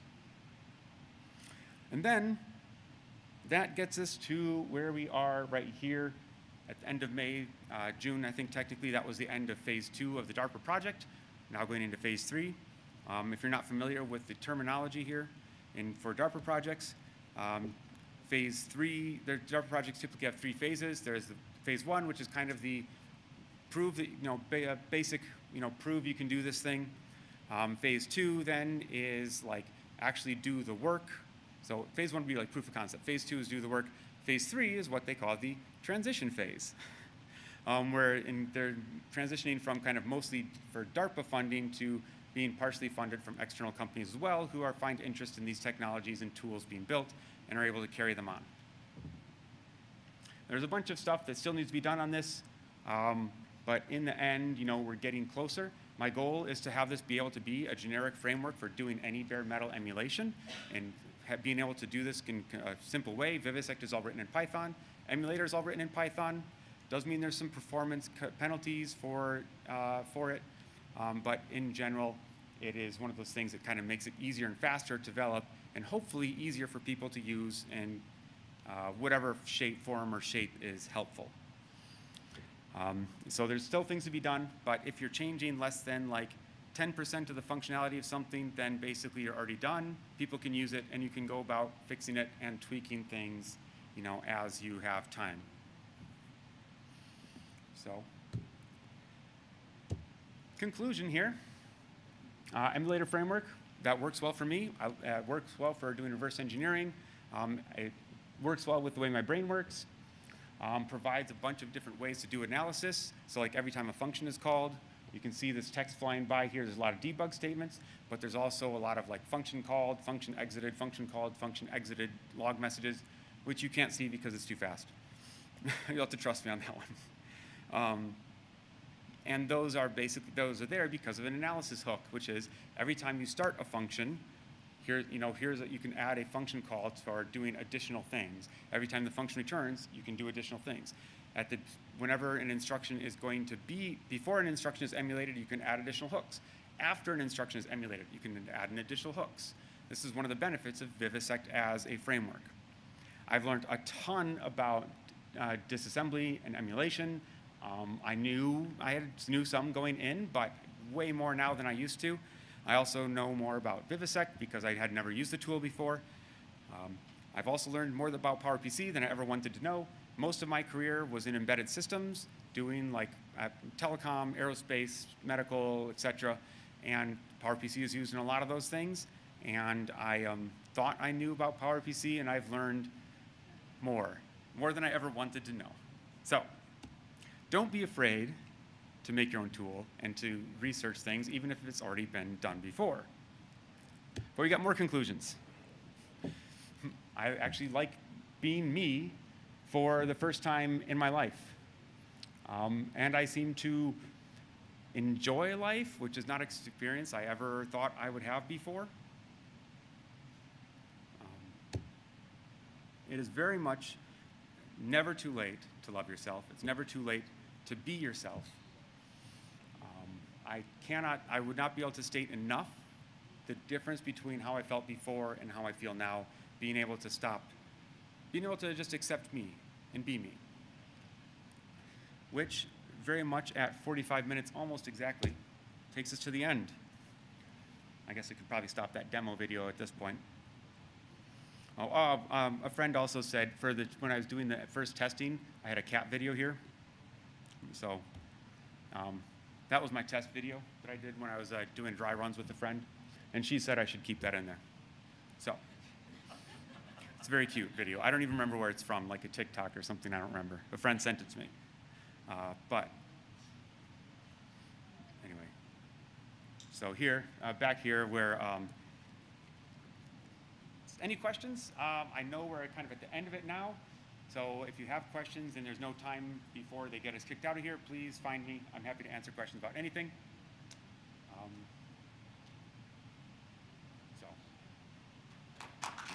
Thank you.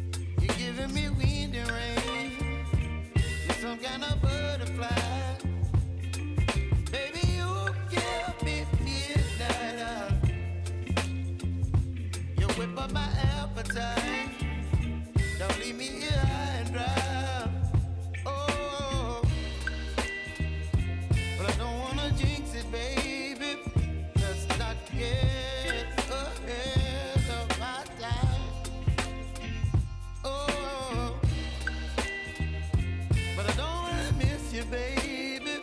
So I stand up and speak my mind.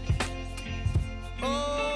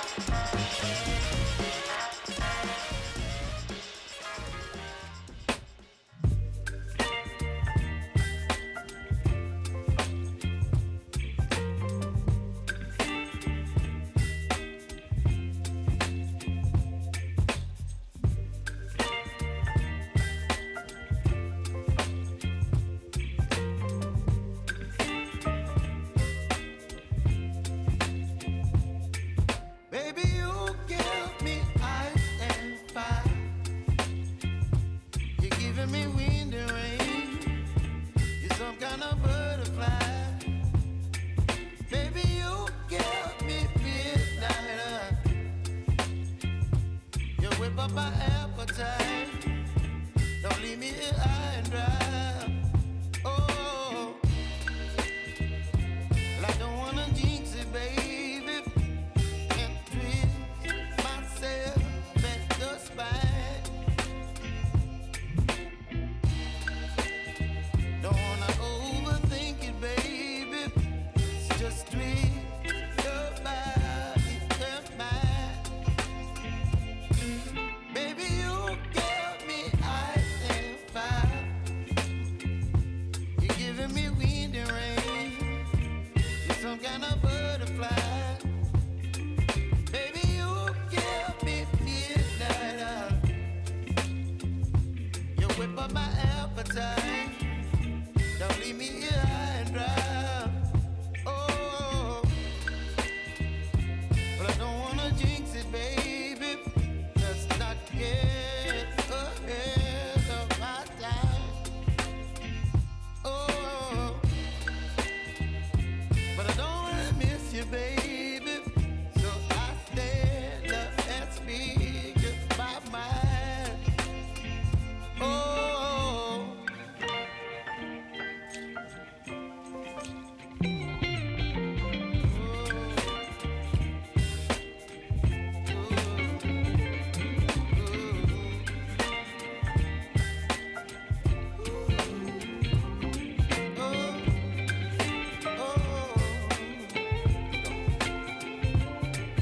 Baby, you give me ice and fire.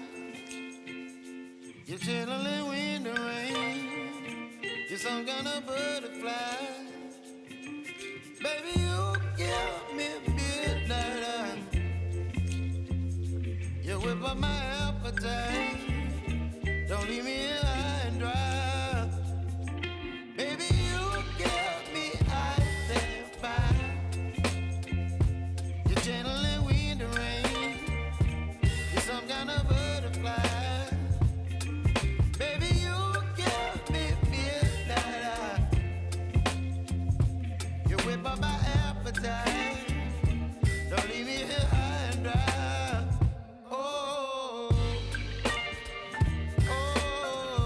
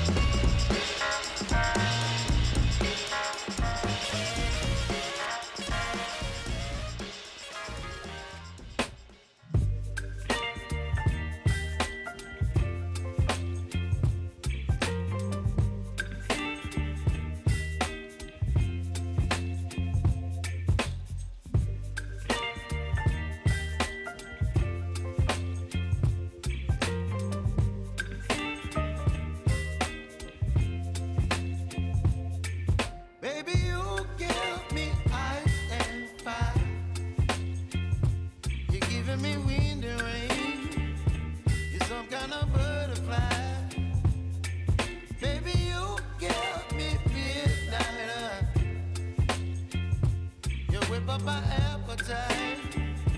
Don't leave me here high and dry.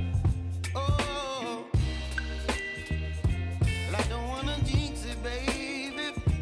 Can't twist myself at the spine.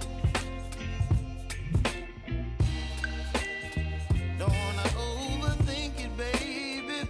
It's just twist your body and mine.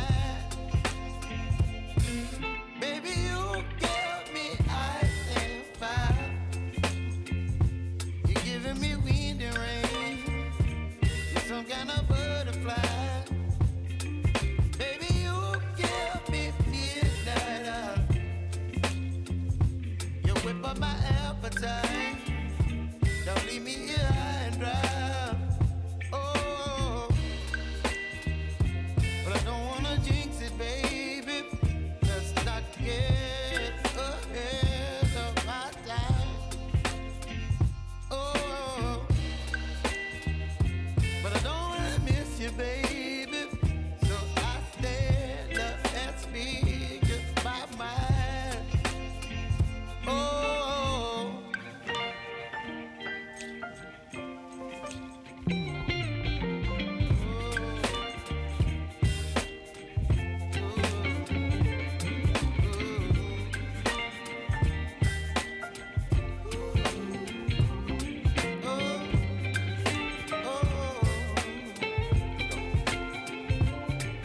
Baby, you give me ice and fire.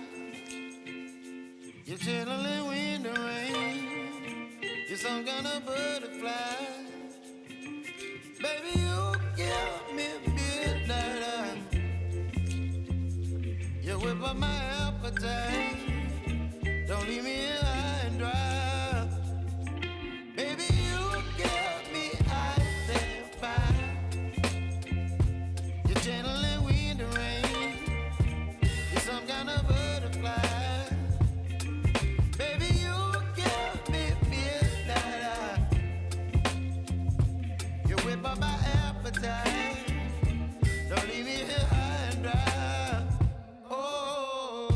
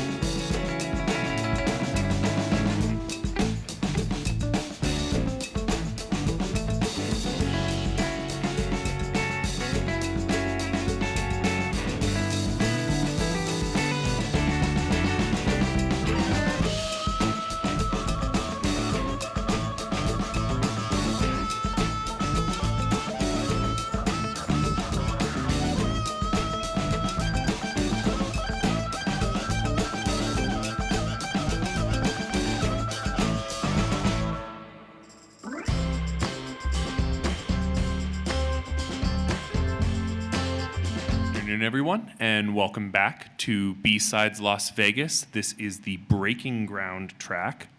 The talk today is going to be, our next talk is All You Need Is Guessed, Beyond Enumeration by Michael Bargery.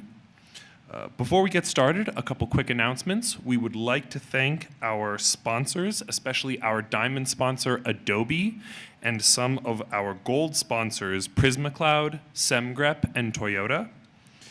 It's their support, along with our other sponsors, donors, and volunteers that make this event possible. These talks are going to be streamed live, and as a courtesy to our speakers, we're going to ask that you please make sure that your cell phones are on silent. Without further ado, Michael Bargery.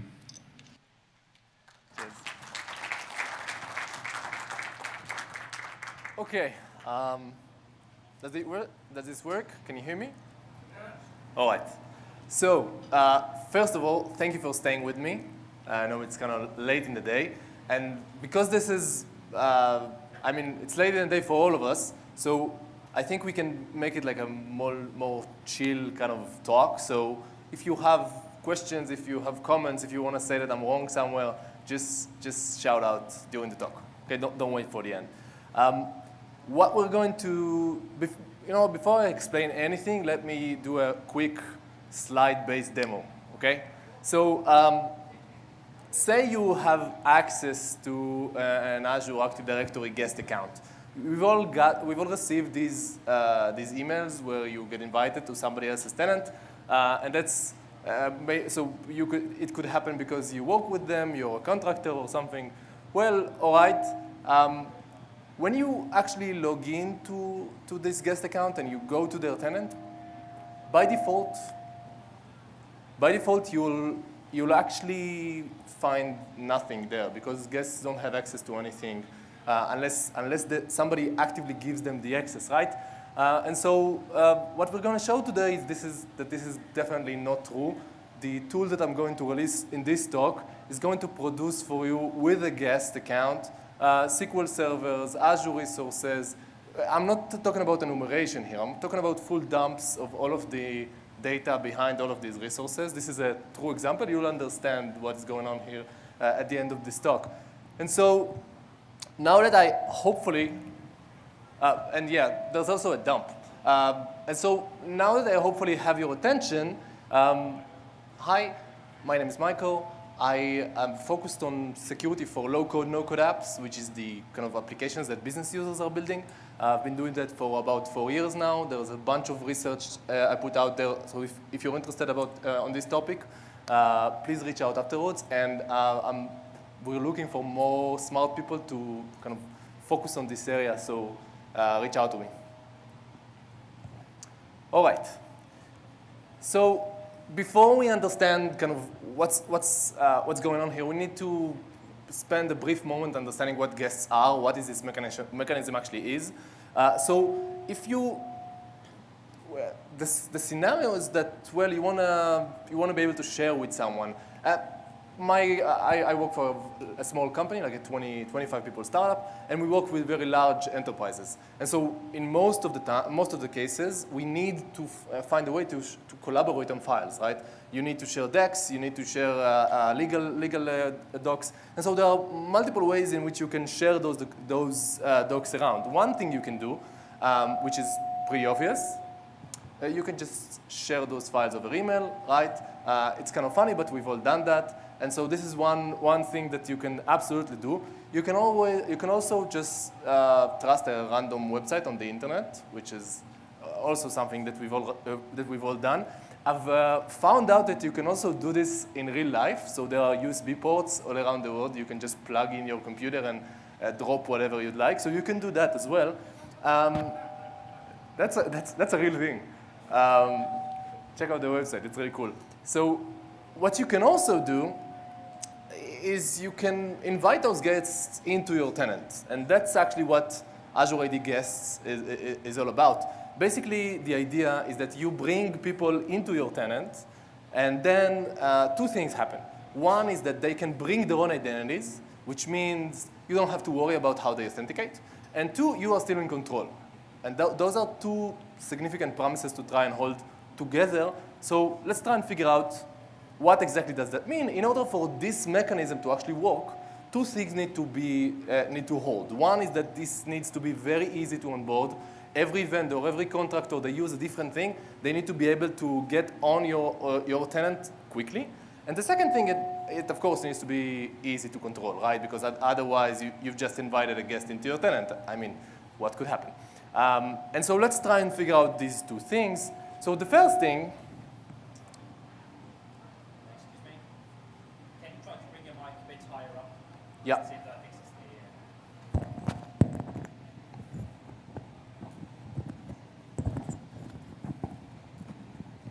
Does that help in any way? All right. So the first thing I need to prove to you is that getting a guest account is very easy. And while I talk, you can see that I'm inviting myself to a guest with a bunch of different ways to do that through Microsoft. Notice that all of these options to invite guests are embedded into productivity apps. So you own a Teams channel or you own a SharePoint site. You just want to collaborate with someone, so you plug in their email and it invites them as a guest. This is a decision that a business user makes, not a decision that an admin makes, right? And so this is very easy to achieve. And actually, when you look at the AAD tenant for any large enterprise, most of them, you'll find lots of guests. You can go down the very strict route of kind of cutting this and not using this feature, but then, well, how do you share files? We've seen the other options. And so it's very easy to get guests. In some cases, it might even be too easy. So again, this is the email that you receive as a guest. Actually, in a talk last year, Dirk-Jan showed that you can hijack guest account. A talk at Black Hat last year, he showed that you can hijack guest accounts, guest invites that were not redeemed, and then redeem them yourself with any email address that you'd like. This was actually fixed, but this is a pretty cool thing because any user in the organization could just query open tickets and then just grab them.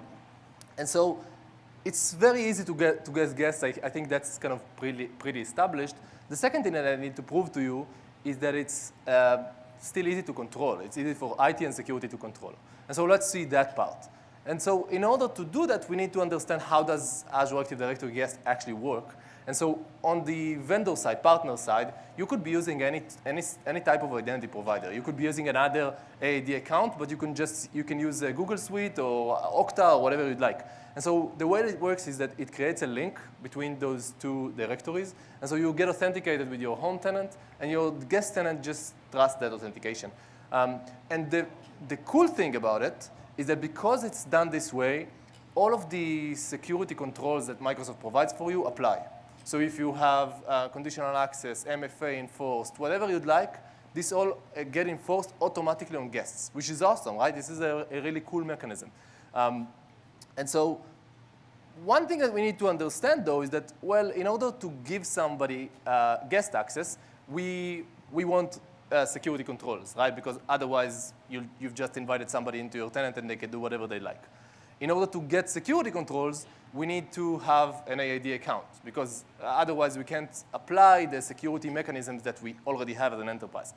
And so in order to have that account, we need to grant access to AAD, which actually grants full access to your tenant. So what's actually happening here? So the crucial piece is that you don't get full access. You get access that's denied by default. You get access that gives you access to nothing, basically. So if I invited you through Teams, you'll only get access to that specific team channel, or at least that's what should happen. So a quick recap here. Guests are, first of all, very, very, very easy to guest. We should assume that a compromise in a guest account within our tenant is easy. AAD controls apply, security controls apply, which is great, and access should be denied by default. And now when I've talked so much good things about this mechanism, let's see what happens in practice. Because in practice, as we know, things are a bit dirtier. And so, first of all, so let's start by kind of just inviting a guest around.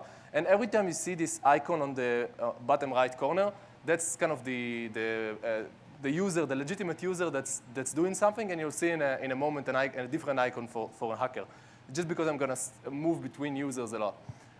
And so I'm in Teams. I'm going to kind of just invite somebody. I'm going to invite a hacker in, because why not? That's my hacker account here. And then once I invite that guest, I click on that, and that guest is invited, and they will get that email that we saw earlier.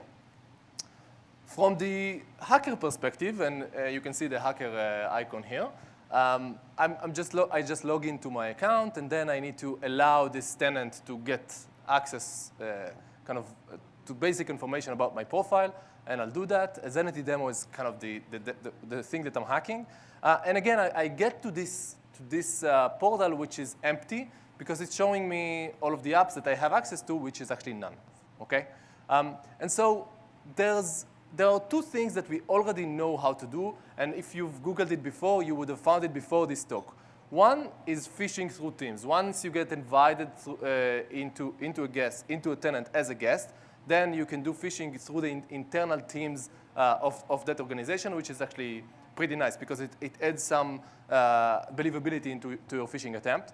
The other thing that you can do is recon on the directory. So you can actually find, there's some sophisticated ways in which you can find a list of users within that organization, even though you are not allowed to directly enumerate the users. If you want to look at it, there's a nice link there that it will share everything about it. And so this is the state of the art for guest exploitation, but of course, we want more, right? We want access to resources. And so this is the point in the talk where I'm basically suggesting that if you don't want to have a responsibility when you go back to work, then this is the time to leave. Because right now I'm going to show how this is completely, how the reality differs from your expectations. Any takers? All right, so what I'm going to do right now is just virtually click on that link. So when I click on that link, I get invited to something. I get into something called PowerApps, which is the low-code, no-code platform for Microsoft, which is built into Office. And the first thing that you'll see here is that, well, I get some sort of an error, which is telling me basically you're trying to reach an environment which does not belong to your tenant. This is because the link that I've set earlier is in the guest tenant, right? Not my home tenant. And so I click on this go to homepage, and I get to my homepage, and now I'm in PowerApps, but you can see here that I'm in my own tenant, Pontoso, which is the hacker's tenant. And so now I need to be able to switch to the guest tenant. That's pretty easy. You just you go to switch directory, and now I'm gonna move to the right tenant, right? So you can move to any one of the tenants that you have access to. Again, when you get access as a guest to somebody else's corporate, this is just waiting for you, all right? And so once you do that, then you get to where I actually sent you with this link, which is a screen called Connections. And you can see that these connections have Azure connections for SQL servers. You can see their names. And for some reason, as a guest, I'm able to see all of them. And so let's try and figure out what the hell is this? Why does this exist, and why do we have access into it? And so let's examine one of them. This is Azure file storage, and it's called something like Jamie Redding customer data. All right. So first of all, you can see this little menu here. Two interesting things. So one is details. Well, we'll see that in a moment. But the other is share.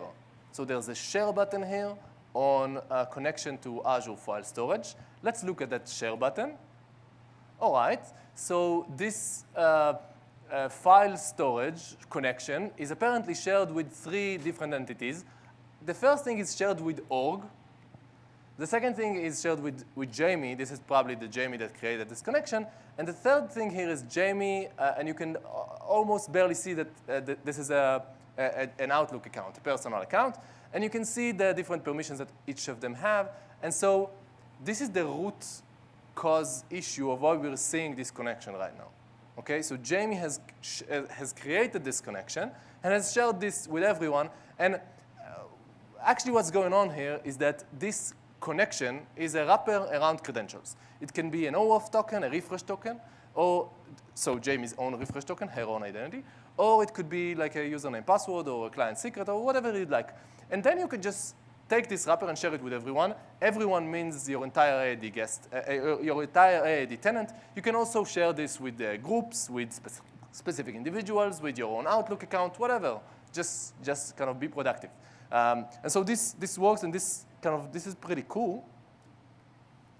Let's try and figure out what this connection actually is. Why does this exist? And so going back to details, and now I can see a bunch of information about this connection. I can see that indeed it was created, it is owned by Jamie Redding. And trying to figure out who Jamie is, I can see that Jamie is a customer service representative that works in sales ops. So Jamie is a business user. So Jamie made the decision, which was a bad decision, to share this connection around. And we'll see in a moment that this is a common mistake to make, because the platform just make it very easy for you to actually do it. And so before we move forward with this talk, I'm not sure how many of you are familiar with low-code, no-code. And so I need to explain to you, why is this happening? Why is it believable that somebody from the business would create a connection to Azure and share it with the entire org? So here's the reason. Yeah, OK. So you won't get the video, but here's the reason.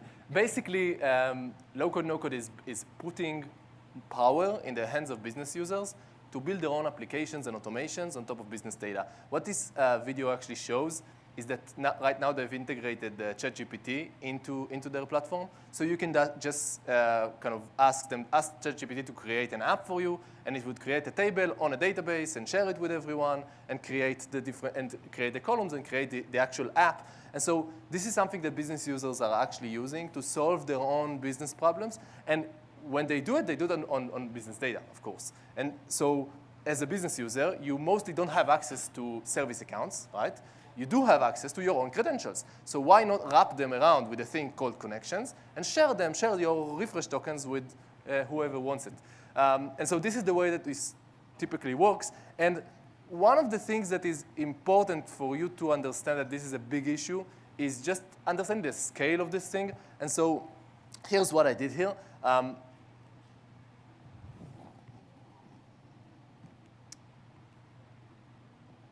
OK. This is a slide showing right now a single number, 5 million. That's the number of developers using .NET today, according to Microsoft. All right? A pretty big number. How many developers do you think are using this, like business developers, are using this low-code, no-code tool in order to build their own applications? Just have a number in your head, something that fits with your model of the world, where if you look at where we focus most of our attention, it's on applications that those people are building, right? People that are building it with code. And so I actually went through Microsoft earning reports for the few years back, and they mentioned the numbers here and there. So here are the numbers from the reports according to the small kind of linear regression I did here. There are about 8 million developers today. And so I'm sure that most of the people in this room have either never heard of this before or didn't dedicate a lot of their career to try and solve this problem. This is actually kind of becoming huge within the top organizations in the world. And so we need to start dedicating our time here. And so now that we understand that this thing is happening in every major org, really, every major org out there, because just show me a large enterprise that's not a Microsoft shop, let's figure out how do we get from those connections to actually doing something with them. And so in this part right now, I'm just going to take you through the rabbit hole of how do we get to these. So we were able to see these connections, that's fine. But now we want to automate things. We want to dump the data behind this. We want to make this into something that we can use as hackers. And so let's try to figure out how that works. Just before we,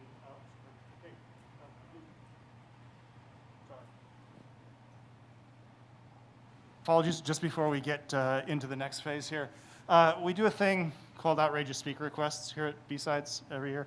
When someone submits a talk, there's a field right at the very end that says any outrageous requests, and a lot of times they throw something in there at 2 in the morning and forget about it. The request that we have from you was to help you find more hacker friends, I think is the actual thing. So first off, I want to make sure, is this you? Yeah. Okay, so I'm going to ask everybody in the audience, if you can, if you are on Twitter, and this one's you as well? Yep. Okay, so I'm going to @MBRG0, and I'm going to follow him, and I'm going to go to LinkedIn, where we have,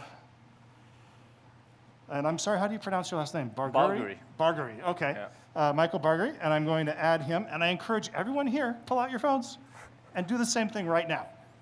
Help me fill this outrageous speaker request. Cheers. Have a good day. Thank you. Actually, there are so many avenues for research here, and we are so little. The group of people that is focused on this area is so small. If you're interested in like an interesting challenge and just banging your heads against the wall with this, just reach out to me. There are plenty of things we can collaborate on. All right. So now let's do some hacking. First of all, and again, I'm authenticated as the guest here, and I'm looking at the specific connection. Let's try to figure out what information lies behind this Azure file storage thing. And so I'm going through there's a tab here called Applications that use this connection. And so let's just try to log into that application, Customer Insight something. All right. This takes me to a page which gives me some information about this app, and then there's this link. And by the way, you'll notice that this link is a Microsoft link inside of the Microsoft own domain. And in DEF CON last year, what I showed was that you can create a phishing app that would be hosted by Microsoft in this link and supports SSO, and everything is kind of nice and believable. So check that out if you're interested. And so when I click on this app, I get this kind of thing that's stopping me, that's not allowing me to actually view this app. And if you look, I'll open this up, and if you look closely, this is telling me that I don't have a license. And so this makes sense, right? I'm a guest. I don't have by default, I'm not supposed to be able to do anything. And so the clue to understand how do we circumvent this is the sentence above here. So I'll read it out. You don't have the correct plan to access this app. Ask your admin for one, or ask the admin at the organization in which you're a guest. Can you guess what I'm going to do to bypass this? So I need a license. I don't have a license in the guest tenant. What would happen if I have a license in my own tenant? Nah, that shouldn't work, right? OK, let's try. Here's like a developer plan I can get for free but for Microsoft. I'll just say, hey, can I get a license for this hacker account? And they'll say, yeah, of course. Here's a license. And now, of course, I'm in, because why not? If you have a license in one tenant, then it applies to another tenant. That's great. And now, after this thing loads, then I get to this screen, which is telling me something very weird, that this app is not compliant with the latest data prevention policies. All right.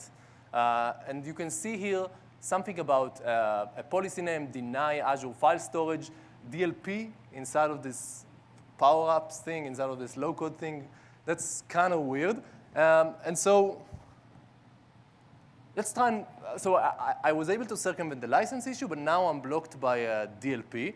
And so Microsoft has actually integrated something they call DLP, data loss policies, inside of this Power Apps thing, inside of this low-code, no-code thing, which is great, right? We have business users, they are building applications. We are worried about data moving out of our tenant. Let's have a DLP built in. This is a great idea. So let's use this great idea. Again, I'm logged in as the user that's kind of the trusted user, the user that's fine. And I'm going to create a DLP policy to find social security numbers within my tenant. It's going to be awesome. I'm going to choose connectors, all right? So I need to choose a connector. I'm going to choose the SharePoint connector, something about it not being blockable. I'm kind of stuck. I'm not really sure. I'm not sure if you kind of, what would you do next in this screen? Like, how do you move forward with applying this DLP policy? So actually, the thing here is that this is not DLP. This is not DLP in the sense that you think about DLP. This is an allow list, deny list for connectors. Connectors mean connector to SharePoint, like SharePoint as a whole. Everybody's SharePoint, every site, every tenant, whatever you'd like. Every OneDrive for Business. Some connectors are not blockable at all, so you cannot block SharePoint. But you can block, I don't know, SQL Server, for example. This is definitely not DLP in the sense that we think about as security people. So it needs to be kind of clear here. And the second thing that's interesting is that this DLP is actually full of holes. And one of my hobbies is to try and figure out all of the different holes within this DLP. Currently, I know of 5. And so here's one of them, and another one, and another one, and another one, and another one. These are all just ways in which you create a sophisticated DLP policy that bypasses itself. This is all completely public. Admittedly, there are some advanced features in this DLP policy. You can do kind of endpoint filtering, but it also only works in compile mode rather than runtime. So not a security mechanism. This might prevent users from making mistakes. This would definitely not prevent a hacker from doing something within your org. But having said all of that, I mean, we are still blocked, right? We are still blocked by this thing right now, and we need to circumvent that. And I'm going to be honest with you.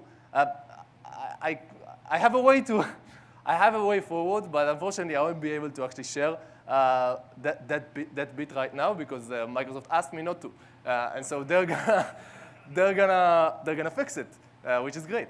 And so after they fix it, I'm gonna put the information there in the link. But until then, let's just kind of let's forget about it. All right. So forgetting about it, I was not able to actually get something from Azure File Storage. Let's just take another connection here. Here's a SQL storage called Enterprise Customers. Sounds nice. So again, go into details, applications using these connections. I see a bunch of applications. I click on one of those applications.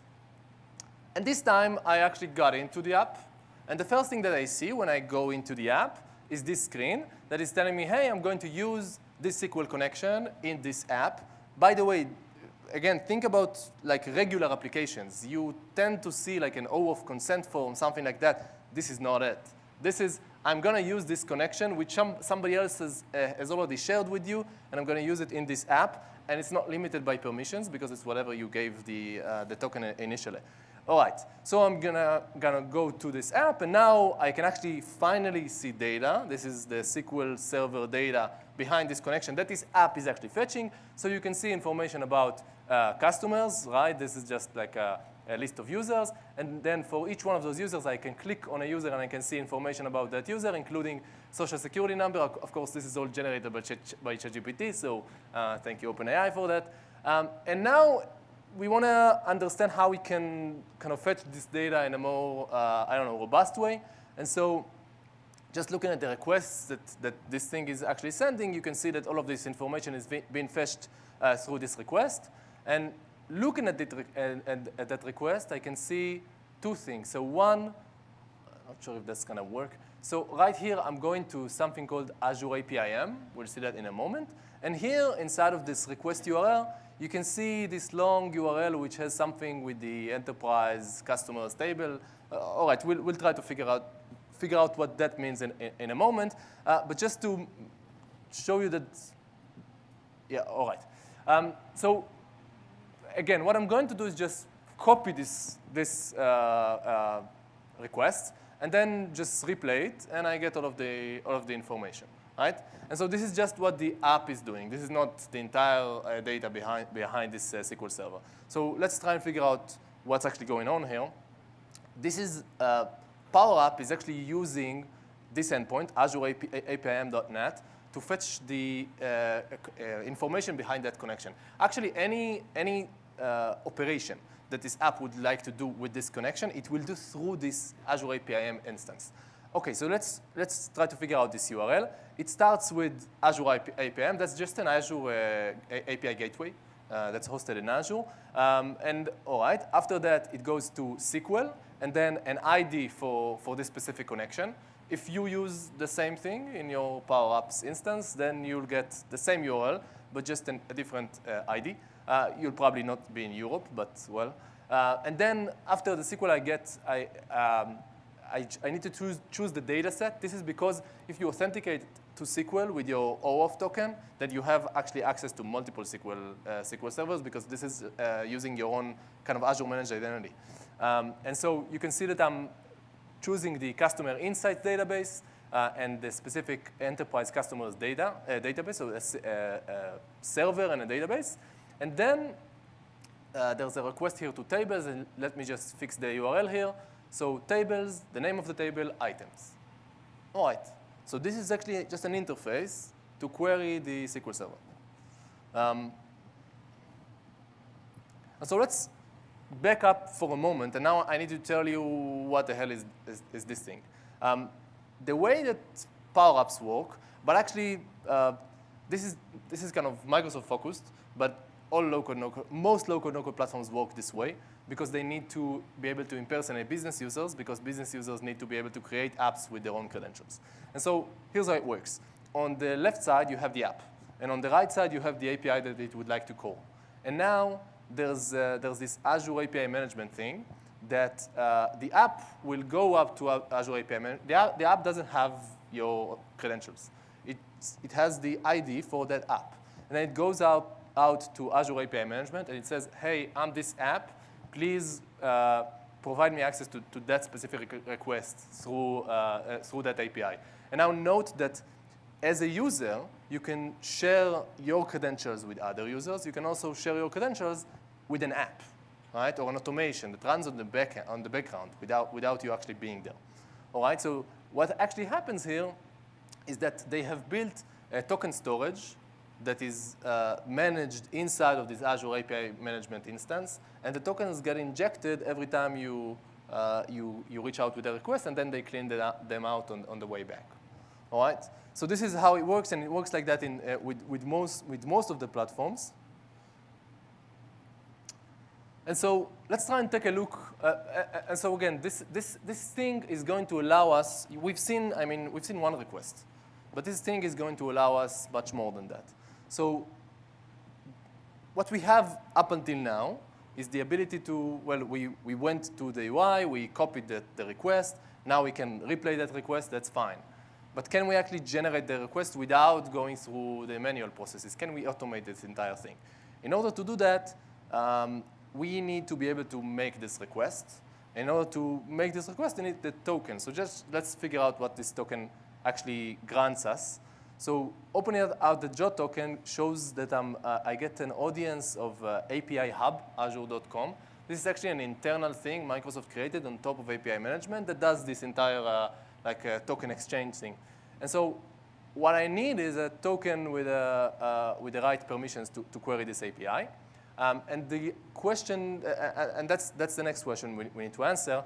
And so in order to do that, first remember that I can generate tokens, right? This is my user. That's not the problem.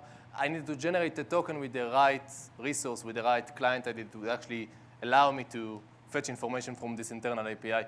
And so I'm going to use this snippet, which is just like using common Python libraries to generate this token.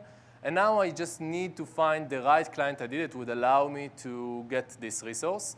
If I try to use a built-in client app, a public client app, again, this needs to be in the guest tenant, right? So I cannot just create an app there. So if I try to use a public client app, it doesn't work because the app needs to be pre-consented to have that, to have permissions to that resource. If I try to use my own app in the home tenant and make it a multi-tenant app, then it also doesn't work because I can't even ask for that permission. So if you go to the app and you'll try to ask for the right API permissions to query API Hub, you won't find it there because it's an internal API. Right? They didn't expose it to everybody. And so we're kind of stuck. We were able to copy and then replay that request through the browser, but that means we can do manual things. That's fine. That's not like a wide-scale exfiltration thing. And so let's try and figure out how do we get to that token. And before that, I'm going to do a very quick recap. So we get access to an account, which is outside of our corporate. We get a guest account. We find a bunch of credentials on this thing called Power Apps, which business users are building and then sharing those connections with everybody.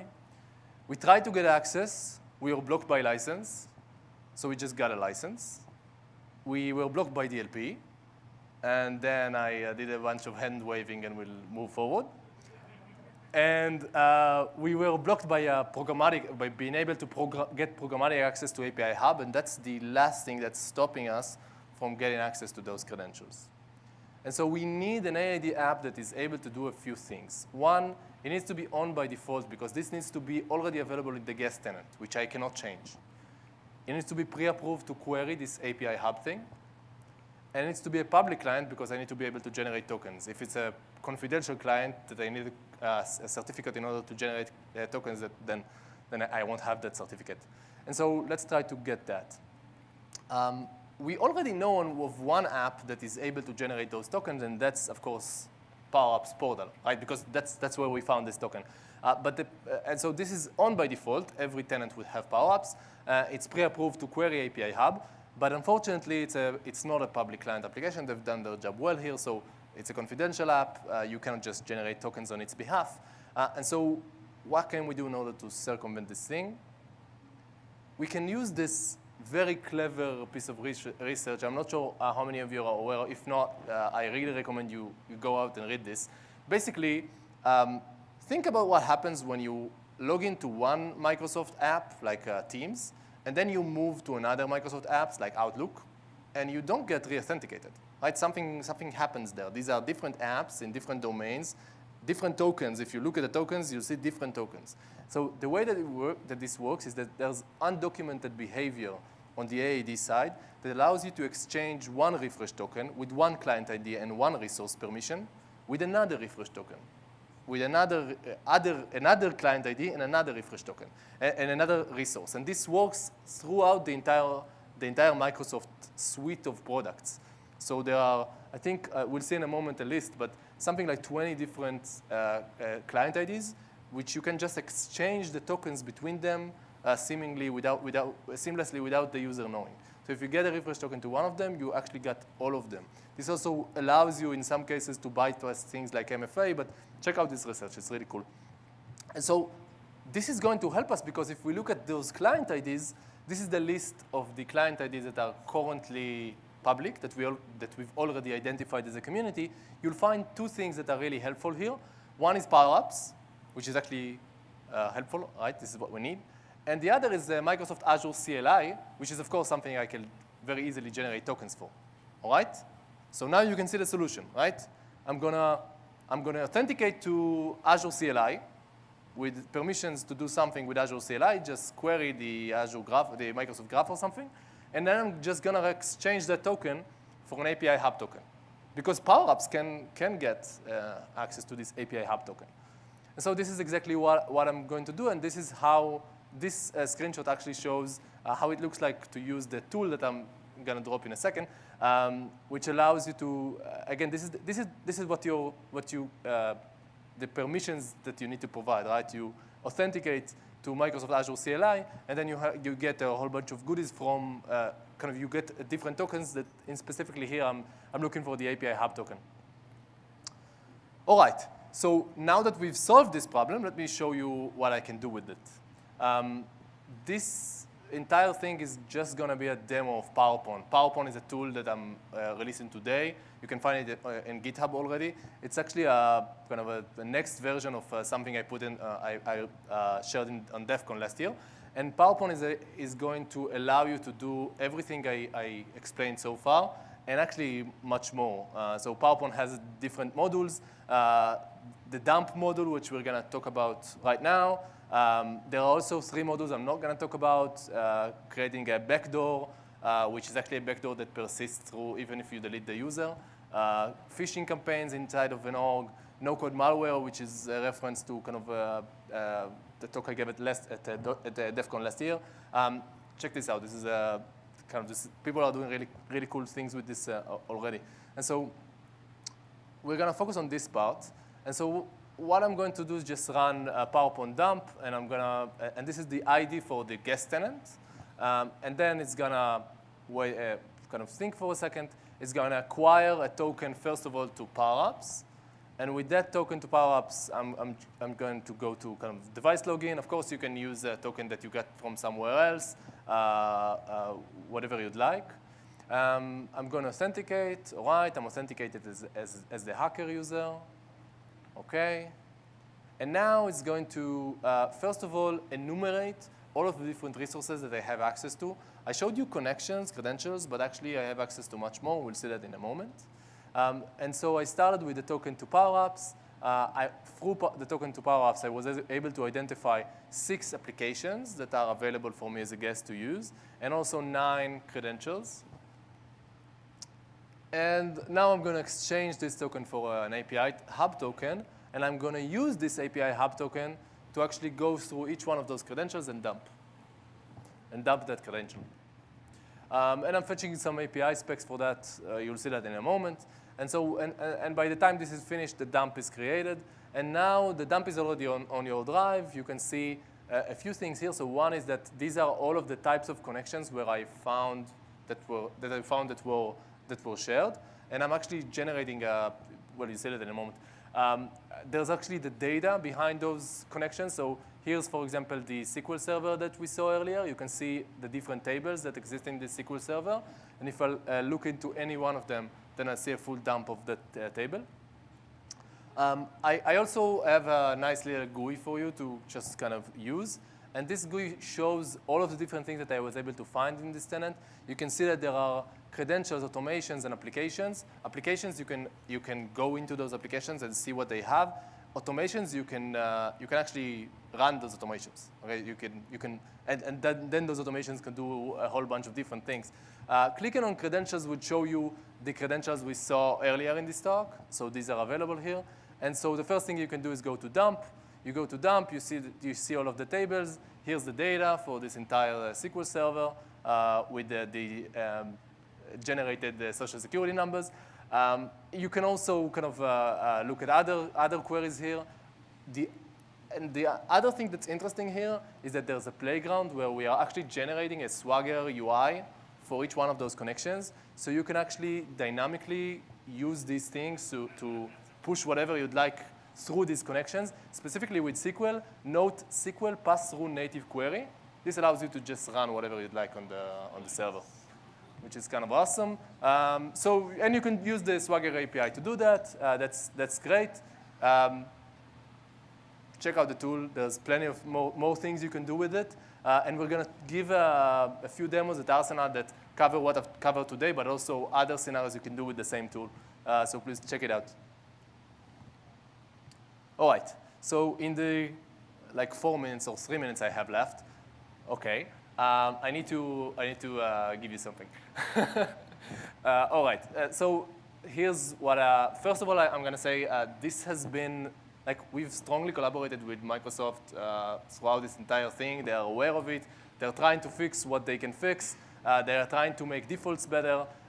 We have some of the mitigations that I'm going to share with you right now. We've actually collaborated on creating them.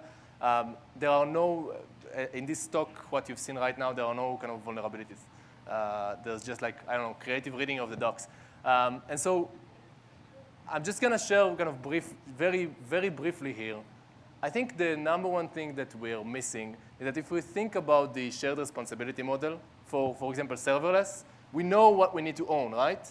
But with low code, with the things that business users are building, we think, hey, that's probably secure. The vendor is in charge of everything. That's, of course, not true. I mean, you don't own the code, fine, but you own the business logic, because they are using these tools to create business logic which doesn't make sense. For example, an app that impersonates its own users. If you're interested in that part, I'm going to explain a lot more about it in a talk tomorrow called something like sure, let business users do whatever they want. What could go wrong? And so, again, the shared responsibility model applies here as well. The platforms themselves need to own their part. And if you're looking at news, just last week, Tenable found a crucial multi-tenant vulnerabilities in this specific organization, in this specific platform that allowed them to basically replace your code with somebody else's code and do whatever they like, unauthenticated. But you as a customer, you also need to own your part. If you work for a large Microsoft shop, or you help a large Microsoft shop, can you answer those questions? Like, what are your business users building? Who are they sharing it with? What is the data that they are actually using? I think the answer is probably no. This needs to be part of AppSec. And so we need to start carrying our own. And so now, in order to protect your organization, I'm going to just send you out in a few different directions. All of the links are going to be there, OK? 1 minute? OK. So very quickly, don't overshare credentials. That's kind of obvious, right? This is for developers. There's also a project called the OWASP Low Code, No Code Top 10, which would illustrate all of the different things that could go wrong when business users create applications. And this is actually speaking in a language that business users can understand. So you can just send them to those links, and they'll hopefully understand what they need to do better. You can harden your environment. There's secure configuration you can apply to make sure that these kind of things happen less in your environment. And again, go to the link. This is not only configurations on the AAD side. You can do some configuration on the Power App side as well. You need to do AppSec. Like, AppSec needs to hold this part. There are already organizations that have created low-code security standards, low-code security processes within the organization, within AppSec, scanning things that business users are building, putting guardrails around it. And you should definitely hack your environment, because other people are already trying. And so please use PowerPoint. And with that, and I think a minute over time, thank you.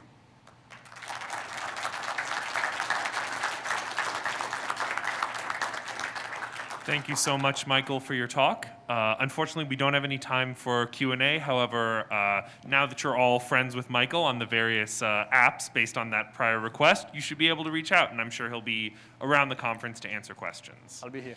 Cool. All right. Thank you, everyone. Our next talk will be at 6 o'clock. Stick around.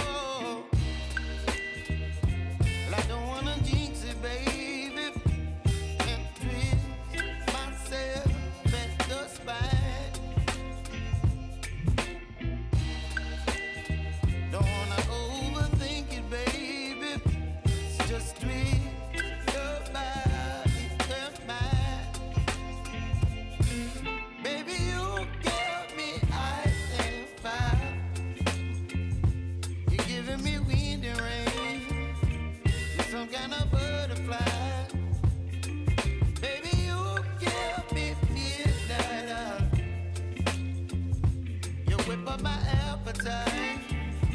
Don't leave me here high and dry. Oh, but I don't wanna jinx it, baby. Let's not get ahead of my time. Oh, but I don't wanna miss you, baby. So I stand up and speak just my mind. Oh.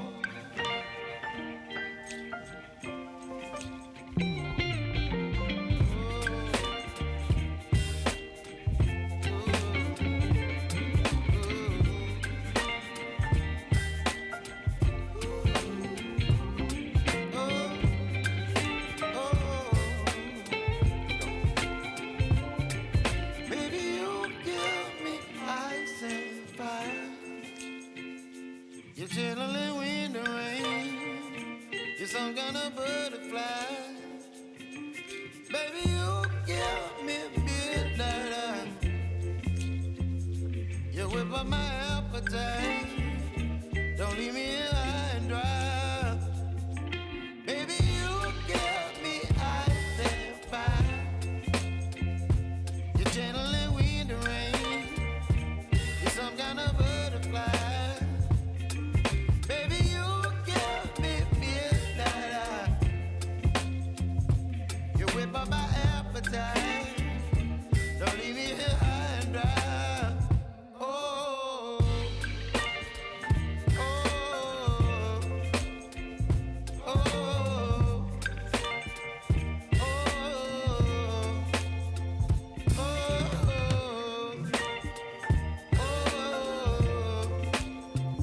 oh,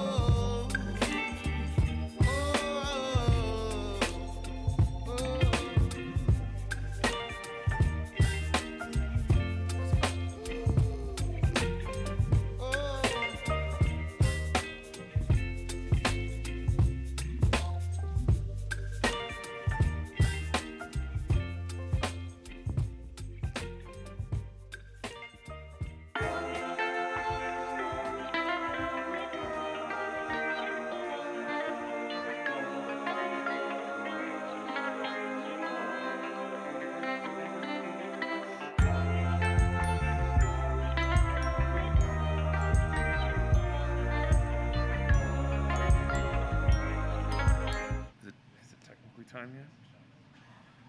Yeah, it's close enough.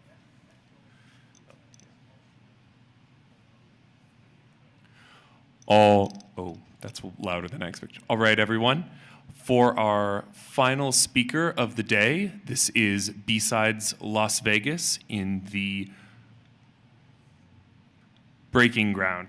Sorry, it's been a long day. In the Breaking Ground track, for our final speaker, we're going to have Yotam Perkel. He's going to be talking about hidden in plain sight. A couple reminders before we start the talk. First off, we'd like to thank our sponsors.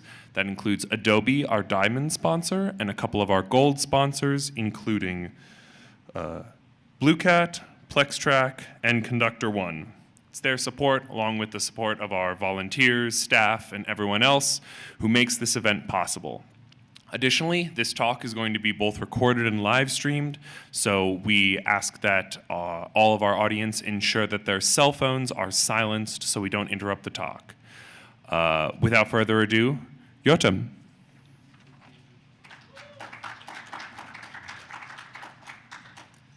So, hi everyone. I'm excited to be here. I actually just came back from a trip with my family this Saturday to the Black Forest in Germany.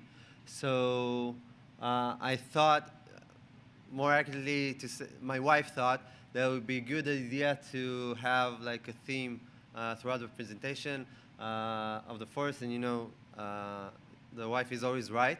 And she also helped with the design. So at least the presentation will be pretty, that I can guarantee.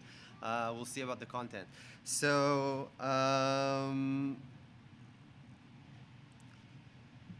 let's dive in. So my name is Yotam. I currently lead vulnerability research at a startup called Resilient. We do application security posture management. Before that, I did threat intel, vulnerability management, and insider threat research at PayPal for a while.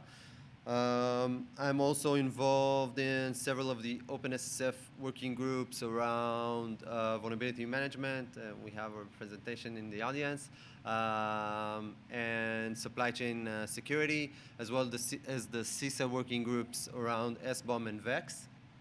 And I also help organize, one of the organizers of the PyCon IL conference in Israel. Okay, I'll briefly go over what we'll discuss today. So first, I will cover the importance or the role of vulnerability scanners and SCA tool as part of the SDLC, the software development lifecycle. We'll touch a bit on how they work, and then we'll dive into the actual research that we did around basically quality evaluation of open source and commercial scanners. And then kind of the meat of the talk, which is hidden vulnerabilities in Docker containers. We'll show a quick demo and conclude. So first, vulnerability scanners and SCA tools are an integral part of the software development lifecycle. Basically in the current landscape that we live, when we rely a lot on third-party code that we didn't write, whether it's open source or commercial, then this, on the one hand, allows us to focus on the core business logic, release faster, but on the other hand, it comes with inherent risk in the form of known vulnerabilities. So that's where kind of the vulnerability scanners and SCA tools play in. But not a lot of people give too much thought into how they actually work. So before we kind of dive in, I want to touch on that a bit. So basically, you could think of every scanner or SCA tool. It has two basic operations that it has to perform. One, it has to identify all of the relevant software components in the environment that it scans. And then it takes that information and map that against security advisories in order to determine what vulnerabilities exist in the packages that it identified. So suboptimal performance in any one of those stages would lead to basically inaccuracy or misidentifications in the results. So you can think of it, basically every scanner is an SBOM tool. And while it wasn't maybe designed to do that, if it doesn't do that SBOM discovery phase well, then it won't be able to identify the relevant vulnerabilities. So that's an important point to remember. By the way, I said SBOM, is anyone not familiar with the term? Maybe I'll... okay, so I'll do a quick overview. So an SBOM, software bill of materials, basically it's an inventory of all the software components in an environment, and it has a lot of other metadata as well. But for the sake of this context, we'll leave it at that. I had a talk in the morning about that kind of dove deeper into this topic, and I'd love to expand on it more after the talk if anyone wants to.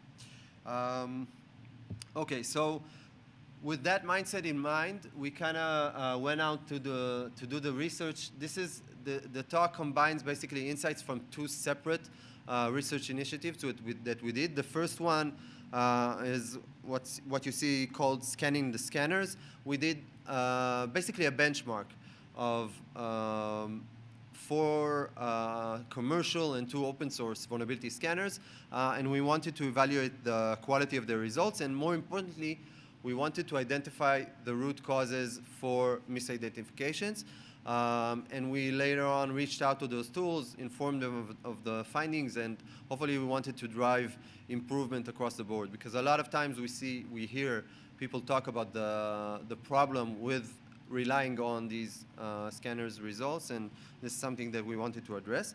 And the second research on the right, hidden in plain sight, which is more of the topic of this talk, is basically a deep dive into one of those root causes that we identified in the first research, which is packages that are installed not via the package manager. And obviously, we'll expand on that later. And yeah, you have this, the QR codes for the links to the research reports if you want to dig a bit deeper. Okay, so what we did with the first research, the benchmark evaluation, we basically deployed 20 Docker containers. As you can see, this is the list. I hope you can see it well. But we try to make it as diverse as possible in terms of the runtimes, in terms of the applications, so that we'll get a broader scope as possible. But these are containers from the most popular containers on Docker Hub. As you can see, some with billions, other with hundreds of millions of downloads. And we scan them using, as I said, 4 commercial scanners, 2 open source scanners, and then we compare the results. And this is, I'll show what we found. But before that, I want to explain a few basic concepts that are important to understand before we dive in, because this is the evaluation method that we use is based on these metrics. So first, precision. Precision, as you can see in the formula, is the TP, the true positive, divided by the true positive and false positive. So in plain terms, this tells you how many of the reported results were accurate. So out of all of the things that the scanner said that exist in this container, all the vulnerabilities, how many of them were true? So that's precision. And the second term is called recall. And this, as you can see in the formula, also takes into account the false negative aspect. So in this case, we divide the true positive, so what was identified accurately, by the amount of true positive and the false negative. So what was supposed to be identified but missed. So out of everything that the scanner should have identified, what it got right. And that's an important aspect, the false negative, because a lot of times we hear talk about the scanner's false positive, but which is, it's a problem because it causes a waste of time and resources, triaging vulnerabilities that are not relevant, which is fine. But in my perspective, I think the false negative aspect is worse because it's a false sense of security. If you don't know something is there, then you can't tend to it. So that's the recall. And then we have the last one, which is the F1 score, which is basically a single metric that takes into account those 2 metrics together. If you want one number to compare like the scanners by, you can use that. So those are the 3 metrics. Questions maybe about that part before I, yeah. How do you determine false negatives against the project? Like, how do you know what? Yeah, what's the ground truth? So that's a great question. So it's a combination of one. I'll show it in a bit, but you know what? It's a good segue to the next slide. So of what did we find? But I'll address the question. So these are the results broken down by container. So to your question, as you can see, there's a huge variability in the results. So no 2 scanners agreed on the vulnerabilities that exist in those containers. And you know, even if we got the same number, it wasn't the same vulnerabilities. So that was the first way that we went about it. So if a scanner says something and others didn't find it, then we have a discrepancy, and we analyze that, determine what the ground truth is, what's the truth, and then work based on that. So it was a lot of manual analysis involved, but we started off based on the scanner's output. Enrich that with manual analysis. So as you can see, a huge variance in results. We discovered over 450 high and critical severity vulnerabilities that were misidentified across the 20 containers. Some of them are actually in the CISA non-exploited vulnerability list. A lot of them with known exploits. On average, there were like 16 vulnerabilities per container that weren't detected or misidentified, I would say, by at least one of the scanners. And this is basically the same results, but broken down by scanner. So as you can see, I didn't put the scanner's name, and this is intentional because I didn't want it to become like a blaming game or pointing fingers. The purpose is really to surface the problems and hopefully drive improvement across the board. But again, you can see that on average the precision is 82%. So you can say that one in every 5 vulnerabilities is not true in terms of the false positive. Obviously, some scanners in this metric performed pretty well, but as I said, what's more interesting in my perspective is the recall, which takes into account the false negatives. And here you can see that even the best scanners, the best scanner in this category misses 1 in every 10 vulnerabilities. So fails to identify, will not tell you that you have a vulnerability. And these are the results which you see isn't optimal. Like, this is not what I would expect from leading tools in the industry. But that's what we have. So on average, you see 27% of the existing vulnerabilities that should have been identified remain undetected. And then, as I said, we try to analyze the root causes to understand why that is.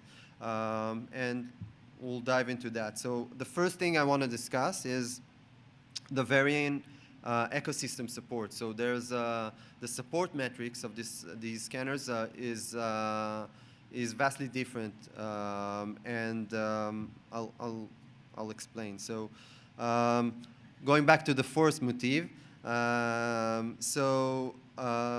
have in the forest you have a lot of trees, or in our analogy, package managers. Oh, I missed the.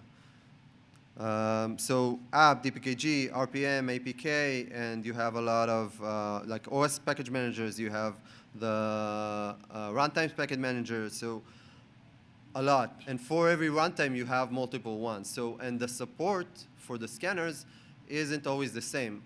Another issue is that the documentation isn't great, so you can't really understand what is supported and what's not. But that's just one layer, because even if we pinpoint to one runtime, one package manager, let's say Maven, then even if Maven is supported and it's supported in jars, a jar file can have several artifacts that basically describe what's in it. So you have a POM XML, a manifest MF file, POM properties, and even with those files, the support varies between scanners. So some look at the POM XML, some look at the POM properties, some look at both. And again, no transparency. You don't really know what they do. And this is also just a part of the problem, because apart from that, even if the scanner supports jar, there are several ways to package a Java binary. So you can package it as a war or a EAR file or a car file. And in that aspect also, lack of support varies. So this is a huge problem. Yeah, Jonathan. Mm-hmm. Yes, that's a good point. So it's also important to take into account where in the software development lifecycle the scan actually happens, and to look for the relevant artifact at that point in time where the scan happens. So that's true. But this is just to kind of highlight the point. Another good example for the same point is we saw with Golang. So some scanners support only Go mode files, so you'll only get vulnerabilities in Go modules, but you won't get vulnerabilities for the actual Golang, the actual runtime, which is a lot of times more critical. If you run an old Go version, you will have far more vulnerabilities than in a single Go module. Yeah, and again, these are just a few examples, but this is a main issue that we saw that led to the results that we saw earlier. Apart from that, there are other issues. So failure to take into account the context of the vulnerability. So as you probably know, let's take, for example, the OS advisory. So for every OS, a vulnerability can be relevant or irrelevant for that specific OS because of configuration, because the way they package it, because of various aspects. And usually those OSs issue advisories that tell you whether in their specific context the vulnerability is applicable or not. And not all the scanners take that context into account. So that is also something that we show and that we identified. And also something that I want to highlight is data issues. So not everything is the scanners aren't the only culprits because the data isn't great as well. And the advisories don't always agree between themselves on the ground truth. So a lot of the misidentifications also stem from various data issues and security advisory issues.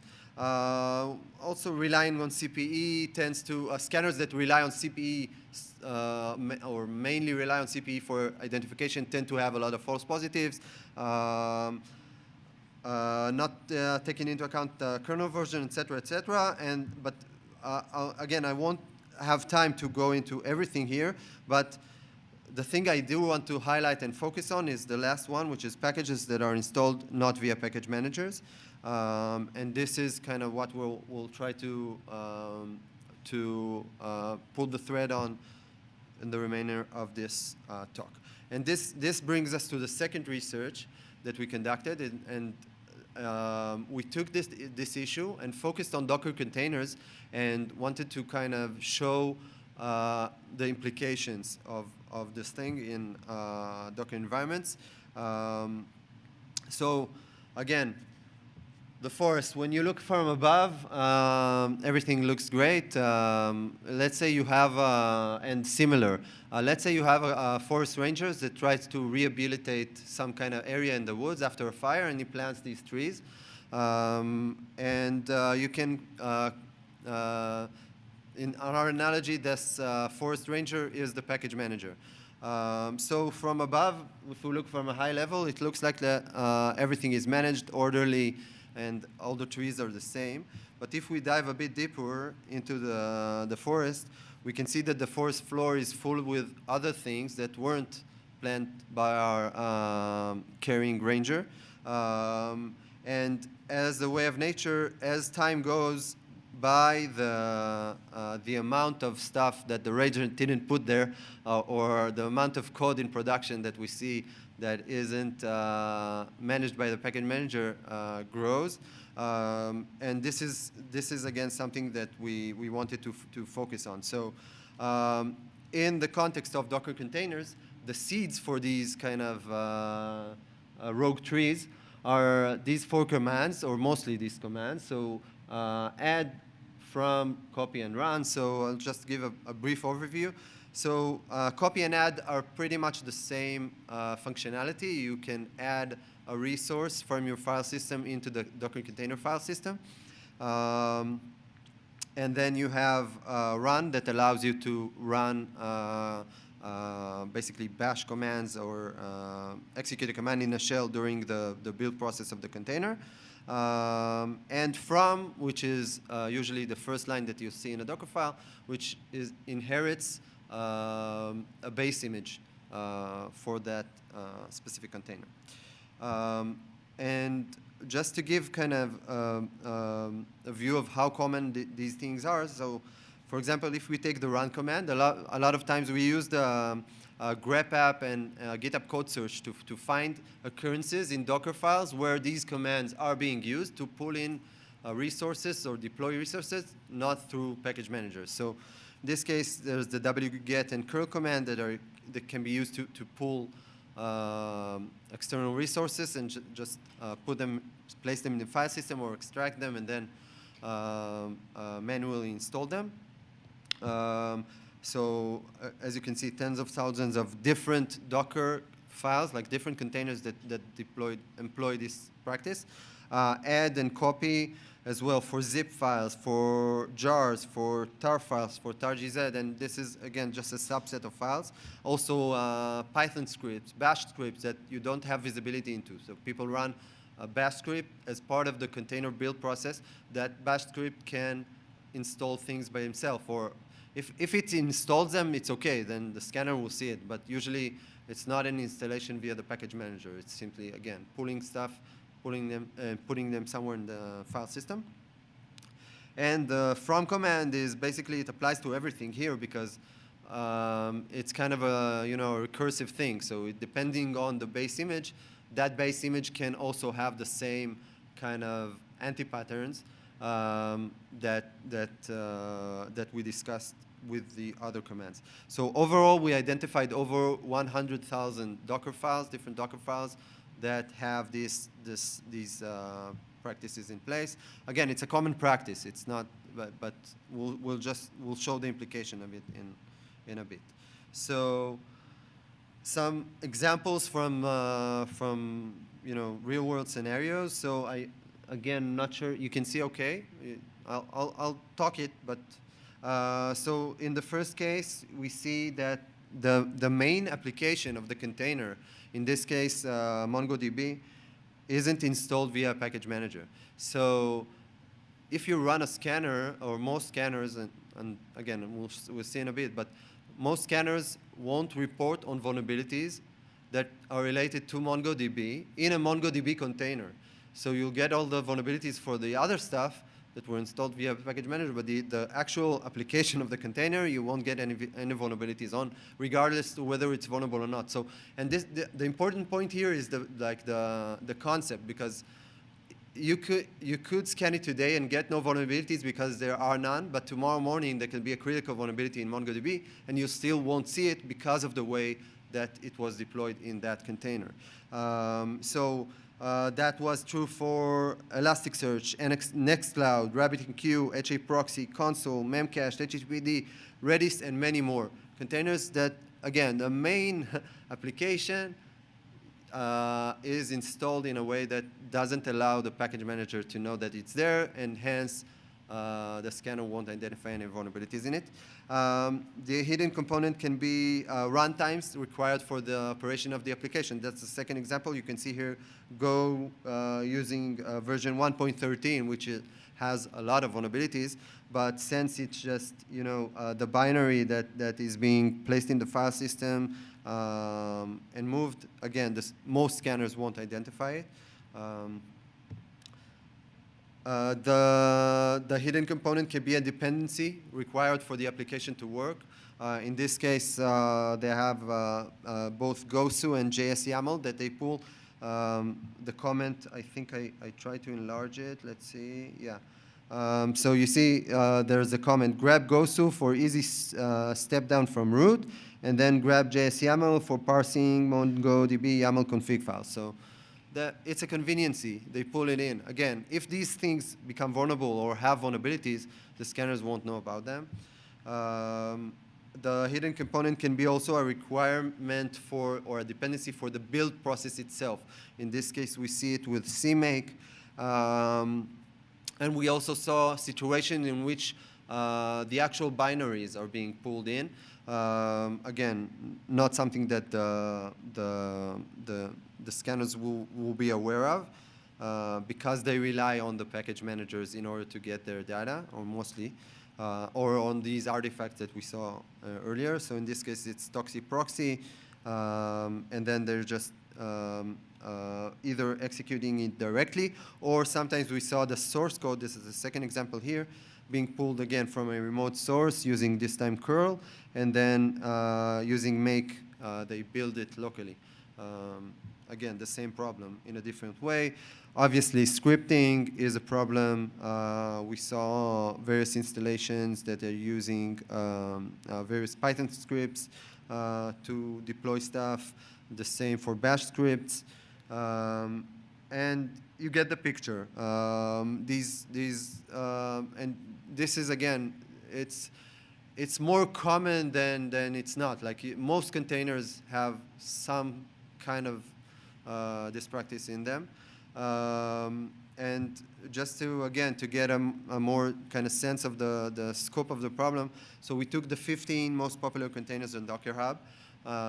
Again, in this case, every one of them downloaded over 1 billion times. And the vast majority of them, again, contain the same bad code, anti-patterns. So Nginx, the container application. MongoDB is the example we saw earlier with the runtimes, the dependency, sorry, that goes through in JSYAML, like the conveniency function. Node.js, the same, also installed Yarn. Redis, so again, the GoSu and the application itself. BusyBox, the same. In the Python container, the actual, again, Python, the runtime, you won't get vulnerabilities on because of the fact that it's not installed via the package manager, as well as the tools like the pip, wheel, and setup tools that are installed in the same container. Postgres, HTTPD, Memcached, MySQL, they all suffer from the same issues. And even the Docker container for Docker does the same thing with various installations. So that's kind of the scope of the problem. Now I want to emphasize the impact or the potential impact. So we'll look at the Apache HTTPD container. It has in versions 2.49 and 2.50 two CVEs, the ones that you see here, that are actively exploited in wild. They appear in the CISA-KEV catalog. There are path traversal vulnerabilities. One of them was actually the first one existed at the 2.449 container, and then it was fixed, but it wasn't fixed properly, and then that's the second CVE. So 2.449 suffers from both, and then 250 suffers from only the second one, which is the improper or incomplete fix for the first vulnerability. As you can see here, we have the same issue. The Docker file downloads the HTTP tar GZ using wget, then it extracts it to a local folder, and then it builds it from source using the make command. That's the same problem that we kind of highlighted. And as you can see in this screenshot, and we can see it live in a bit, if I run HTTPD -v to get the version, obviously it's installed, it's there. I won't say installed, it's deployed. It's there, it's running, or it is, in this case it's running because it's a live container. But if I do apt-list -a for HTTPD, if I try to query the package manager for it, it has no idea that it's there. So I get an empty list. Okay. So that's kind of the scenario, and now I'll stop the presentation and I'll show you how it looks like live. Hopefully, if the demo gods will be on our side. You can see the screen, awesome. Let me just, okay. Everyone can yeah. Perfect, so we are now within an environment where we have, let's do this, just so that you'll see. We have these two containers, each for, you know what, I'll maybe, okay, yeah, so everything will fit nicely in one line. So we have a container for the two versions, vulnerable versions that we discussed for HTTPD. And what I'll do now is I'll run a small script that we wrote that, I'll let it kick. Basically, you'll see here 3 stages. The first stage, what it does, it scans these containers using 3 open source scanners in this case. So it's Trivy, Gripe, and Sneak CLI. So that's the first stage. Then the second stage will be running a tool that is called MIX or MIXploitable. It's an open source tool that we wrote that scans, but it also depicts the entire flow of the, it doesn't just look for the vulnerable version, it looks for everything that has to be in place in order to exploit the vulnerability. And it also kind of describes the logic behind it, behind the decision. You'll see it in a bit. And then the third stage will be, I'll show the actual exploitation. Just to make sure that that you'll be sure that I'm not just messing with you and this is actually exploitable. So let's go over the results. Okay, so it's finished. So as you can see, first section, as I said, scanning. So we have here Trivi found 177 vulnerabilities, but none of the 2 vulnerabilities that we wanted it to find in this case.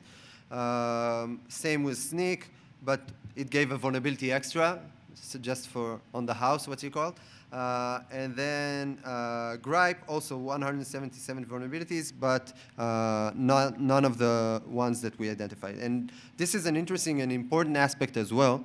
You see here with Gripe 64, this is the version number. So now Gripe, when we conducted this research, Gripe didn't attend to this situation, but since then, they support this, at least in some scenarios. And as you can see, they did identify both CVEs, which is good, and it shows that we're progressing. But still, most scanners are still not in a place that, that they can identify it. And I hope that this is one of the things that will change following this talk. So then we did the same thing for the 2450 container, and again, same results, just this time the only 1 vulnerability. That's good. That's what we'd expect. But again, the 3 scanners, Trivis, Sneak, and the old Gripe don't recognize it.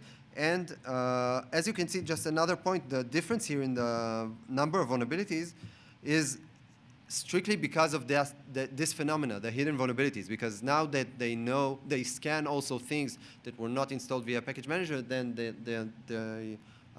report on more vulnerabilities.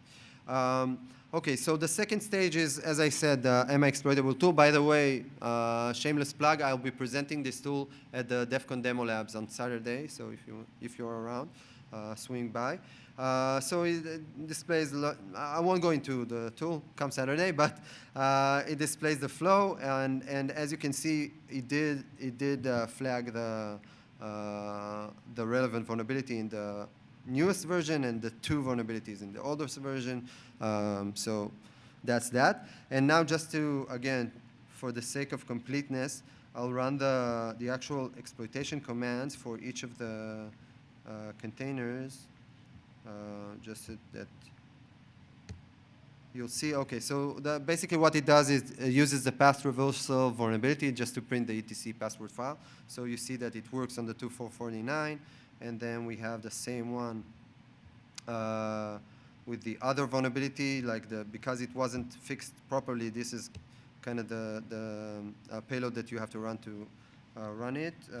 Wait, what did you wrong? Yes. At the beginning and the end, yes. True. Yeah, I didn't take the whole line. Okay. That's, yeah. Okay, run it again. Okay, works. And then we have, for the 250 container, the same thing. That's not the line that I want. Sorry, we'll just finish in a bit. Okay, so here the first one doesn't work because, again, it was patched. But the second one should and hopefully will work. And we'll go back to the presentation. Again, we need the curl. Okay, got it. Okay, and it works. Okay, so again, pretty simple but effective way to exploit a vulnerability that a scanner won't detect, or most scanners at least. Cool, so let's go back to the presentation. Okay, so what we saw here is, give it a sec, is again 2 actively exploited with known patches, vulnerabilities from the CISA-KEF catalog that are undetected by most vulnerability scanners. Needless to say, but I'll say it anyway, that the fact that the scanners don't identify it doesn't mean anything in terms of exploitation. And so that's that. So this research, when I look at both research initiatives, we found this is the amount of issues that we opened for the different scanners or tickets for different vendors. And usually most of them were pretty responsive. I can't say that everything was fixed. As you can see, there's still the same problem. Like we use the newest versions of the both Trivi and Sneak as well. But some were less responsive, as you can see in this message. So this case falls outside of the covered support plan. Therefore, I will be closing the issues. So, okay, if it's whatever. But we tried at least. So that's it. So I think in terms of takeaways, there are several layers of takeaways from this phenomena or problem. One is for developers or maintainers, for the scanners, and also from a security practitioner perspective, which is most of you. So this is how I try to break it down. So from a developer perspective, for the folks who are building these containers, it's important to try to avoid, first be aware of this gap, because a lot of times the developer, when it uses these commands, it doesn't know that it is effectively creating a blind spot for security tooling. It does it because, again, it's what they usually do. It's convenient. So just awareness is key, just making sure, and if you can avoid it, then avoid it. So that's one. And 2, from a security practitioner perspective, so again, awareness of this detection gap, and make sure that you have, whether it's tooling or processes in place, to account for this gap until hopefully this will be fixed. Again, not taking things at face value. Be inquisitive, make sure the first issue that we discussed with the support variance, it's crucial. We saw that it's difficult. There's no transparency. Also for the quality of the results, but that's understandable. No scanner will tell you, hi, this is what I don't know how to handle, and this is my false positive rate and false negative rate. So that, from your perspective, it's important to be aware and, again, not trust those results as, I would say that in Hebrew, the Torah from the Bible from, but yeah, won't get to religious metaphors. But anyway, don't trust it at face value. Take everything with a grain of salt. And when you're evaluating different tools, if you're trying to purchase these tools, then make sure that you take these things into account, and more importantly, focus your evaluation process on your environment, what's important to you. So if you're developing in Golang and your scanner doesn't fully support that, then that's a problem. So build your testing scenario and evaluation process so that you'll take these things into account, and specifically in the context of your business goals and environment. And again, from the scanners, the tools perspective, so we try to raise awareness to these gaps, and we hope that this will drive improvement. And also, this also comes from down up, like from security perspective. If they'll get demands from customers, look, I won't buy your product until you fix this thing, because others, we see improvement in that space, so that's good. But there's still work to be done. Yeah, so that's basically it from me. Before a question, this is a picture actually that we took at the Black Forest in Germany. So highly recommended. With even if you have small kids, it's a great trip. And one more note, it's important for me to mention while I'm presenting here, this was a combined effort from my team, and we have Ofri and Katya in my team that help with the analysis and the results, obviously, and unfortunately couldn't be here today. And lastly, I will say that, again, this is more to emphasize the phenomena, more of the specific vulnerabilities. It's wider than that. And it's not only relevant for Docker containers. It's easy to show in Docker containers, but it applies to whatever environment. You have an OS and you deploy something which is not through the common practices, not through package managers, you could be creating a blind spot for your security tooling. So again, be aware of that. Yeah, that's it. And I think, again, as long as the tooling won't step up and improve that aspect, it's important for the practitioner's side to be aware of it and have the mitigating controls in place to account for this risk. So thank you very much for listening. If you have any questions, yeah, I'll be happy to answer them. Thank you.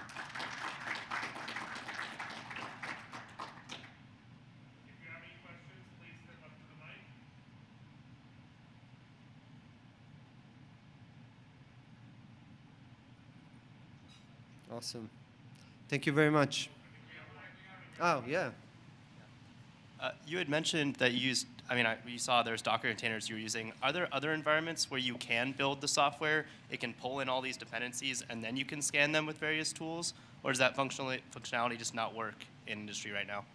So I'm not sure I followed the question. You said?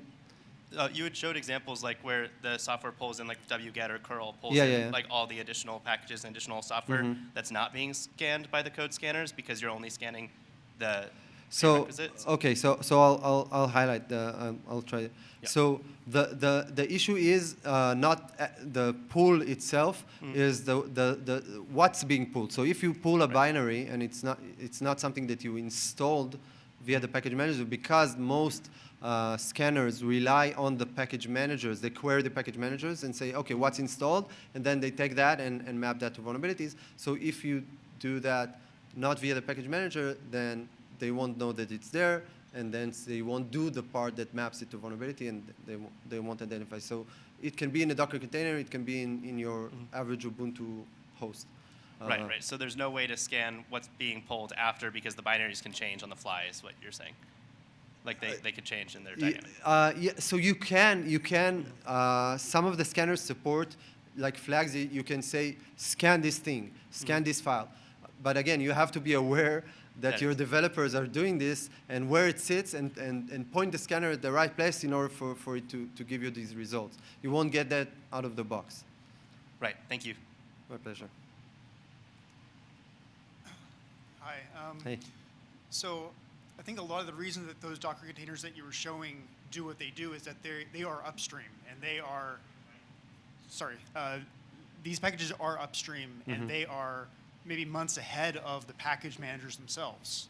So is there any expectation that we would really get to a state in which maybe an HA proxy container would be deployed from like an RPM when the RPM is going to be 6 months after the HA proxy upstream does their release? Yeah. So this problem can be tackled from various directions. This is one approach. By the way, ChainGuard takes that approach. They build the images in advance in a way that don't have these blind spots, because they use they take the tarballs, they use APK, and the APK package managers allows you to pretty easily build the same things, like do the same process that you need to do, and then package it in a targz file, and at least it'll let you know that it's there. So that's one approach to tackle the problem, and I think, but it has to come from both ways. I don't expect Docker to fix this. I expect the scanners to be aware of that this is the state of the world and address it. Like Gripe is already doing it. So there is a solution. You can, obviously, it requires some engineering, but it's not unsolvable. So I think that, and again, awareness from the developer side, the practitioner side, to push and drive this improvement. Thank you. Great talk. Yeah. Thank you. Hey. Hey. I'm really short. Yeah. Thank you so much. This is great. So springboarding off of this, I think maybe both of the questions before me are going to tie into kind of where I'm going to lean in, and that is, with what you've identified here, identifying anti-patterns, can you not then maybe orchestrate something as simple as a set of Git hooks that would be the responsible place at which you would do this inspection and at least alert, like there's components that are hitting the image? Yes. Okay. Could you talk about whether you played with that, or? Yeah. So that's definitely an option. We actually do some of those things as part of our product, but yeah, that's definitely an option, because as you saw also in the example, a lot of the things kind of repeat themselves. So there's there's several ways to handle the problem, but that's definitely also an option. I know, for example, you can look, Gripe is open source. You can look at their implementation. So for the from command, they say, okay, this is from this container. I already know what's inside that, and then I'll let you know. I'll add that to the analysis. Again, it's an engineering problem. It can be solved many ways, but it's not unsolvable. There are definitely ways to do it. Even as you highlighted, you don't have to wait for the tooling. Like once you are aware of it, you can do, especially for in-house images, for your images that you need to, you want to be extra vigilant of. You can definitely do something with through your CI process or through runtime visibility that will give you the same, like complete this current gap. Okay, thank you all.